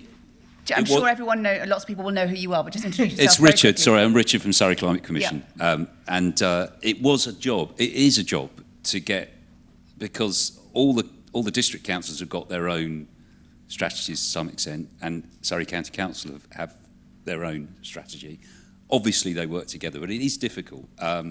What I have noticed over time, I think as we've improved our profile, only the other week we had a discussion with two of the I think the economic officer from one of the borough councils and also the climate chap. So, I think it's just a case, we had to get to a point where I think people trusted us and saw us as a viable partner. And it probably took a couple of years to do that, to be fair. But yeah, there's no easy answers, unfortunately, in a multi-tiered county like Surrey. It is difficult, but I think... just keep plugging away. I mean, there's no doubt about it that there are mechanisms in place where people can talk to each other, and it can only improve. Thank you. Unorthodox. Yes. Yes, okay. I just wanted to bring in Andrew there, because you obviously your region's massive. Is this an issue that you encounter with perhaps competing policies or strategies that are at odds with each other, or is it just a matter of cohesion? It's not particularly about competing strategies. I think what you do notice is that kind of by and large, all the local authorities want to do this. They want to make progress on it, and I think that's true of the combined. So we have two areas, West Yorkshire and South Yorkshire, which also have mayoral combined authorities, and there is a bit of kind of interplay of sort of power politics, if you like, that are kind of going on in the background, but they do genuinely all want to make progress. And to pick up the previous kind of thread of the conversation, I think I mentioned in my talk about our regional policy forum. It's more interesting than it sounds. But basically, that starts from the perspective of having somebody from each authority who is a climate lead officer and a climate lead member, portfolio holder, whatever. And it's important that we have those people working together across the region because they have a lead interest in it. But what we've also made sure is that according to the specifics of the topic of conversation, that we've opened it up to pretty much anybody from those local authority officers or members who are particularly interested in the topic. So when we were talking on the planning thing, we involved a lot of planners. We're currently starting a piece of work in relation to economic development, so we're making sure that we're talking to the economic development people. And I think this relates to the point of the discussion of the whole session today about getting out of silos, because there is a tendency in pretty much any organisation for the person who has lead responsibility for a particular topic to be the person who always kind of shows up to the event, and they may not necessarily get the opportunity or see the connections themselves between different people's work. So I think the fact that we're able to create a forum, a space where people from those authorities across all sorts of different specialisms, they get the invitation, and if it's interesting, then they'll show up. And I think that can only be a good thing. And I think to pick up Jamie's point about the sort of convening, like we're better at the convening than we are at some of the other aspects. I think that's fine. I think actually convening is really, really important. Yeah. It activates change. Jamie, you wanted to come in there. Well, one of the things that we've done as an Edinburgh Commission, and as PCAN actually, and we can do because we're independent, is to kind of try and avoid or short circuit some sort of policy conflict by doing an independent assessment of where net zero enabling powers sit between national and local governments. By national in Scotland, sorry, I mean Scotland. Obviously, and just as those are kind of better joined up, and emphasise the role of national government in enabling and not blocking anything, so that powers sit at the right level. I know it's something that UK 100 have done some work in as well, but just using your kind of independent, almost putting your elbows out into that independent space and saying that we can contribute in there, and using that independence to just move things on in a way that somebody who was kind of more part of that landscape couldn't. I saw a hand over there in the corner shoot up quite quickly. Hi, Bruce Davis from Abundance Investment. So help supporting the PCAN on the advisory board side, but I guess it's a question to everyone really around how much you feel the commissions have addressed the sort of democratic deficit that we felt at the beginning of this process needed to be filled, or whether there are more things that in hindsight could have been done or in the future should be done to allow more people to participate in these solutions. I think the thing we found on the municipal investments has been that people still don't quite believe their money has power to act. And a little bit of that is what you've described, that they look at the complexity of our local authority structures, and it's like a first person arriving at London Underground and trying to work out why the Northern Line takes you south. So which only makes sense when you're there. and so, do we need a more understanding of the sort of decision-making process? Most of the questions I've had is, how did you make it happen? How did you get through, how did you navigate this process to actually get a municipal investment done? And less actually about the principles by which we adopted. It's like, how do you unlock the decision-making? And secondly, how do you make sure when you've done that, you've kind of got the buy-in of your communities sort of ready there to sort of take that action and take it forward? Who wants to, let's take that last bit first, the buy-in from communities. How do you ensure that? Drew, is that something that you could... Yeah, it's difficult. To be honest, we're very lucky at Lincoln. Like I said, we have a very receptive city council that actually wants to do something, and they've backed that up with some resources, to be fair. Getting the community action, I have to admit, has been quite difficult to lever that in, and that's why we're having this assembly process now, just for us as a commission to actually know what groups are actually out there, what's going on, and to align some of the things that are doing. Because I'm going to be honest, in Lincoln, we've been working in silos. And from someone who's been involved in the process from the start, I thought, oh, what we're doing is really good here, because we're addressing democratic principles, just having a commission. But, it turns out that there's people that are doing stuff and we're replicating, like you talked about earlier, Jamie. So it's really important that we actually just get out there and network to address these issues. It's been very difficult for us as a commission, I'm going to be honest. Why do you think it's been so difficult to get that community engagement? For me, it's other things in people's lives. So, we've got a cost of living crisis, and people don't really care about, well, they do care about the climate, but, plenty of surveys have shown that the general public do care about the climate. But when we have these short-term sudden shocks to our systems, our political systems, the way we live our lives, all of that takes a back seat. And I think we need to start thinking about, well, climate change is actually related to all of those things. Yeah. And we actually need to start from the root of these problems, and then maybe we won't be reacting in an ad hoc way as and when. Jamie? Well, I think you have to recognise that engaging with communities meaningfully, and once you've engaged, you need to deliver on your promises. And if you don't do that, then you shouldn't have engaged in the first place, because you're kind of setting the wrong expectations. But that takes time and effort and capacity, which sadly our commission didn't have at the start. So pragmatic decision to focus our efforts elsewhere, and that did leave a gap. I was pretty honest about when I was talking about it. I'm not going to turn this into a plug for something else that we're working on just now, but you do need to recognise that if you're asking people to invest, whether it's time, commitment, enthusiasm, money, or whatever it is in different things, they're all looking for different outcomes.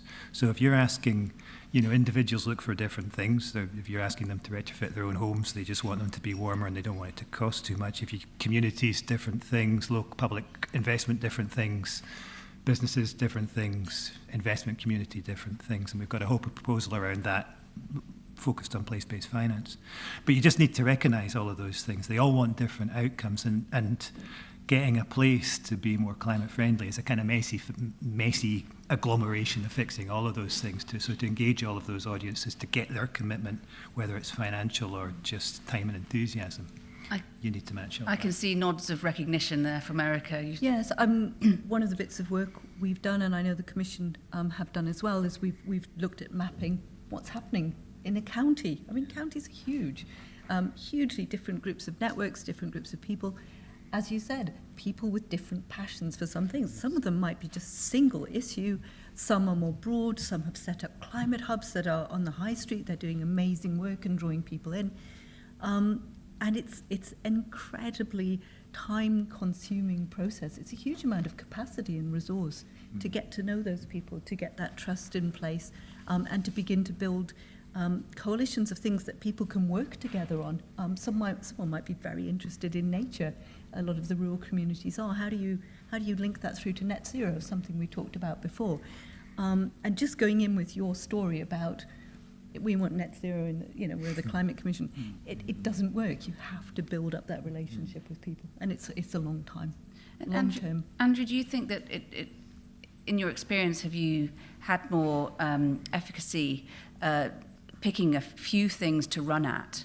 Or have you decided that the way forward is to be lots of things to lots of people and to build those coalitions and contacts over a kind of broad church? I'm tempted to ask you whether you've been listening in on our kind of team meetings. If I'm absolutely honest, I don't think we've settled on an answer to that question, because I think that instinctively it's better to do a few things better than try and do everything. But it's also really hard to leave anything out. And I think actually the answer to that is that we, as a commission, as a you know, so there's kind of 9 or 10 people that are kind of part of the immediate team, and then we have 40 commissioners, and there is only so much that those people can kind of know or do or whatever. But actually, pretty much every conversation you have, you discover that there's somebody else already working on something which is really relevant and really useful. And if we can get, this is a bit like your mapping thing, if we can get to the point where we can see how that jigsaw fits together, then it becomes really powerful. But it's like all the time that you're trying to do that mapping, you've got to basically have eyes everywhere, like a ant or whatever, in order to be able to try and figure out what's, you know, which things are important at any one time. It's really hard. But I do think almost every evidence gap or question that you're trying to address, there'll be somebody out there, you know, like between us here, we probably know most of those things. It's just how to network that together, I think, is the real challenge. Were there any other questions from the floor for the moment? Yes. So gentleman at the front, and then lady behind. Gentleman at the front, just here. Oh no, okay. Thanks. Becky Willis, Lancaster University. I just wondered whether there's something quite simple that gets overlooked with all the discussion of sort of co-working and trying to work across people's agendas, and that is that there are some straightforward things that we should not be doing if we're going to meet the net zero target. Some obvious things that we should be saying no to, in the form of fossil fuel extraction, in the form of, you know, big new road building projects, in the form of airport expansion, those sorts of things. And, you know, if you look at the Climate Change Committee scenarios, it's quite obvious that there are some, you know, big things that we should just say no to. I just wondered if you think that commissions have a role in speaking up and saying no to what needs to be said, to what we need to say no to. Cutting through the noise. Yeah. Andrew. Yeah, so we've got an example. If you look on our Lincoln Climate Commission website, we've been, there was a, and this is actually outside of the city of Lincoln, so it's a small village in rural Lincolnshire, so it's actually under Lincoln County Council jurisdiction, called Calcerthorpe, and a certain company wanted to drill there, so we were really opposed to it, and one of our members, you know, wrote some stuff on it and put it into the planning process, etc. So I think commissions should be issue advocates, definitely. That's, you know, and if commissions aren't issue advocates over things like, you know, drilling for, or doing exploratory work for fracking and things like that, then what is the point of a commission? Is it just another extension of local government?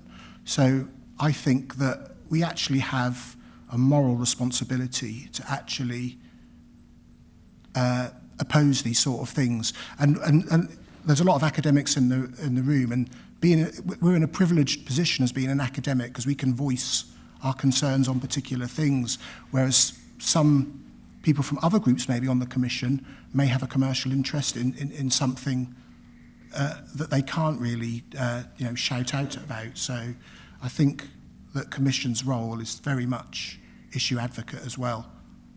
Andrew, the other Andrew.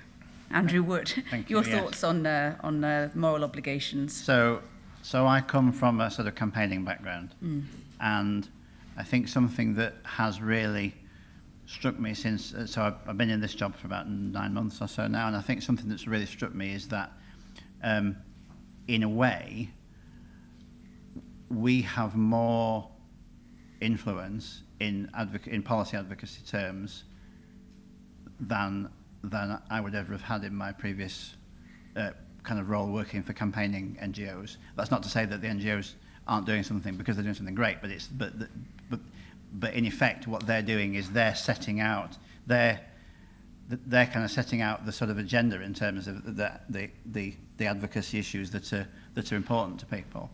But then by taking a sort of relatively non-kind of partisan position where we accept that there's a broad range of views in the Commission, and in particular, you know, we have to engage with the kind of high emitters and whatever in the region because we can't do it without them, and therefore, when we can get to a policy position which they're comfortable with, then it may not be everything that we would like it to be. If you're a sort of old school environmentalist like I am, then you kind of want it to be a lot more sort of straight up, this is the thing, we need to stop doing this. But actually we need to be a bit more measured about it. But by doing that, we seem to earn a lot of trust. And by earning the trust, then we can make a bit of progress. And a recent example was working on a response to a national policy consultation on transport. So the government had just consulted on a policy point on it's the national networks policy consultation, so policy statement. So basically roads and railways. And what we noticed was that the government was taking a pretty old school predict and provide approach to road building, but it was out of sync with what everybody in the region was saying, including Transport for the North, which is basically made up of that has all the local local authority politicians on it. So actually, once we can, and I think that the policy principles work we've done with this helps, that we've kind of built up that trust, and then we find that actually we've got enough common ground with institutions in order to be able to say something quite influential at a kind of national level. And we do need to do more work in terms of national advocacy. I was supposed to be doing some stuff around the National Policy Forum to sort of complement the Regional Policy Forum. And actually, I think that and we've talked about this a little bit with people in the PCAN network, but actually where we can identify those things where we all know we want to be making progress on a particular area of policy, it shouldn't necessarily be Yorkshire and Humber that's trying to do that. We should be finding a way of doing that together. There's so much to go at, isn't there? But we find ourselves with 5 minutes to go for this session, and we have agreed that we would do a kind of 1 minute sum up per panelist. And we were talking earlier, Jamie, about perhaps reflecting on some of the things that you wish you'd known when you started out the journey. What would you have told yourself as you began the Edinburgh Climate Commission journey? I wish you'd known. I mean, if I could give myself hindsight, that would be a great thing, wouldn't it? But I mean, the question that I've started to ask myself, we've started to ask ourselves more as a commission, is what can we do now that's unique that no other organisation can do, and how do we best organise ourselves in order to achieve that? Because frankly, if we can't answer that, I think we should back up and go home, because we're just creating clutter in a landscape, and we shouldn't. We're not really bringing value to the space. I wish I'd asked that at the start. I wish we'd kind of planned a little bit more, thought about who we needed to engage in order to achieve the things we wanted to do, rather than just kind of diving in and doing it all. And that was all born out of good intentions. Mm-hmm. But as I say, hindsight's a great thing. I wish we'd planned a little bit more. Wise reflection. Andrew, your thoughts? Yeah, very similar to Jamie, actually, because we just went into it gung-ho and just said, well, we need to advocate this message. So I'm thinking of a quote here by Greta Thunberg, you know, the quote about... blah, blah, blah. No, not the blah, blah, blah one, but so that's many. probably relevant. The cathedral one, when she talks about building a foundation for a cathedral, we don't know what the roof's going to look like. And I think we've still got a problem with the foundations. And this is where I see place-based climate action coming about, because we need that foundation there. We need... I don't think it actually matters if you go into it gung-ho, because that's all it's about trial and error. And some things you'll win on, some things you'll lose on.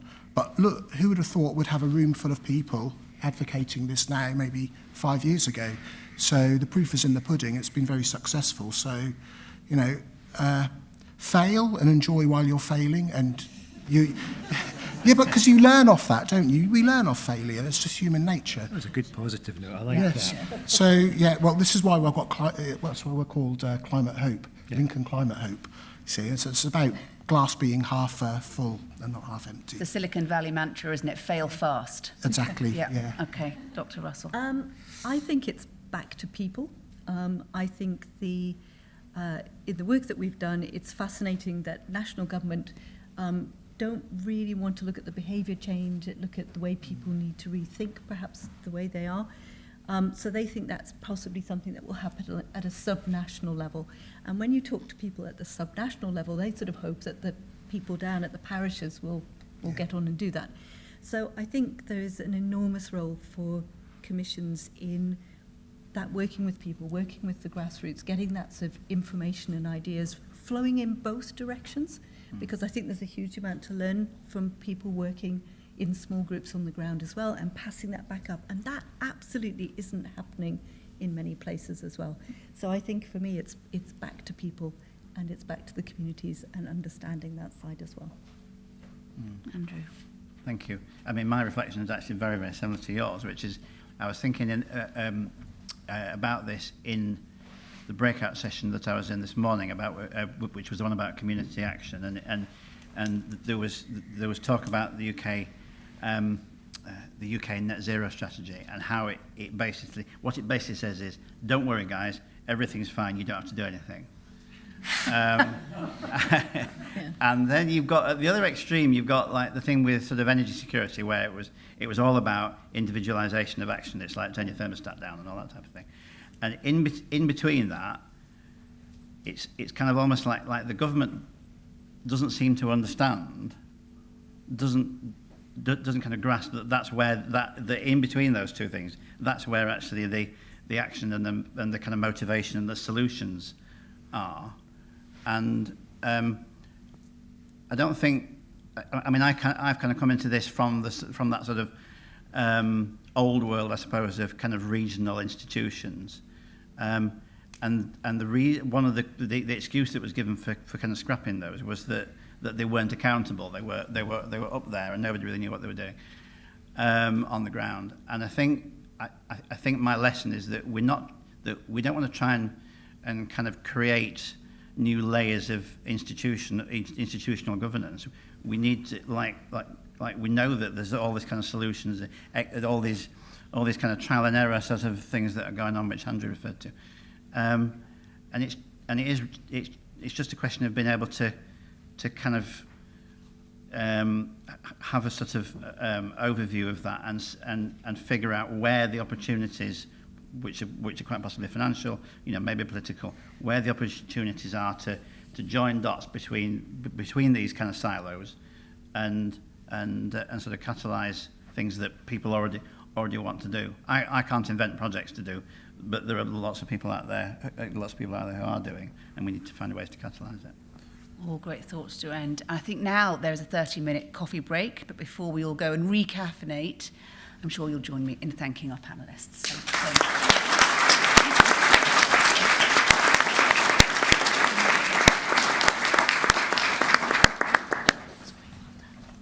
Thank you. Yes. Things I was really hoping for a copy.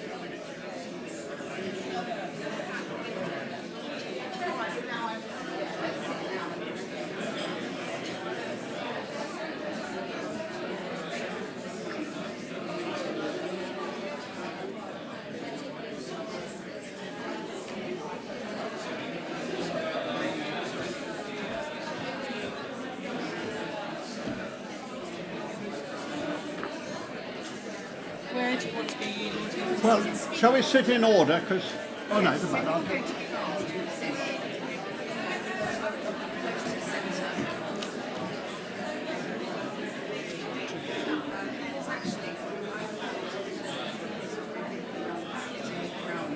you mind if I sit there because I'm going first? Thank you.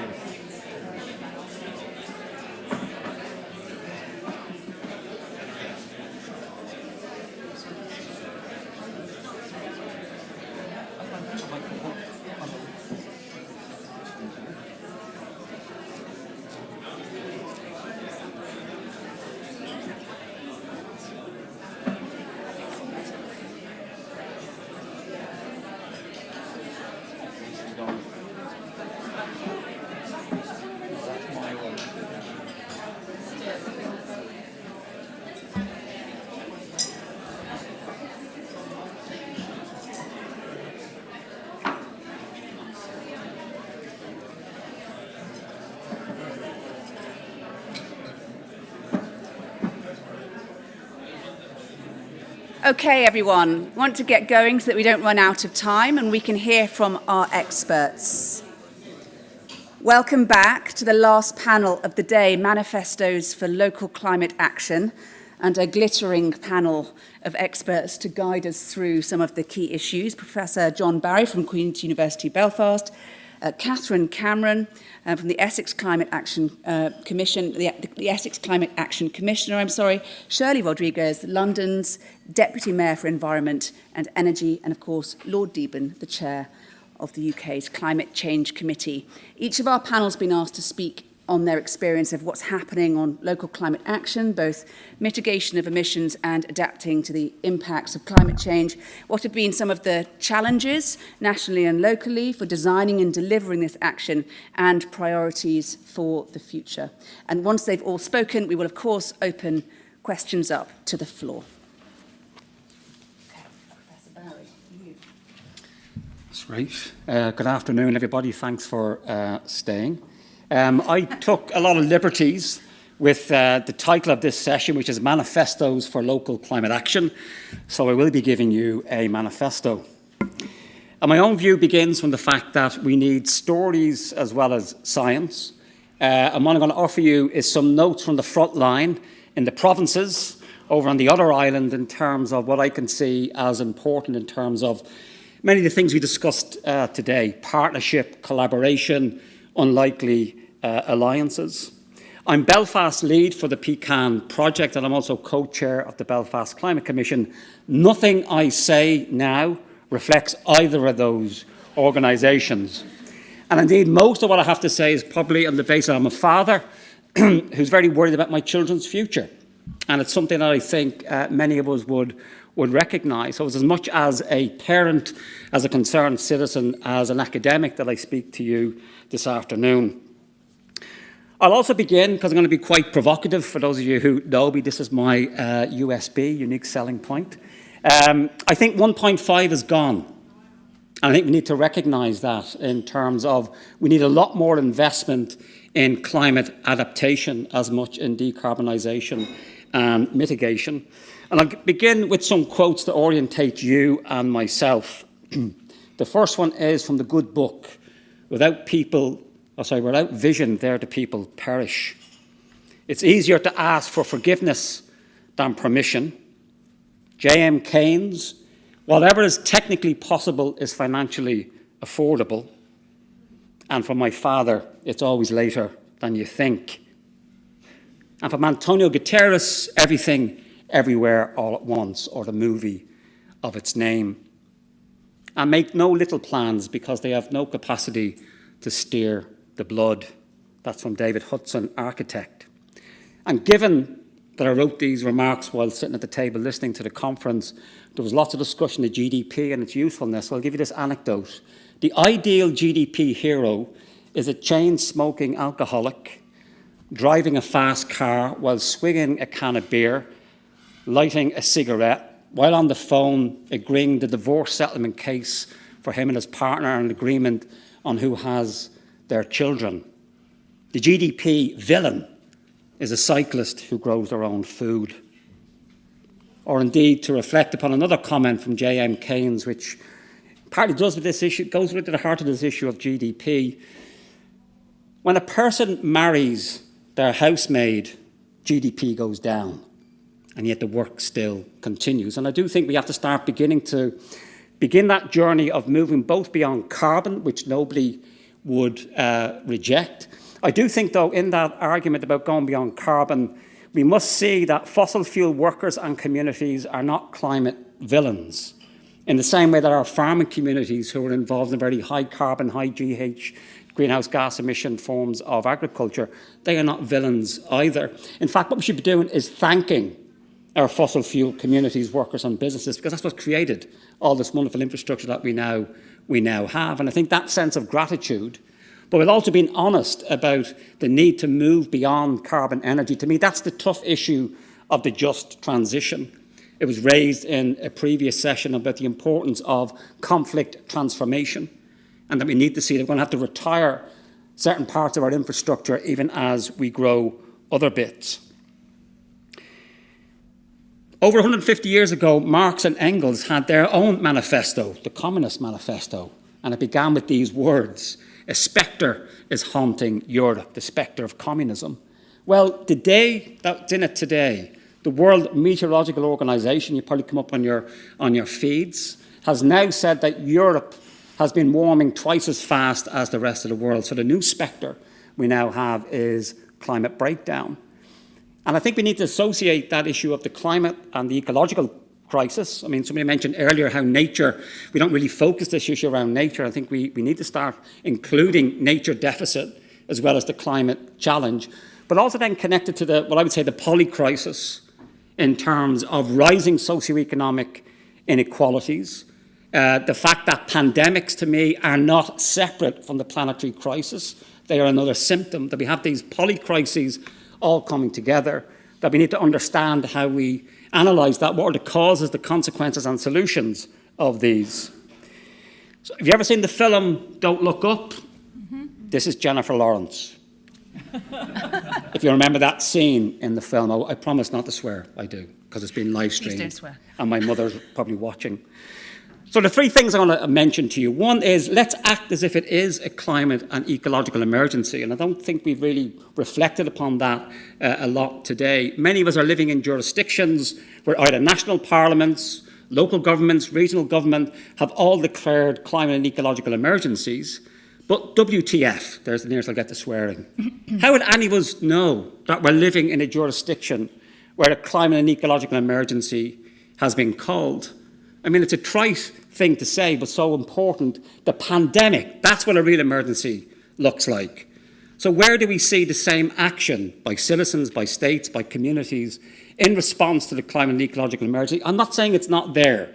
I think the PCAN network, the emergence of 20 or so climate commissions, the fact that we even have more grassroots climate emergency centres now springing up around the country is evidence of that sense of people wanting to do something. But I do think the state, which was like a muscle that had atrophied over many decades, sprung back into life. I'm not saying everything that it did was correct, but the state is now back on the agenda, particularly after the pandemic. Where do we see this in the context of the climate and ecological emergency? Where is the same responses that we saw during the pandemic? The second issue I want to talk about relates to that and has to do with my role as an academic, and I know there's a lot of academic colleagues in the room. We in the academy, I think, are still acting in a business as usual manner. Now, some people mightn't like the language, but are we facing an emergency that's, wartime mobilisation akin? Why are we still acting in the same way that we had done for many decades? And there was an argument, I think, in one of the panel sessions earlier on about the need for us to get out, we as academics, into the community and get alongside our policymakers, our citizens, our communities, in terms of enhancing, I think, the climate and carbon literacy that's needed. But of course, we're still at the start of this journey. So I make a particular appeal that we in the academy, as somebody, I think it was Andrew who said, we're privileged workers in this space. Where are we in terms of offering our services to get alongside our community? And I do think you need to resolutely localise climate action. And I do think there were some interesting ideas that were thrown out. I'll throw out some in terms of that idea of taking that international common but differentiated responsibilities argument and putting that into the national level. That we would have common but differentiated nationally determined contributions, both on mitigation and adaptation. That's a major piece of work in terms of how would you do that in a fair and equitable way. And I emphasise the fairness because certainly from the work that we heard in one of the breakout sessions, that idea of fairness absolutely is central to anything we want to do in terms of mobilising and enthusing our communities. And I also think in terms of financing the tradition, and this is going to scandalise my colleagues Nick and Brendan, I'm going to offer a modern monetary theory version of why I think there is no end to the money that can be created for this. A sovereign government like the UK cannot run out of the very thing it produces.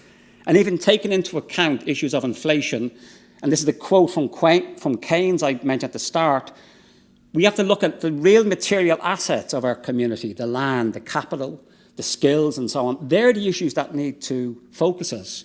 Have you ever wondered why there's always money for war or not for the NHS? The issue is, in my view, not the lack of money, and I'm happy for my colleagues to shout me down here, but the government is not like we as households or indeed local government. We have to earn money before we spend it. Governments actually create the money by actually spending it into existence. That's how the whole thing gets started in terms of a functional understanding of modern money. It is heterodox, but I do think even if everything I said here is wrong, this is the space we need to be in to be looking at challenging ideas and to see that what we're facing here is not just existential, it's a paradigm shift in terms of business models, how we heat, how we eat, how we travel. It's akin either to the Industrial Revolution in terms of the material transformations of our economy. It's certainly not greening business as usual.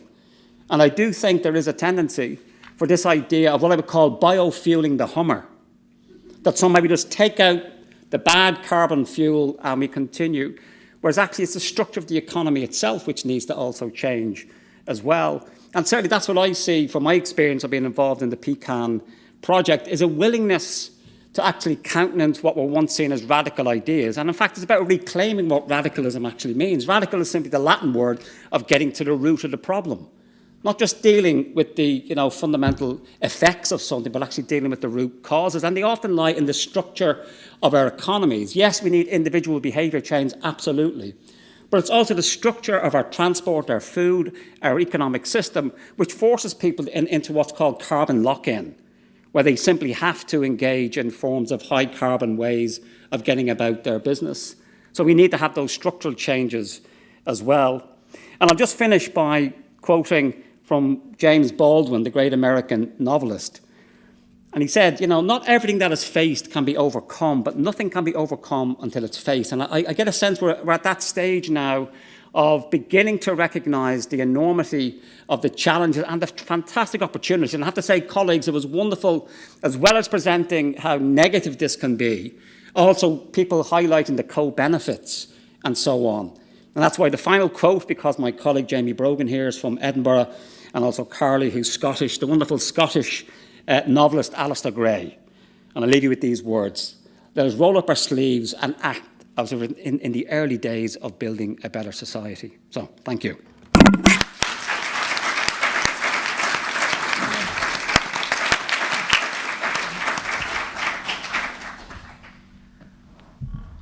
Thank you, John. That was absolutely fantastic. And I'm delighted to be here today on behalf of the Essex Climate Action Commission, and just to talk you through a little bit of our story and how we have been acting over the last 4 years. And also, at the end, to ask for your help, which is why you've got that little visual prop there, and I'll talk a little bit more about that at the end. You may not know that Essex is one of the largest counties in England, and it's an extremely varied and large county. You can jump on public transport from here and be in the outer reaches of Essex in just over half an hour on London's excellent subsidised public transport. Or you can go over 70 miles to beautiful, rural, quiet northern Essex, which is where Norman Lewis, the great travel writer, chose to spend more than half of his life. He lived 44 years in Saffron Walden whilst telling us great travel stories and inspiring us. But he was very clear that no one must ever know about North Essex. It needs to be kept a deep, dark secret. Or, as Lord Deben was reminding me earlier, you can just say you live in Suffolk. And then that way, people still don't know. So Essex is now 4 years old, the Essex Climate Action Commission. When we first started, we were led by Lord Randall, Theresa May's erstwhile advisor, and we're now led by Professor Jules Pretty from the University of Essex. We are 34 commissioners, and we're an extremely diverse range of people. We come from the public sector, private sector, academia, civil society. We also have 2 youth co-chairs. And I think that's really important, given that the youngest people are the ones with the most vested interest in having a sustainable future. And I've not heard that talked about much today so far until John just mentioned it. And I think that's really critical. So can everyone in the room who is either a parent or an uncle or an aunt or has a younger person that they care about, please put up their hand? Yeah, so it's all of us. And I think part of that, engaging with the youth, giving them voice, giving them power, bringing them on so that they can then become part of the solution, I think that's really important, because we know from other academic climate research that the youth today have been told so often about the climate crisis, and that's not a good way of engaging with them. We need to engage with them on solutions. So our net zero report was accepted by all parties in Essex as a package. So no cherry picking, no doing the easy stuff first. And it's provided a roadmap for a huge number of public, private and third sector interventions over the last 2 years, with just over £200 million in external funding and financial commitments. So it's quite serious, it's quite significant, and we've made a lot of progress, which I'll just tell you a little bit more about. You can see it's very solution-focused and place-based. So everything that Candice told us at the beginning and everything that's in the yellow report, Essex is another one of many examples that you've heard today. You've heard about Surrey, Lincoln, Edinburgh, Yorkshire and Humberside. It's great that you've got more counties now, I think, to learn from, as well as the very high number of cities. On that list there, I'd really like to draw attention to the penultimate one, community engagement. Oh. Community engagement? Oh. No. Do you want to just wing it? I can keep going, but I'm seeing the slides here. Can someone connect them? Yeah? Oh, there we go. There we are. Oh, cool. All right. Excellent. All you had to do, Candice, was walk up, and it had that magic effect. I usually rely on my husband for that. It's like, okay, so don't go too far. So on community engagement, I think Jill Montgomery from Northern Ireland this morning, she said, relationships, relationships, relationships. You need to bring communities with you. Then they become part of the agents for change. They become your drivers for change. And we heard about that from Andy later on in the afternoon. And it helps to close that messy policy gap that Rebecca Willis was talking about this morning as well. So we have published a plan. You can look at that online, and you can see in that plan that we've made lots of progress across those 7 areas, and we're getting buy-in. We're getting buy-in from that extensive community engagement that Essex has done over that time. And I'd just like to flag up here the fact that we've taken this really integrated approach, and that is generating lots of co-benefits and win-wins, and that's really helping. So you generate more opportunities and get that momentum building over the years that we've been doing this. And I'd like to share with you one particular opportunity of national interest later on, where we're also going to ask for your help and ask you to join in as we build on these multiplier effects. And that's particularly this point. How do we accelerate on the delivery of net zero carbon new homes? So we've spotted an opportunity, or rather I should say that the Essex officers sitting down there, Graham Thomas and Matthew Thomas, there's an Essex hotspot. That table there is a real Essex hotspot. So please do plug into that Wi-Fi that is the Essex hotspot. That local planning authorities can set new building home standards above the prevailing building regulations. And the evidence shows that new home buyers want this. They're interested in it. They have an appetite from it. But to do that, what the government could do, the central government could do, we started this morning with Chris Skidmore, didn't we, and the net zero plan, is they could really focus on removing stamp duty. So it's catchily named, Stamp It Out, really short, sweet and easy. And we think that this is part of a wider set of opportunities that we've identified here, where this one focuses on the customer, but you can see we need those supply chains, we need the skills, we need people talking the same language, we need support through local planning authorities. We've published a design guide. All of this is in the public domain to help so that you get everyone on the same page. There are lots of different ways of talking about this. We heard in many of the presentations about how do you communicate, how do you engage with your community, how do you sell this, how do you bring people with you. Multiple entry points and benefits in this case, and we've just highlighted a few here. So depending on your audience, depending on who you're talking to when you're trying to engage them on Stamp It Out, there's the energy security one, which is the Save Me From the Russians. That has huge buy-in at the moment, it's very topical. There's Save Me From Fuel Poverty. That's please, please do anything to reduce my energy bill. Or just plain old save me money, or give me choice. So we've got here this lovely short list of many different ways of talking about Stamp It Out. And at the top, we've got the research, which shows just what a huge jump it would be if we were able to make this shift and incentivise through removing the stamp duty on those homes. So we're sharing this with you today so that hopefully you can help us to lobby to make this fiscal change. The chair of the Essex Planning Officers Association wrote to the Chancellor in March, and our councillor and climate czar, Peter Schweers, followed that up with another letter. And of course, I'm delighted to be on the panel with Lord Deben from the Climate Change Commission. But we're hoping that everyone here can follow up on this. On the way out, some of the Essex officers who are sitting in the other hotspot at the back there by the door will be handing out the flyers, and there's also a QR code that you can scan if you want to. The barrier, the roadblock, if you like, is that, guess what? Stamp duty is an important source of government revenue. So even though all of those multiplier effects, all of those co-benefits, all of the win-wins are sitting there, how do we get past this problem? And I think of this often occurs, of course, in central government policy. It's a Frederick the Great problem, namely that the left hand just doesn't know what the right hand is doing. It's not joined up policy. So hopefully Chris Skidmore can do something to help with that. And it reinforces the point made by Andy Wood in the session earlier, that there are major chunks of policy here that are behind the curve.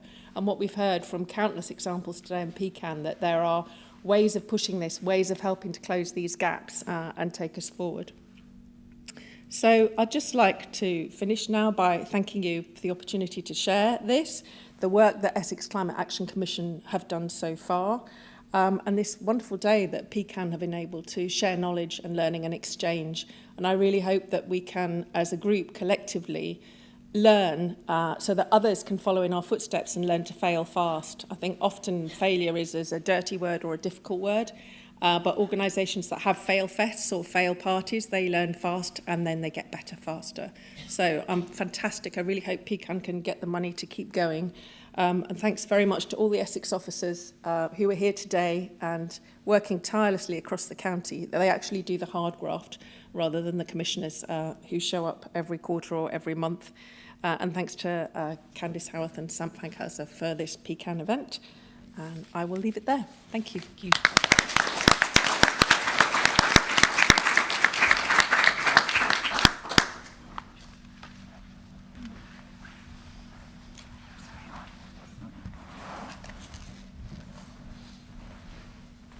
Hello, everybody. My name is Shirley Rodriguez. I'm Deputy Mayor for Environment and Energy in London. It's great to follow John and Catherine there, and just to be here to talk a little bit about what we're doing in London. I've been asked to talk a little bit about what we're doing on area-based climate action, but if I just give you a little bit of context on the net zero work that Sadiq Khan, the Mayor of London, has asked us all to undertake. And we've already heard that the impacts of climate change that we're facing are here and now. We've been seeing them in London. Last year's 40-degree heat wave. We've seen flash flooding that's really affecting our infrastructure. So that's making, the work that we're doing much more urgent. We've already had that in a number of our strategies. One of the points that people have been making is how do you make sure this is integrated and not silo approach. And Sadiq was very clear that when we were writing the strategies for London when he was first elected, that he wanted to make sure that they were cross-cutting, that we weren't creating silo thinking and unintentional consequences. But the biggest thing is the action on net zero. So he has declared a climate emergency. He's brought forward his target from 2050 to 2030 in light of the increasing evidence, the IPCC's work, and so on. But the co-benefits of taking action on climate also means that we can bring additional economic opportunities, that just transition, but also how do we improve the city's sustainability and make it a more attractive place to live. So we've been doing a lot of work on cleaning and greening our city, from cleaning our rivers, bringing back wildflower verges, looking at the nature emergency, so the ecological emergency, making sure that that's also being tackled. We've been looking at how we might rewild our city as a way of partly tackling that nature deficiency, but also inspiring Londoners on this journey. And it's absolutely critical, that inspiration, that communications piece is really writ large across all we do, because obviously without those Londoners taking action, so not just governments and businesses, but we all need to take action. And that agenda of bringing back beavers to Ealing and bees in Bexley and bats in Barnets, those are all the sort of areas that make people want to come to the sorts of things that we've been promoting and ask for funding and join in with what they're doing at local authorities. We've also been talking about other co-benefits. So health is a huge way of getting the message across to people. And one of the things that, if you know London, that we've been working on is how do we improve the quality of our air in London, which is pretty poor, despite all the action that we've been taking over time. The WHO has said, the World Health Organization has said there is no safe level of air pollution. We have standards that, health-based guidelines that they've set. We've got EU guidelines. We've got now the government's own targets, which they've put into law, but delayed that to 2040 rather than the 2030 that the WHO has recommended and which we have adopted in London. And the actions to tackle toxic air are really a way in to communicate what we can also do on climate change, and they are solutions that we're promoting very heavily, from walking and cycling, using public transportation, making our cities more accessible. Dare I say it, 15-minute cities, which I know has attracted a lot of unfair criticism, and we could probably talk about that at the questions as to why. And of course, one of the most successful initiatives that we've undertaken, and one that's been absolutely instrumental in really driving both reduction in emissions, but also health impact and carbon emissions reductions, has been the ultra-low emission zone. Sadiq was very clear that, and we just announced that we announced in November we're going to expand it this August. We're facing a judicial review at the moment on that. But the reason why Sadiq went ahead of that, despite the cost of living crisis, is because we know that the policy works and works quickly and brings masses of benefits. It's not easy doing the right thing. We're facing, as I said, the judicial review. We're seeing cameras vandalised. We've seen conspiracy theorists talking about what we're doing, from why it's a big WEF conspiracy to an attack on civil liberties, and of course now it's becoming a by-election issue after a certain MP has resigned. So it's a future that Sadiq is absolutely clear that we have to move on, because net zero is also about fairness. That climate justice issue is also a social justice issue. So as we move forward, as we talk about what we're doing on climate, we also look to see how we integrate that climate agenda into some of the things we're doing, like house building. So on new developments, we have set standards and have been running standards for many years now, which are tougher than national building regulations, and they're working. We had a lot of pushback at the examination in public, which the planning inspectorate ran, from house developers, house builders and other developers, saying it's not possible, it's going to affect the number of house completions you're going to be able to do in London, it's too expensive and so on. That's not transpired. We've just hit our house building targets in London. We are seeing developers step up where they're not able to meet those standards. They're creating offsetting money that goes into a pool that local authorities are able to use for local action as well. So anyone here, Essex, etc., I would urge you, to push ahead with that. But talking about that fair transition, one initiative that we have used to try and promote this and to really get people to understand what it means at a local level is a project that we've called Future Neighbourhoods 2030. And we're running this 3-year, £7.5 million project, running in 2 boroughs, one in Camden and one in Kensington and Chelsea. One, the Camden one, Somerstown, very deprived. The other is in Nottingdale, so near Grenfell. Again, a very high area of deprivation, and also suffering from all the sort of social issues following the Grenfell disaster. And they're becoming exemplars of what a net zero neighbourhood can be and what it do. But the difference is that we asked the communities there what they wanted. So rather than a local authority coming to us with a strategy for what they wanted to do in those 2 areas, usually, working with council officers, who are brilliant, by the way, but, we wanted to hear from local communities, and we made it a condition that they had to come and be led by those local communities. So there are a number of projects that are being undertaken so that we really understand what the localised concerns are and what their solutions are. So we give them lots of information. They work with local authority officers to understand what's possible. Using, for example, and we identified those 2 areas using our climate risk map, which sort of overlays deprivation, the risks from climate, whether it's flooding or overheating, the lack of access to green space, the lack of access to public transport and so on, with the sorts of projects that they want to see at local level, whether it's better public transport, walking and cycling, or whether it's more green space, or whether it's green jobs. And that neighbourhood scale focus really enables, one, to bring those communities together so we have a hub of people who want to take action, but they're delivering things that they want to see, and then you have that sort of sustainability and improving well-being in that area. We've involved over 55 grassroots organisations, green businesses run by Black, Asian or other minority ethnic groups. So it's very different to the sorts of top-down regeneration initiatives that you might see elsewhere. And finally, just on impacts, you talked about we really need to be stepping up on that. It's just a flag that we've just announced a review of London's climate resilience. So we have an adaptation strategy, which is part of the London Environment Strategy. We have lots of adaptation plans and so on. But those extreme heat waves and our ability to withstand that, whether it's people, the impact on people, or the impact on infrastructure, it's clear that we're not ready, and it's accelerating fast. So that London Climate Resilience Review was announced at Tech Week by Sadiq. He's appointed Emma Howard-Boyd, ex-Environment Agency chair and of the Green Finance Institute, and a sort of global leader in this space, to lead that very quick and dirty review. We'll be reporting before the end of the year on really what what the opportunities are, but where the gaps are in action that we all need to be taking action on. And I should just end on that. We've talked a lot, and I'm sure you've talked about this today, about the role of local authorities, the role of leaders like Sadiq. But really, we need everybody to act, from government through to businesses, through to communities. Delaying isn't an option. We're being asked to delay, for example, the ultra-low emission zone because of the cost of living. But I think setting out those messages on why that delay shouldn't be entertained is absolutely critical, and that is a key part of that inspiration message as well.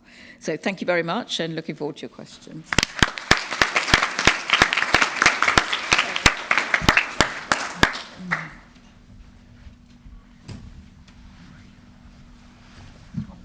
Well, thank you very much, ladies and gentlemen. It's very good to listen to what we have heard up to now.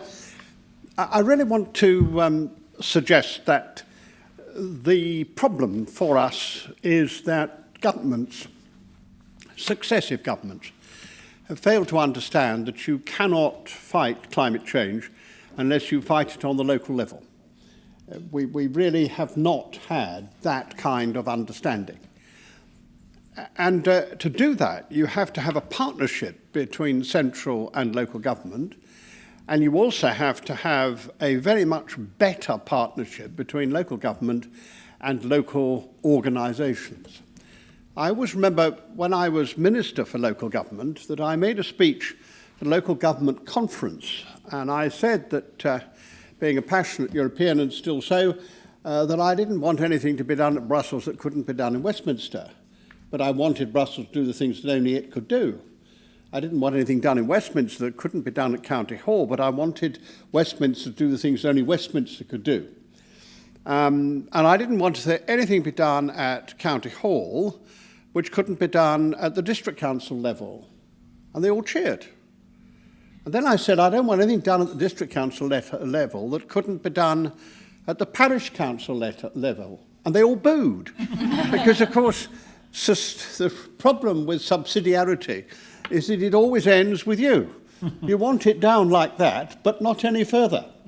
And it does seem to me that the first thing we have to do about a manifesto for local climate action is to recognise that we won't do this unless every institution, every grouping, every part of our local or a community is actually being driven by an understanding of how urgent and important climate action is.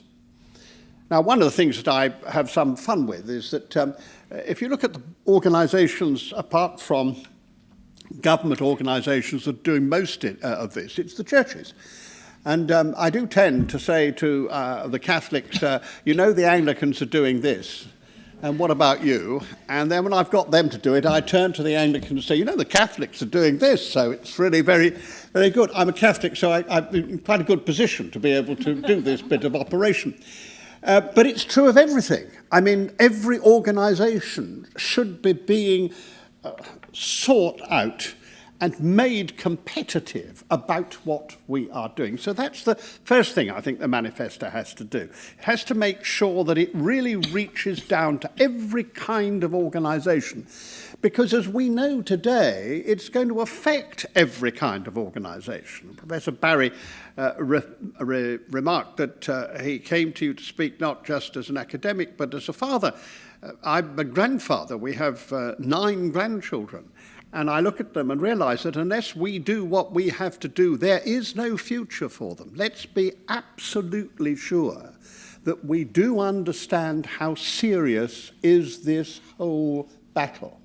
Now, you mustn't frighten people to such a degree that they say, eat, drink, and be merry, for tomorrow we die. But on the other hand, sometimes it seems to me that people have an attitude to this which is a sort of good-hearted attitude. Of course, I'm very much in favour of doing things about climate change, but there's no urgency behind it. There's no kind of understanding that you have to do it now, and that you have to do it universally, and that every organisation and every family has to do it. So when I talk about manifestos for local climate action, I do actually start not just with all those organisations to which I refer, but I start with the family. Families have got to understand that we, too, ourselves, have got to take those actions. And even if they sound pathetic, like boiling enough water in the kettle for your coffee and not a whole kettleful, if they're like cleaning your teeth but not under running water, all those things which sound terribly unimportant. But when you work out how they all add up, you discover how much that really makes a difference. But it's not just the adding up in a kind of physical way, it's adding up in a kind of mental way. Because the manifesto has to be, wherever it is and however it's phrased, it has to be something that makes people understand that we have to look at the world in a different way. I think we're extremely lucky to be living at this time because it is the revolutionary time. We are changing the way human beings have looked at the world since the 13th century Renaissance.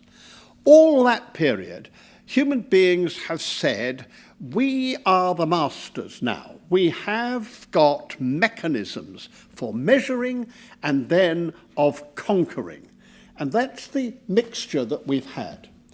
And today we're beginning to realize that if human beings think of themselves as masters, then they are masters of their own destruction.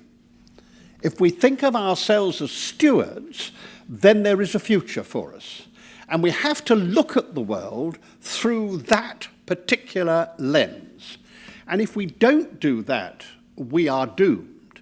But if we do it, then the human spirit will have overcome this huge problem of creating a new lens through which we look at the world. And that is revolutionary. And what an exciting time to be as we see the world changing. But the difficulty for us all is that our institutions are based upon the old way of looking at the world. And if you look at political parties, they're all in this same position.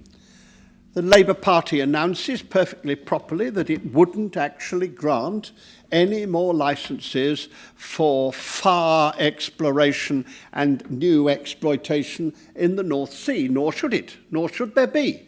There's going to be a world awash with oil because we're going to reduce what we use, and that will be there for everyone to have. The idea that you start new areas is a nonsense. The Climate Change Committee made that clear, made a distinction between the perfectly proper action of trying to get as much gas out of the present circumstances because we're battling with Putin's invasion of Ukraine. But in the longer term, we're not talking about oil in those circumstances, and to extend the amount of oil we're producing is a nonsense. But the moment that the Labour Party announced that, of course, immediately it proved that all parties have the same problem with their clients, with the people who they rely on. So the GMB and Unite thought it was unacceptable.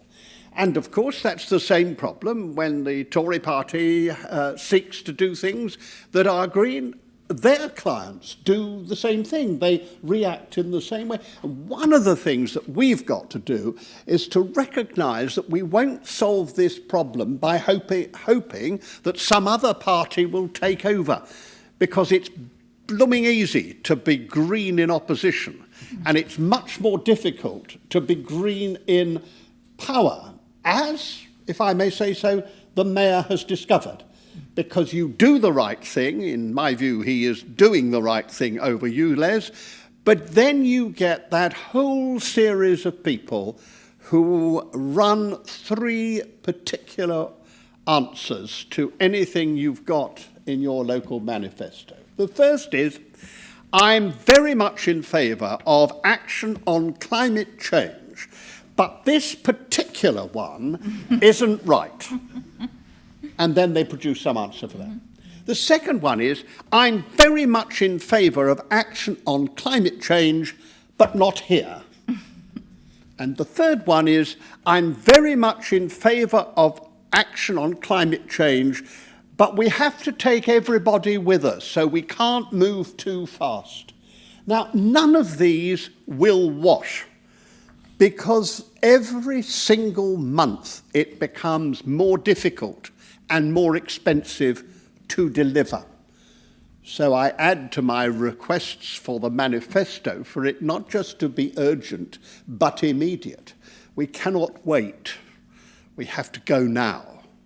And that means that we mustn't allow perfection to get in the way of action.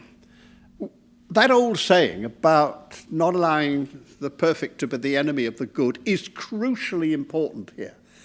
Because the delayers, who is a good phrase for the deniers, because you can't delay if you really believe in climate change. If you say there's time, then you don't understand and you don't believe. So the delayers, of course, what they always say is, we've got to make this better. We've got to make sure it's right. We can't do it until we're absolutely got the thing under absolute no way of proceeding. We didn't fight the pandemic on that basis. We fought it on the basis of we'll do what we can do and do now because we have to, because there is no alternative. And that is exactly true with what we have to do now. And the manifestos locally have got to be breathing this urgency, immediacy and delivery if we're actually going to make this work. The last thing I want to say is this. I do believe that we have to change the attitude of every organisation, as I say, in the way that they look at things, because that is the first question that we should be asking. How does this action promote the battle against climate change? And if we're going to do that, we have to remind people that if their priority is the cost of living crisis, then they have to do all the same things as we have to do for climate change. We can't go on using expensive fossil fuels. We've actually got to have more renewables, which are the cheapest. We've got to learn from the excellent example of the government which actually made offshore wind possible by committing the government to supporting the market. Now, let's have no nonsense about the idea that somehow or other the government shouldn't intervene. George Osborne's contribution to history is that we do now have an offshore wind industry which we would not have had he not insisted that government had to intervene and it had to work in that way. And let's remember too that if we want to have that different lens to look at it, it's also what we have to do for reforming the British economy and fighting for our place in the world. Now, I think leaving the European Union was a dreadful mistake, which we'll pay for year in, year out, and we have betrayed our children by doing it. But we've now done it, so we've got to do whatever we can with where we are. And all the things that we have to do in order to make a place for Britain in the world, having removed the best bases that we had, all we have to do is what we have to do for climate change too. Because the new jobs, the new opportunities, the export chances, the ability to compete, all those are going to come because we are taking the opportunities for climate change. So I end with the thing that's most important about all these manifestos, wherever you are and whenever you talk about it. They have to be optimistic, because working to fight climate change is to build a better, cleaner, greener, kinder world. People will have a happier world than the world we live in now. And if we think of climate change and the battle against it as a kind of terrible misery fest, a sort of puritanical, unpleasant thing that has to happen to us because we're better off being cold and miserable, then we won't win. Because in the end, the Puritans always lose. Praise God, bare bones lost, because people wanted Christmas and mince pies. And we have to therefore take a totally different view. And it's the view that what we're seeking to do will do better for all of us. If we give that kind of approach, then people will follow us locally in the way that they need to. Just remember the words of the Pope. Climate change is not the disease, it's the symptom of the disease. What we've done to the world is the disease. The pollution of the seas and the air, pollution of the land, the way we've treated other people, destruction of biodiversity and the reduction of the fertility in the soil. That's the disease. And putting all those things right gives to our children a better, greener, cleaner, kinder world.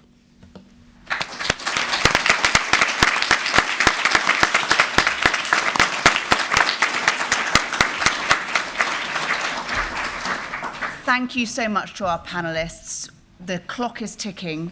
Let's get on with these questions, as many as we can get through, please. So please keep the questions brief and to the point. Who would like to start things off? Yes.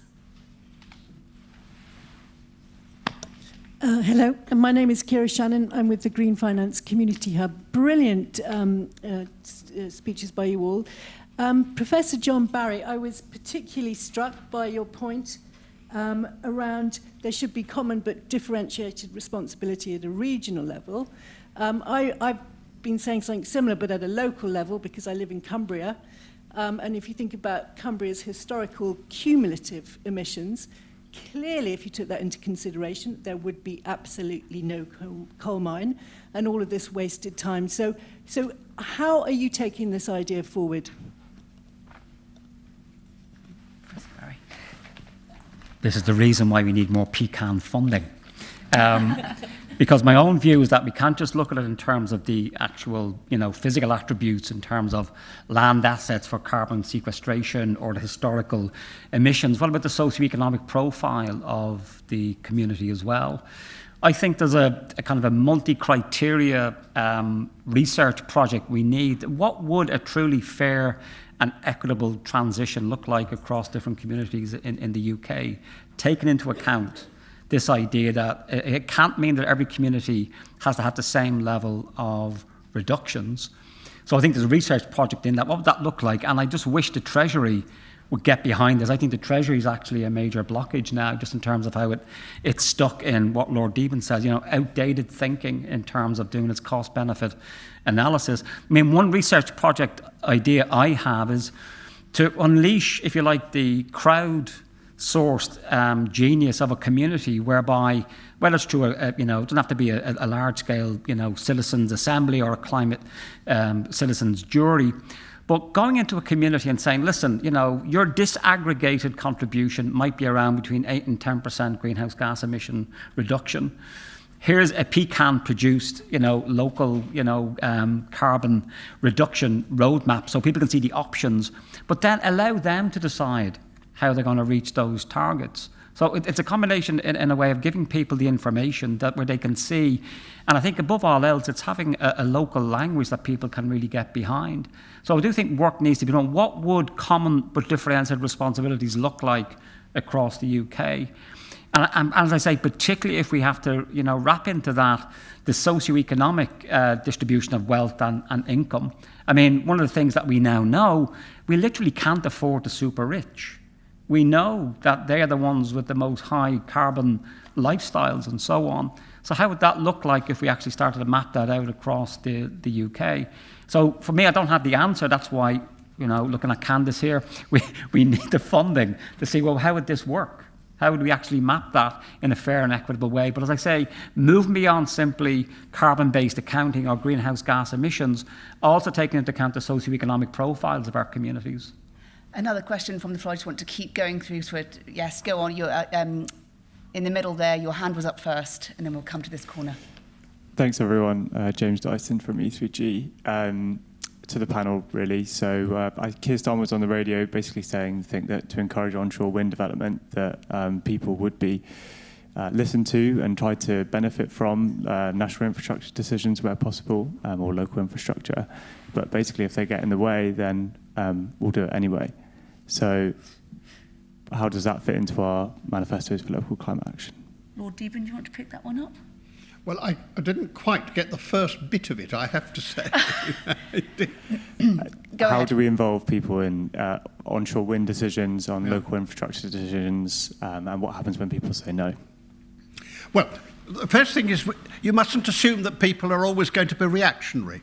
And I never understand how people, the whole onshore thing has always been a nonsense. It's Tory dinner party nonsense. It never has been true. There are some people Which bit of it hasn't been true? The idea that everybody doesn't want them. Yeah. And the fact is there are quite a lot of people who are prepared to have them. What's more, when they have got them, it's surprising how they become iconic and they're very pleased with it. The people of just near to where I live, used to hate the idea of these. They've now got 4 and they take you to see them and they're the background to their dancing and all sorts of other things. So I just believe that you have to help people by assuming that they're going to want to do the best. I'm pleased that the Labour Party has said it will get rid of this ban. It is a sort of fake ban. It's hidden in the whole system. The idea that we're spending yet another series of time trying to discover whether there's a way of having this without upsetting people is nonsense. The fact is we should be encouraging people to have onshore wind, and what's more, we should take the French attitude, which is to bribe people. If you have onshore wind and you're prepared to have it, then why should your electricity not be cheaper in the area roundabout? Why don't we accept that if a particular part of the country is taking a heavier load than other parts of the country, that's part of the just transition.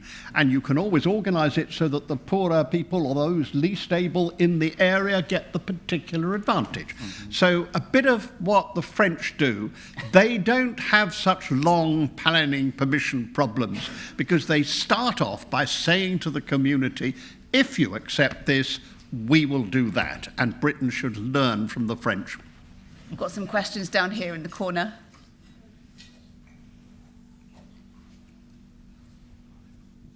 Fantastic panel, Nick Robbins, London School of Economics. The UK is blessed so far with a very strong bipartisan support for climate action. But we've heard today, starting with Chris Skidmore, that we can only succeed with net zero and climate action if it's local. And Lord Gummer, you made the same point. We've got to fight the climate on the local scale. And there seems to be a massive hole in terms of both funding and authorization and ability of local, regional, other authorities to act. How does the manifesto team on the stage really crack that? Because there's lots of agreement here, but there's still a real systemic response from Whitehall not to authorize the funding or indeed the ability to devolve the powers that are needed to make local action come to life. Charlie, is that something that you would like to pick up on? Well, if I knew that, put you in an awkward position. Well, I'd say if we knew that, we'd get what we'd wanted. You know, we've been asking for devolved powers in London for a whole host of things, from energy efficiency through to transport financing. You talked about a wonderful subsidised public transport. Our subsidised public transport is subsidised by the fare box, by fare payers, not car drivers.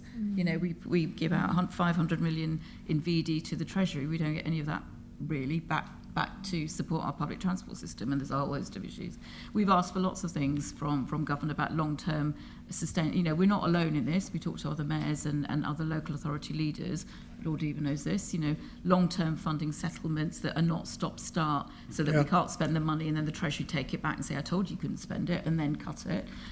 Powers, you know, recognising local authorities are different and have a really unique understanding of what's needed in our area. In London, you know, our housing stock is similar to some other cities, but very different in other ways. We've got a ridiculous system of energy efficiency, which you know asks us to do stuff in London where we patently can't do it because we don't have those off-gas homes, for example, in London. So I guess, you know, Can I just say that there's a real what I think, but yeah. There's a real problem of the civil service. When I was Secretary of State, I wanted to devolve more powers. I tell you what always happens is the civil servants come in and say, better not, Minister, because they don't really trust local authority officers. They're really, and this is totally non-party political. Both parties have found it in power. It's really difficult to get that to happen. And my view, of course, it isn't helped as we've now got 3 local authorities that have gone bust and have been borrowing money in the most appalling way.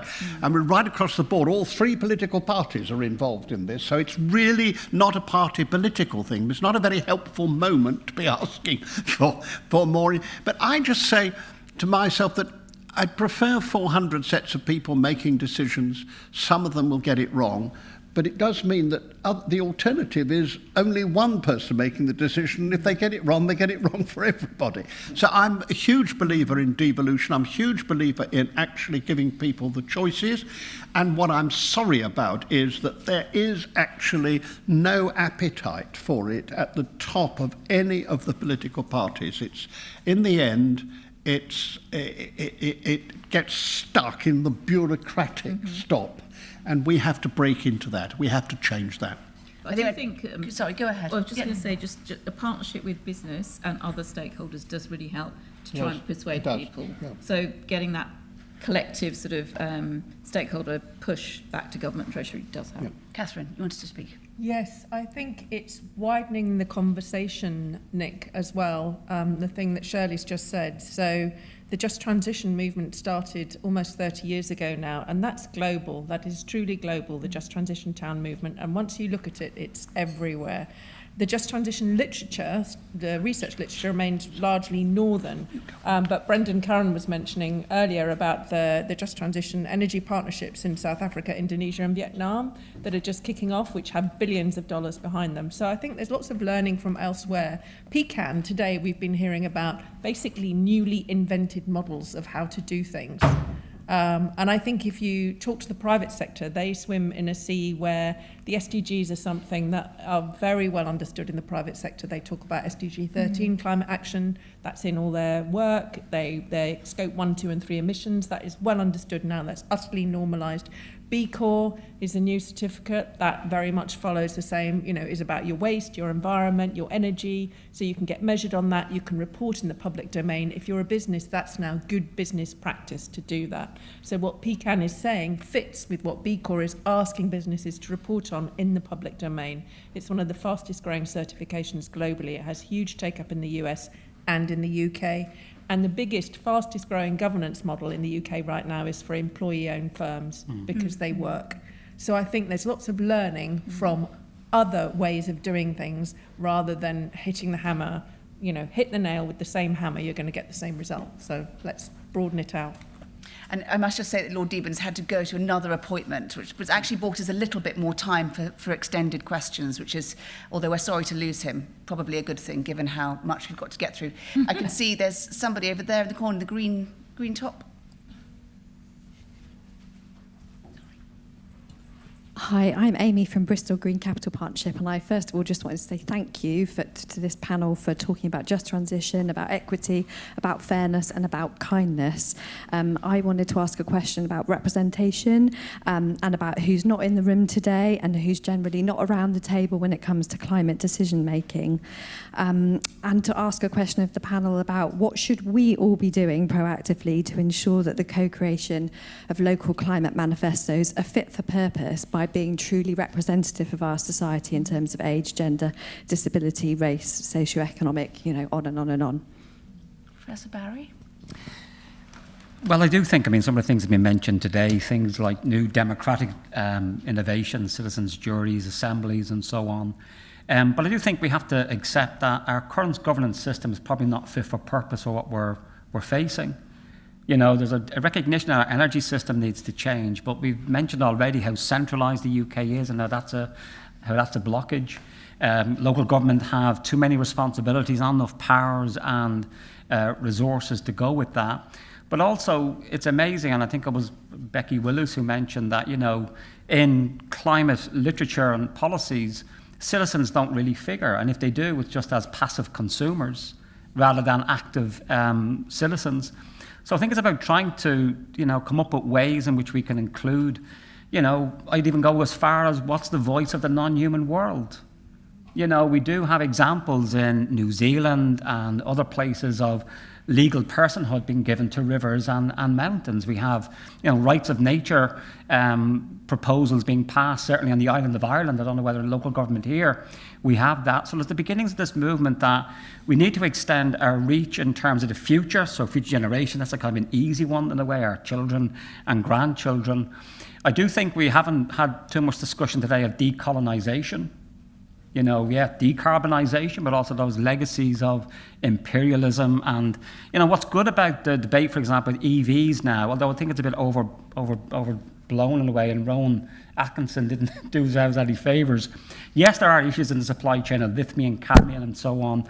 But at the very least, people are beginning to recognise that we don't want to add a kind of a green neo-imperialism to that we in the North will decarbonise by using these rare earth metals in often horrendous human rights and other conditions. So I think it's extending our moral gaze both in the future but also globally. So, climate justice is a global phenomenon. The reality is that climate change is not something that's happening in the future. It's already killing people already. But I think the biggest challenge probably is getting over that anthropocentrism, that nature deficit in terms of how human-centred our moral thinking is. So, Wales has a commissioner for future generations, but do we need something similar for nature? There's a gentleman who's been waiting very patiently down here. I'm sorry, I skipped you to go to the back of the room. That's absolutely fine. Patrick Devine-Wright, University of Exeter. So I guess I'm asking a question about nationally significant infrastructure and the place of nationally significant infrastructure in local climate action and its manifestos. So I speak as somebody who's been involved in research for a long time about infrastructures like, I guess, transmission power lines, which I couldn't imagine any climate change commission would begin to think about. It maybe might come into your conversation in some shape. We wouldn't start with that because it's an infrastructure which isn't there primarily for any locality. It's there for the national at large. And with the greatest respect to Lord Deepen, who's just slipped out of the room, I mean, there's quite a lot of social science literature on community engagement with nationally significant infrastructure, and bribery is not the place you'd start in terms of having an effective stakeholder or community engagement process, because it often blows completely back up in your face in terms of ensuring fairness or considering procedural appropriateness and fairness, not just distributional justice issues as well. So I guess I'm asking the question in the sense that I haven't heard very much about this today, and I wondered to what extent you've all thought that through and what answers you might have. Thank you. Catherine. I think I'd defer to my Essex officers because I don't think that's something that features strongly in our plan at the moment. We have an airport in Essex, we have the A12, we've got a big port, we have got some nationally significant infrastructure, and that is very challenging. Yeah, but I think also it's a mistake to sometimes start with the hardest thing, the most difficult thing. I mean, in Suffolk, for example, the big problem there is the nuclear power station, and the fact that no matter how much local opposition there is to it, it's still there. So the temptation is to carry on with Sizewell C. So yeah, that's a really, really difficult conversation. Go ahead, Shirley. Yeah, I guess, we'd argue London is nationally significant infrastructure as a contributor to the UK economy. And we struggle with it because often some of those decisions that we would want to have a say in, and Londoners to have a say in, is taken by government. But, just as we would do it, to Lord Deben's point about subsidiarity, there are things that, we're making decisions for a London-wide region that we have balanced. So the ultra-low emission zone, for example, or transport infrastructure, or not putting transport infrastructure and so on. So it's about leadership and balancing, and then trying to mitigate as far as we can. So I don't think Lord Deben was completely talking about bribery, but I guess some mitigations. I mean, the scrappage scheme or incentivisation, I guess, and mitigation. So recognising that there are people who are going to be affected. So how do you help those as much as possible, and how do you incentivise others who need some help in doing that with, again, with funding or other incentives. I think the problem we have is certainly on national significant infrastructure is on the planning system, the planning policy. We still haven't seen that really reflect net zero, and I think that's the biggest thing we have. We've got airports that are looking at expansion in London and on the borders of London that we've said we don't believe. The Mayor said this is not compatible with my net zero target. We don't believe it's compatible with the UK net zero target. So how is it that this is going through? But that partly we think there are changes that we would advocate for, but yeah. Professor Barry. Yes, because I mentioned Marx at the beginning, there might be two other Ds that might help in terms of democratisation of the energy means of production. Or what about actually seriously considering things like decommodifying electricity, in terms of universal basic services and so on. And I'm not saying that these are the only answers, but I do think we're way past the time now of shallow milk and water reformism now. We throw out there some crazy ideas that may not work because we're running out of road very, very quickly. And I do think we need to face our communities and say, well, do we simply want to have a corporate fossil fuel-owned energy system to then become a corporate-owned renewable energy system? I'm not saying that will overcome these challenges, but I think bribery, yes, you're probably right in terms of appealing to people's values is probably more important, but I do think something around democratisation and decommodification might be part of this discussion as well as decolonisation and decarbonisation. It's far too many Ds near 5 o'clock of a Monday evening. Okay, we are coming. Somebody's gesturing at me frantically in the back there. Okay, this is our final question. Thank you. Well, mine is actually an observation. I'm Sue Burton. I'm a town and district councillor, and I've been really impressed with all the discussion today. This morning I felt a bit frustrated with, don't they realise it's really hard to get the community engaged? Don't they realise that it's much tougher than you think to get people on board? And I would say to you all that you are all role models. Make time to show your neighbours and your community. You are grassroots people as well. Make it fun to have plant-based meals at home. Make the time to walk your kids to school. You can show that that is the norm of the future and now. And you can all do that and make a difference. A powerful observation. And I would guess space for the applause. Time now, I think, to hear from our panellists one last time, just to sum up, if you will. There's a choice. What's written on the rubric is to highlight a key priority for local manifestos for action. But also, I was very struck by Professor Barry's opening comment, in which he said that 1.5 is gone, and that is the thing that keeps climate diplomats up at night. It was the thing that was being whispered in the corridors of Sharm and even in Glasgow. Can we say it? Can we say it? And how might that admission inform local climate action? Will it help or hinder urgency of action? So there's your buffet of options for your sum ups. And you don't, of course, have a huge amount of time. But Shirley, let's start with you. We'll work along. Yeah, I think a number of people have said it's to be positive, because I think if we do say 1.5 is gone, then it does push back action. So I think be optimistic and start with your local communities, because those top-down solutions will just get pushed back against because they don't recognise the local differences or local interest. But actually, and finally, we're seeing this, I'm going back to the ULEZ again, we have very loud voices, but they aren't the minority. The polling that we've done and so on show there are a lot of people out there who support this policy or who are indifferent to the policy, so, feel that they're not affected. So use that, don't be put off by the naysayers, because it is about delay. It really is about delayed being the new denialism. So I think just be optimistic and go for it. Thank you, Shirley. Yeah, I would say don't lose heart and recognise tipping points. And when tipping points come, you get drastic, radical change quite quickly. So it can feel like you're pushing and pushing and pushing, and then suddenly the floodgates open. So in 2006, Lord Stern, then Sir Nicholas Stern, sat on this stage and launched the Stern Review with Tony Blair and Gordon Brown.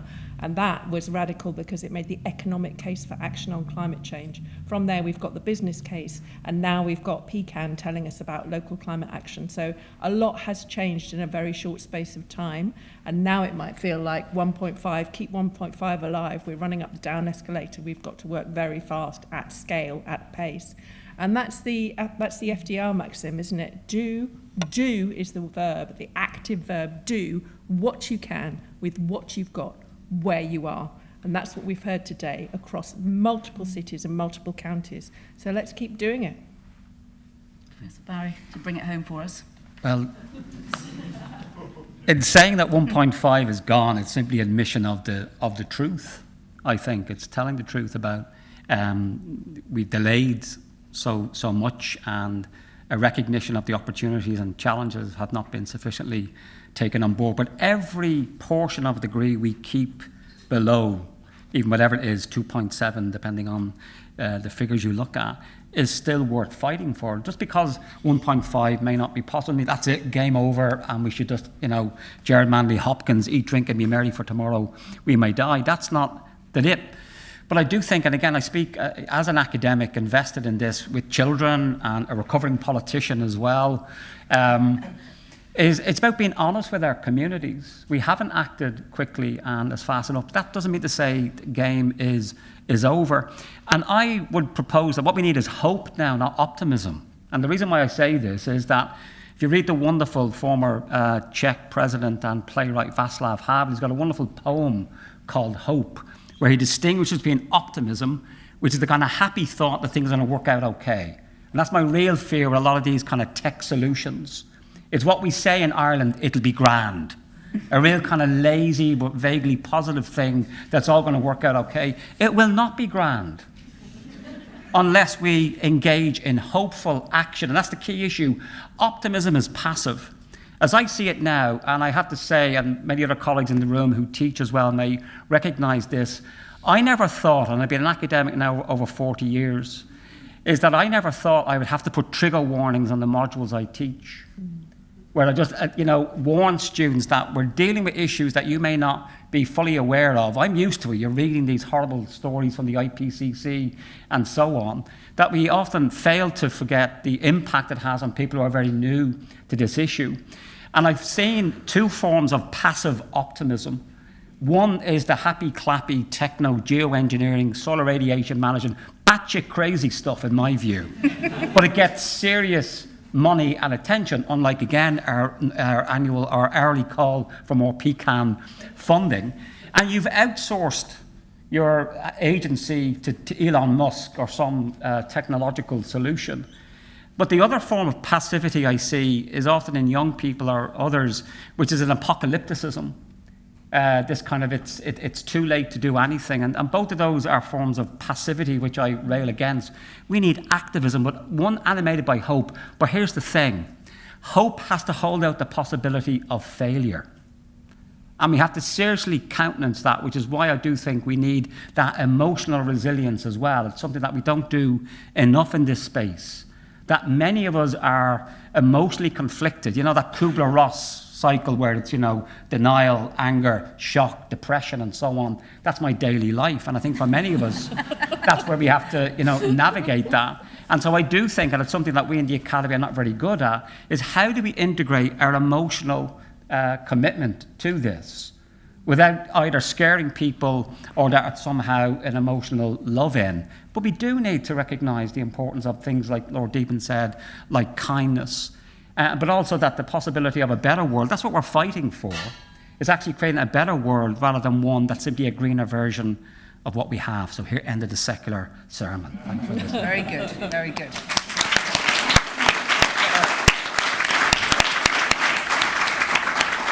Thank you so much to our panellists for their frank, amusing and insightful words today. That wraps it up for the last session of this afternoon, and I will hand over now to Dr. Candice Howarth to close the conference. And if everyone could just remain seated while Dr. Candice Howarth gives us a few words. Thank you so much, and I appreciate you're all going to be very sick of seeing me by now. So I just have a couple of very important messages. Firstly, thank you ever so much to everyone who participated today, to our chairs, Hannah and David, all of our speakers, all of our breakout session presenters, and all of you. Today wouldn't have been a success without all of you, so thank you ever so much for taking part. A big thank you to our funders, the Economic and Social Research Council. Again, this event wouldn't have been able to take part without them. Final plug, if anyone is aware of funding that PCAN may want to go for, we are really keen to keep this work going. There's so much momentum, so much energy going forward, but more needs to be done urgently, immediately, as we've just heard. So 2 final bits from me. One, it seems like 5 of the key words I've heard today are hope, optimism, relationships. So I really hope that you keep those key words with you. And then just finally, to close the conference, probably one of the most important messages of the day, do join us in the pub to carry on some of these discussions. We're going to be going to the Admiralty pub, just around the corner, 5-minute walk. So please do join us and continue engaging with the PCAN network. It's been really great to have you all here today. And thank you ever so much for everyone's participation. Thank you.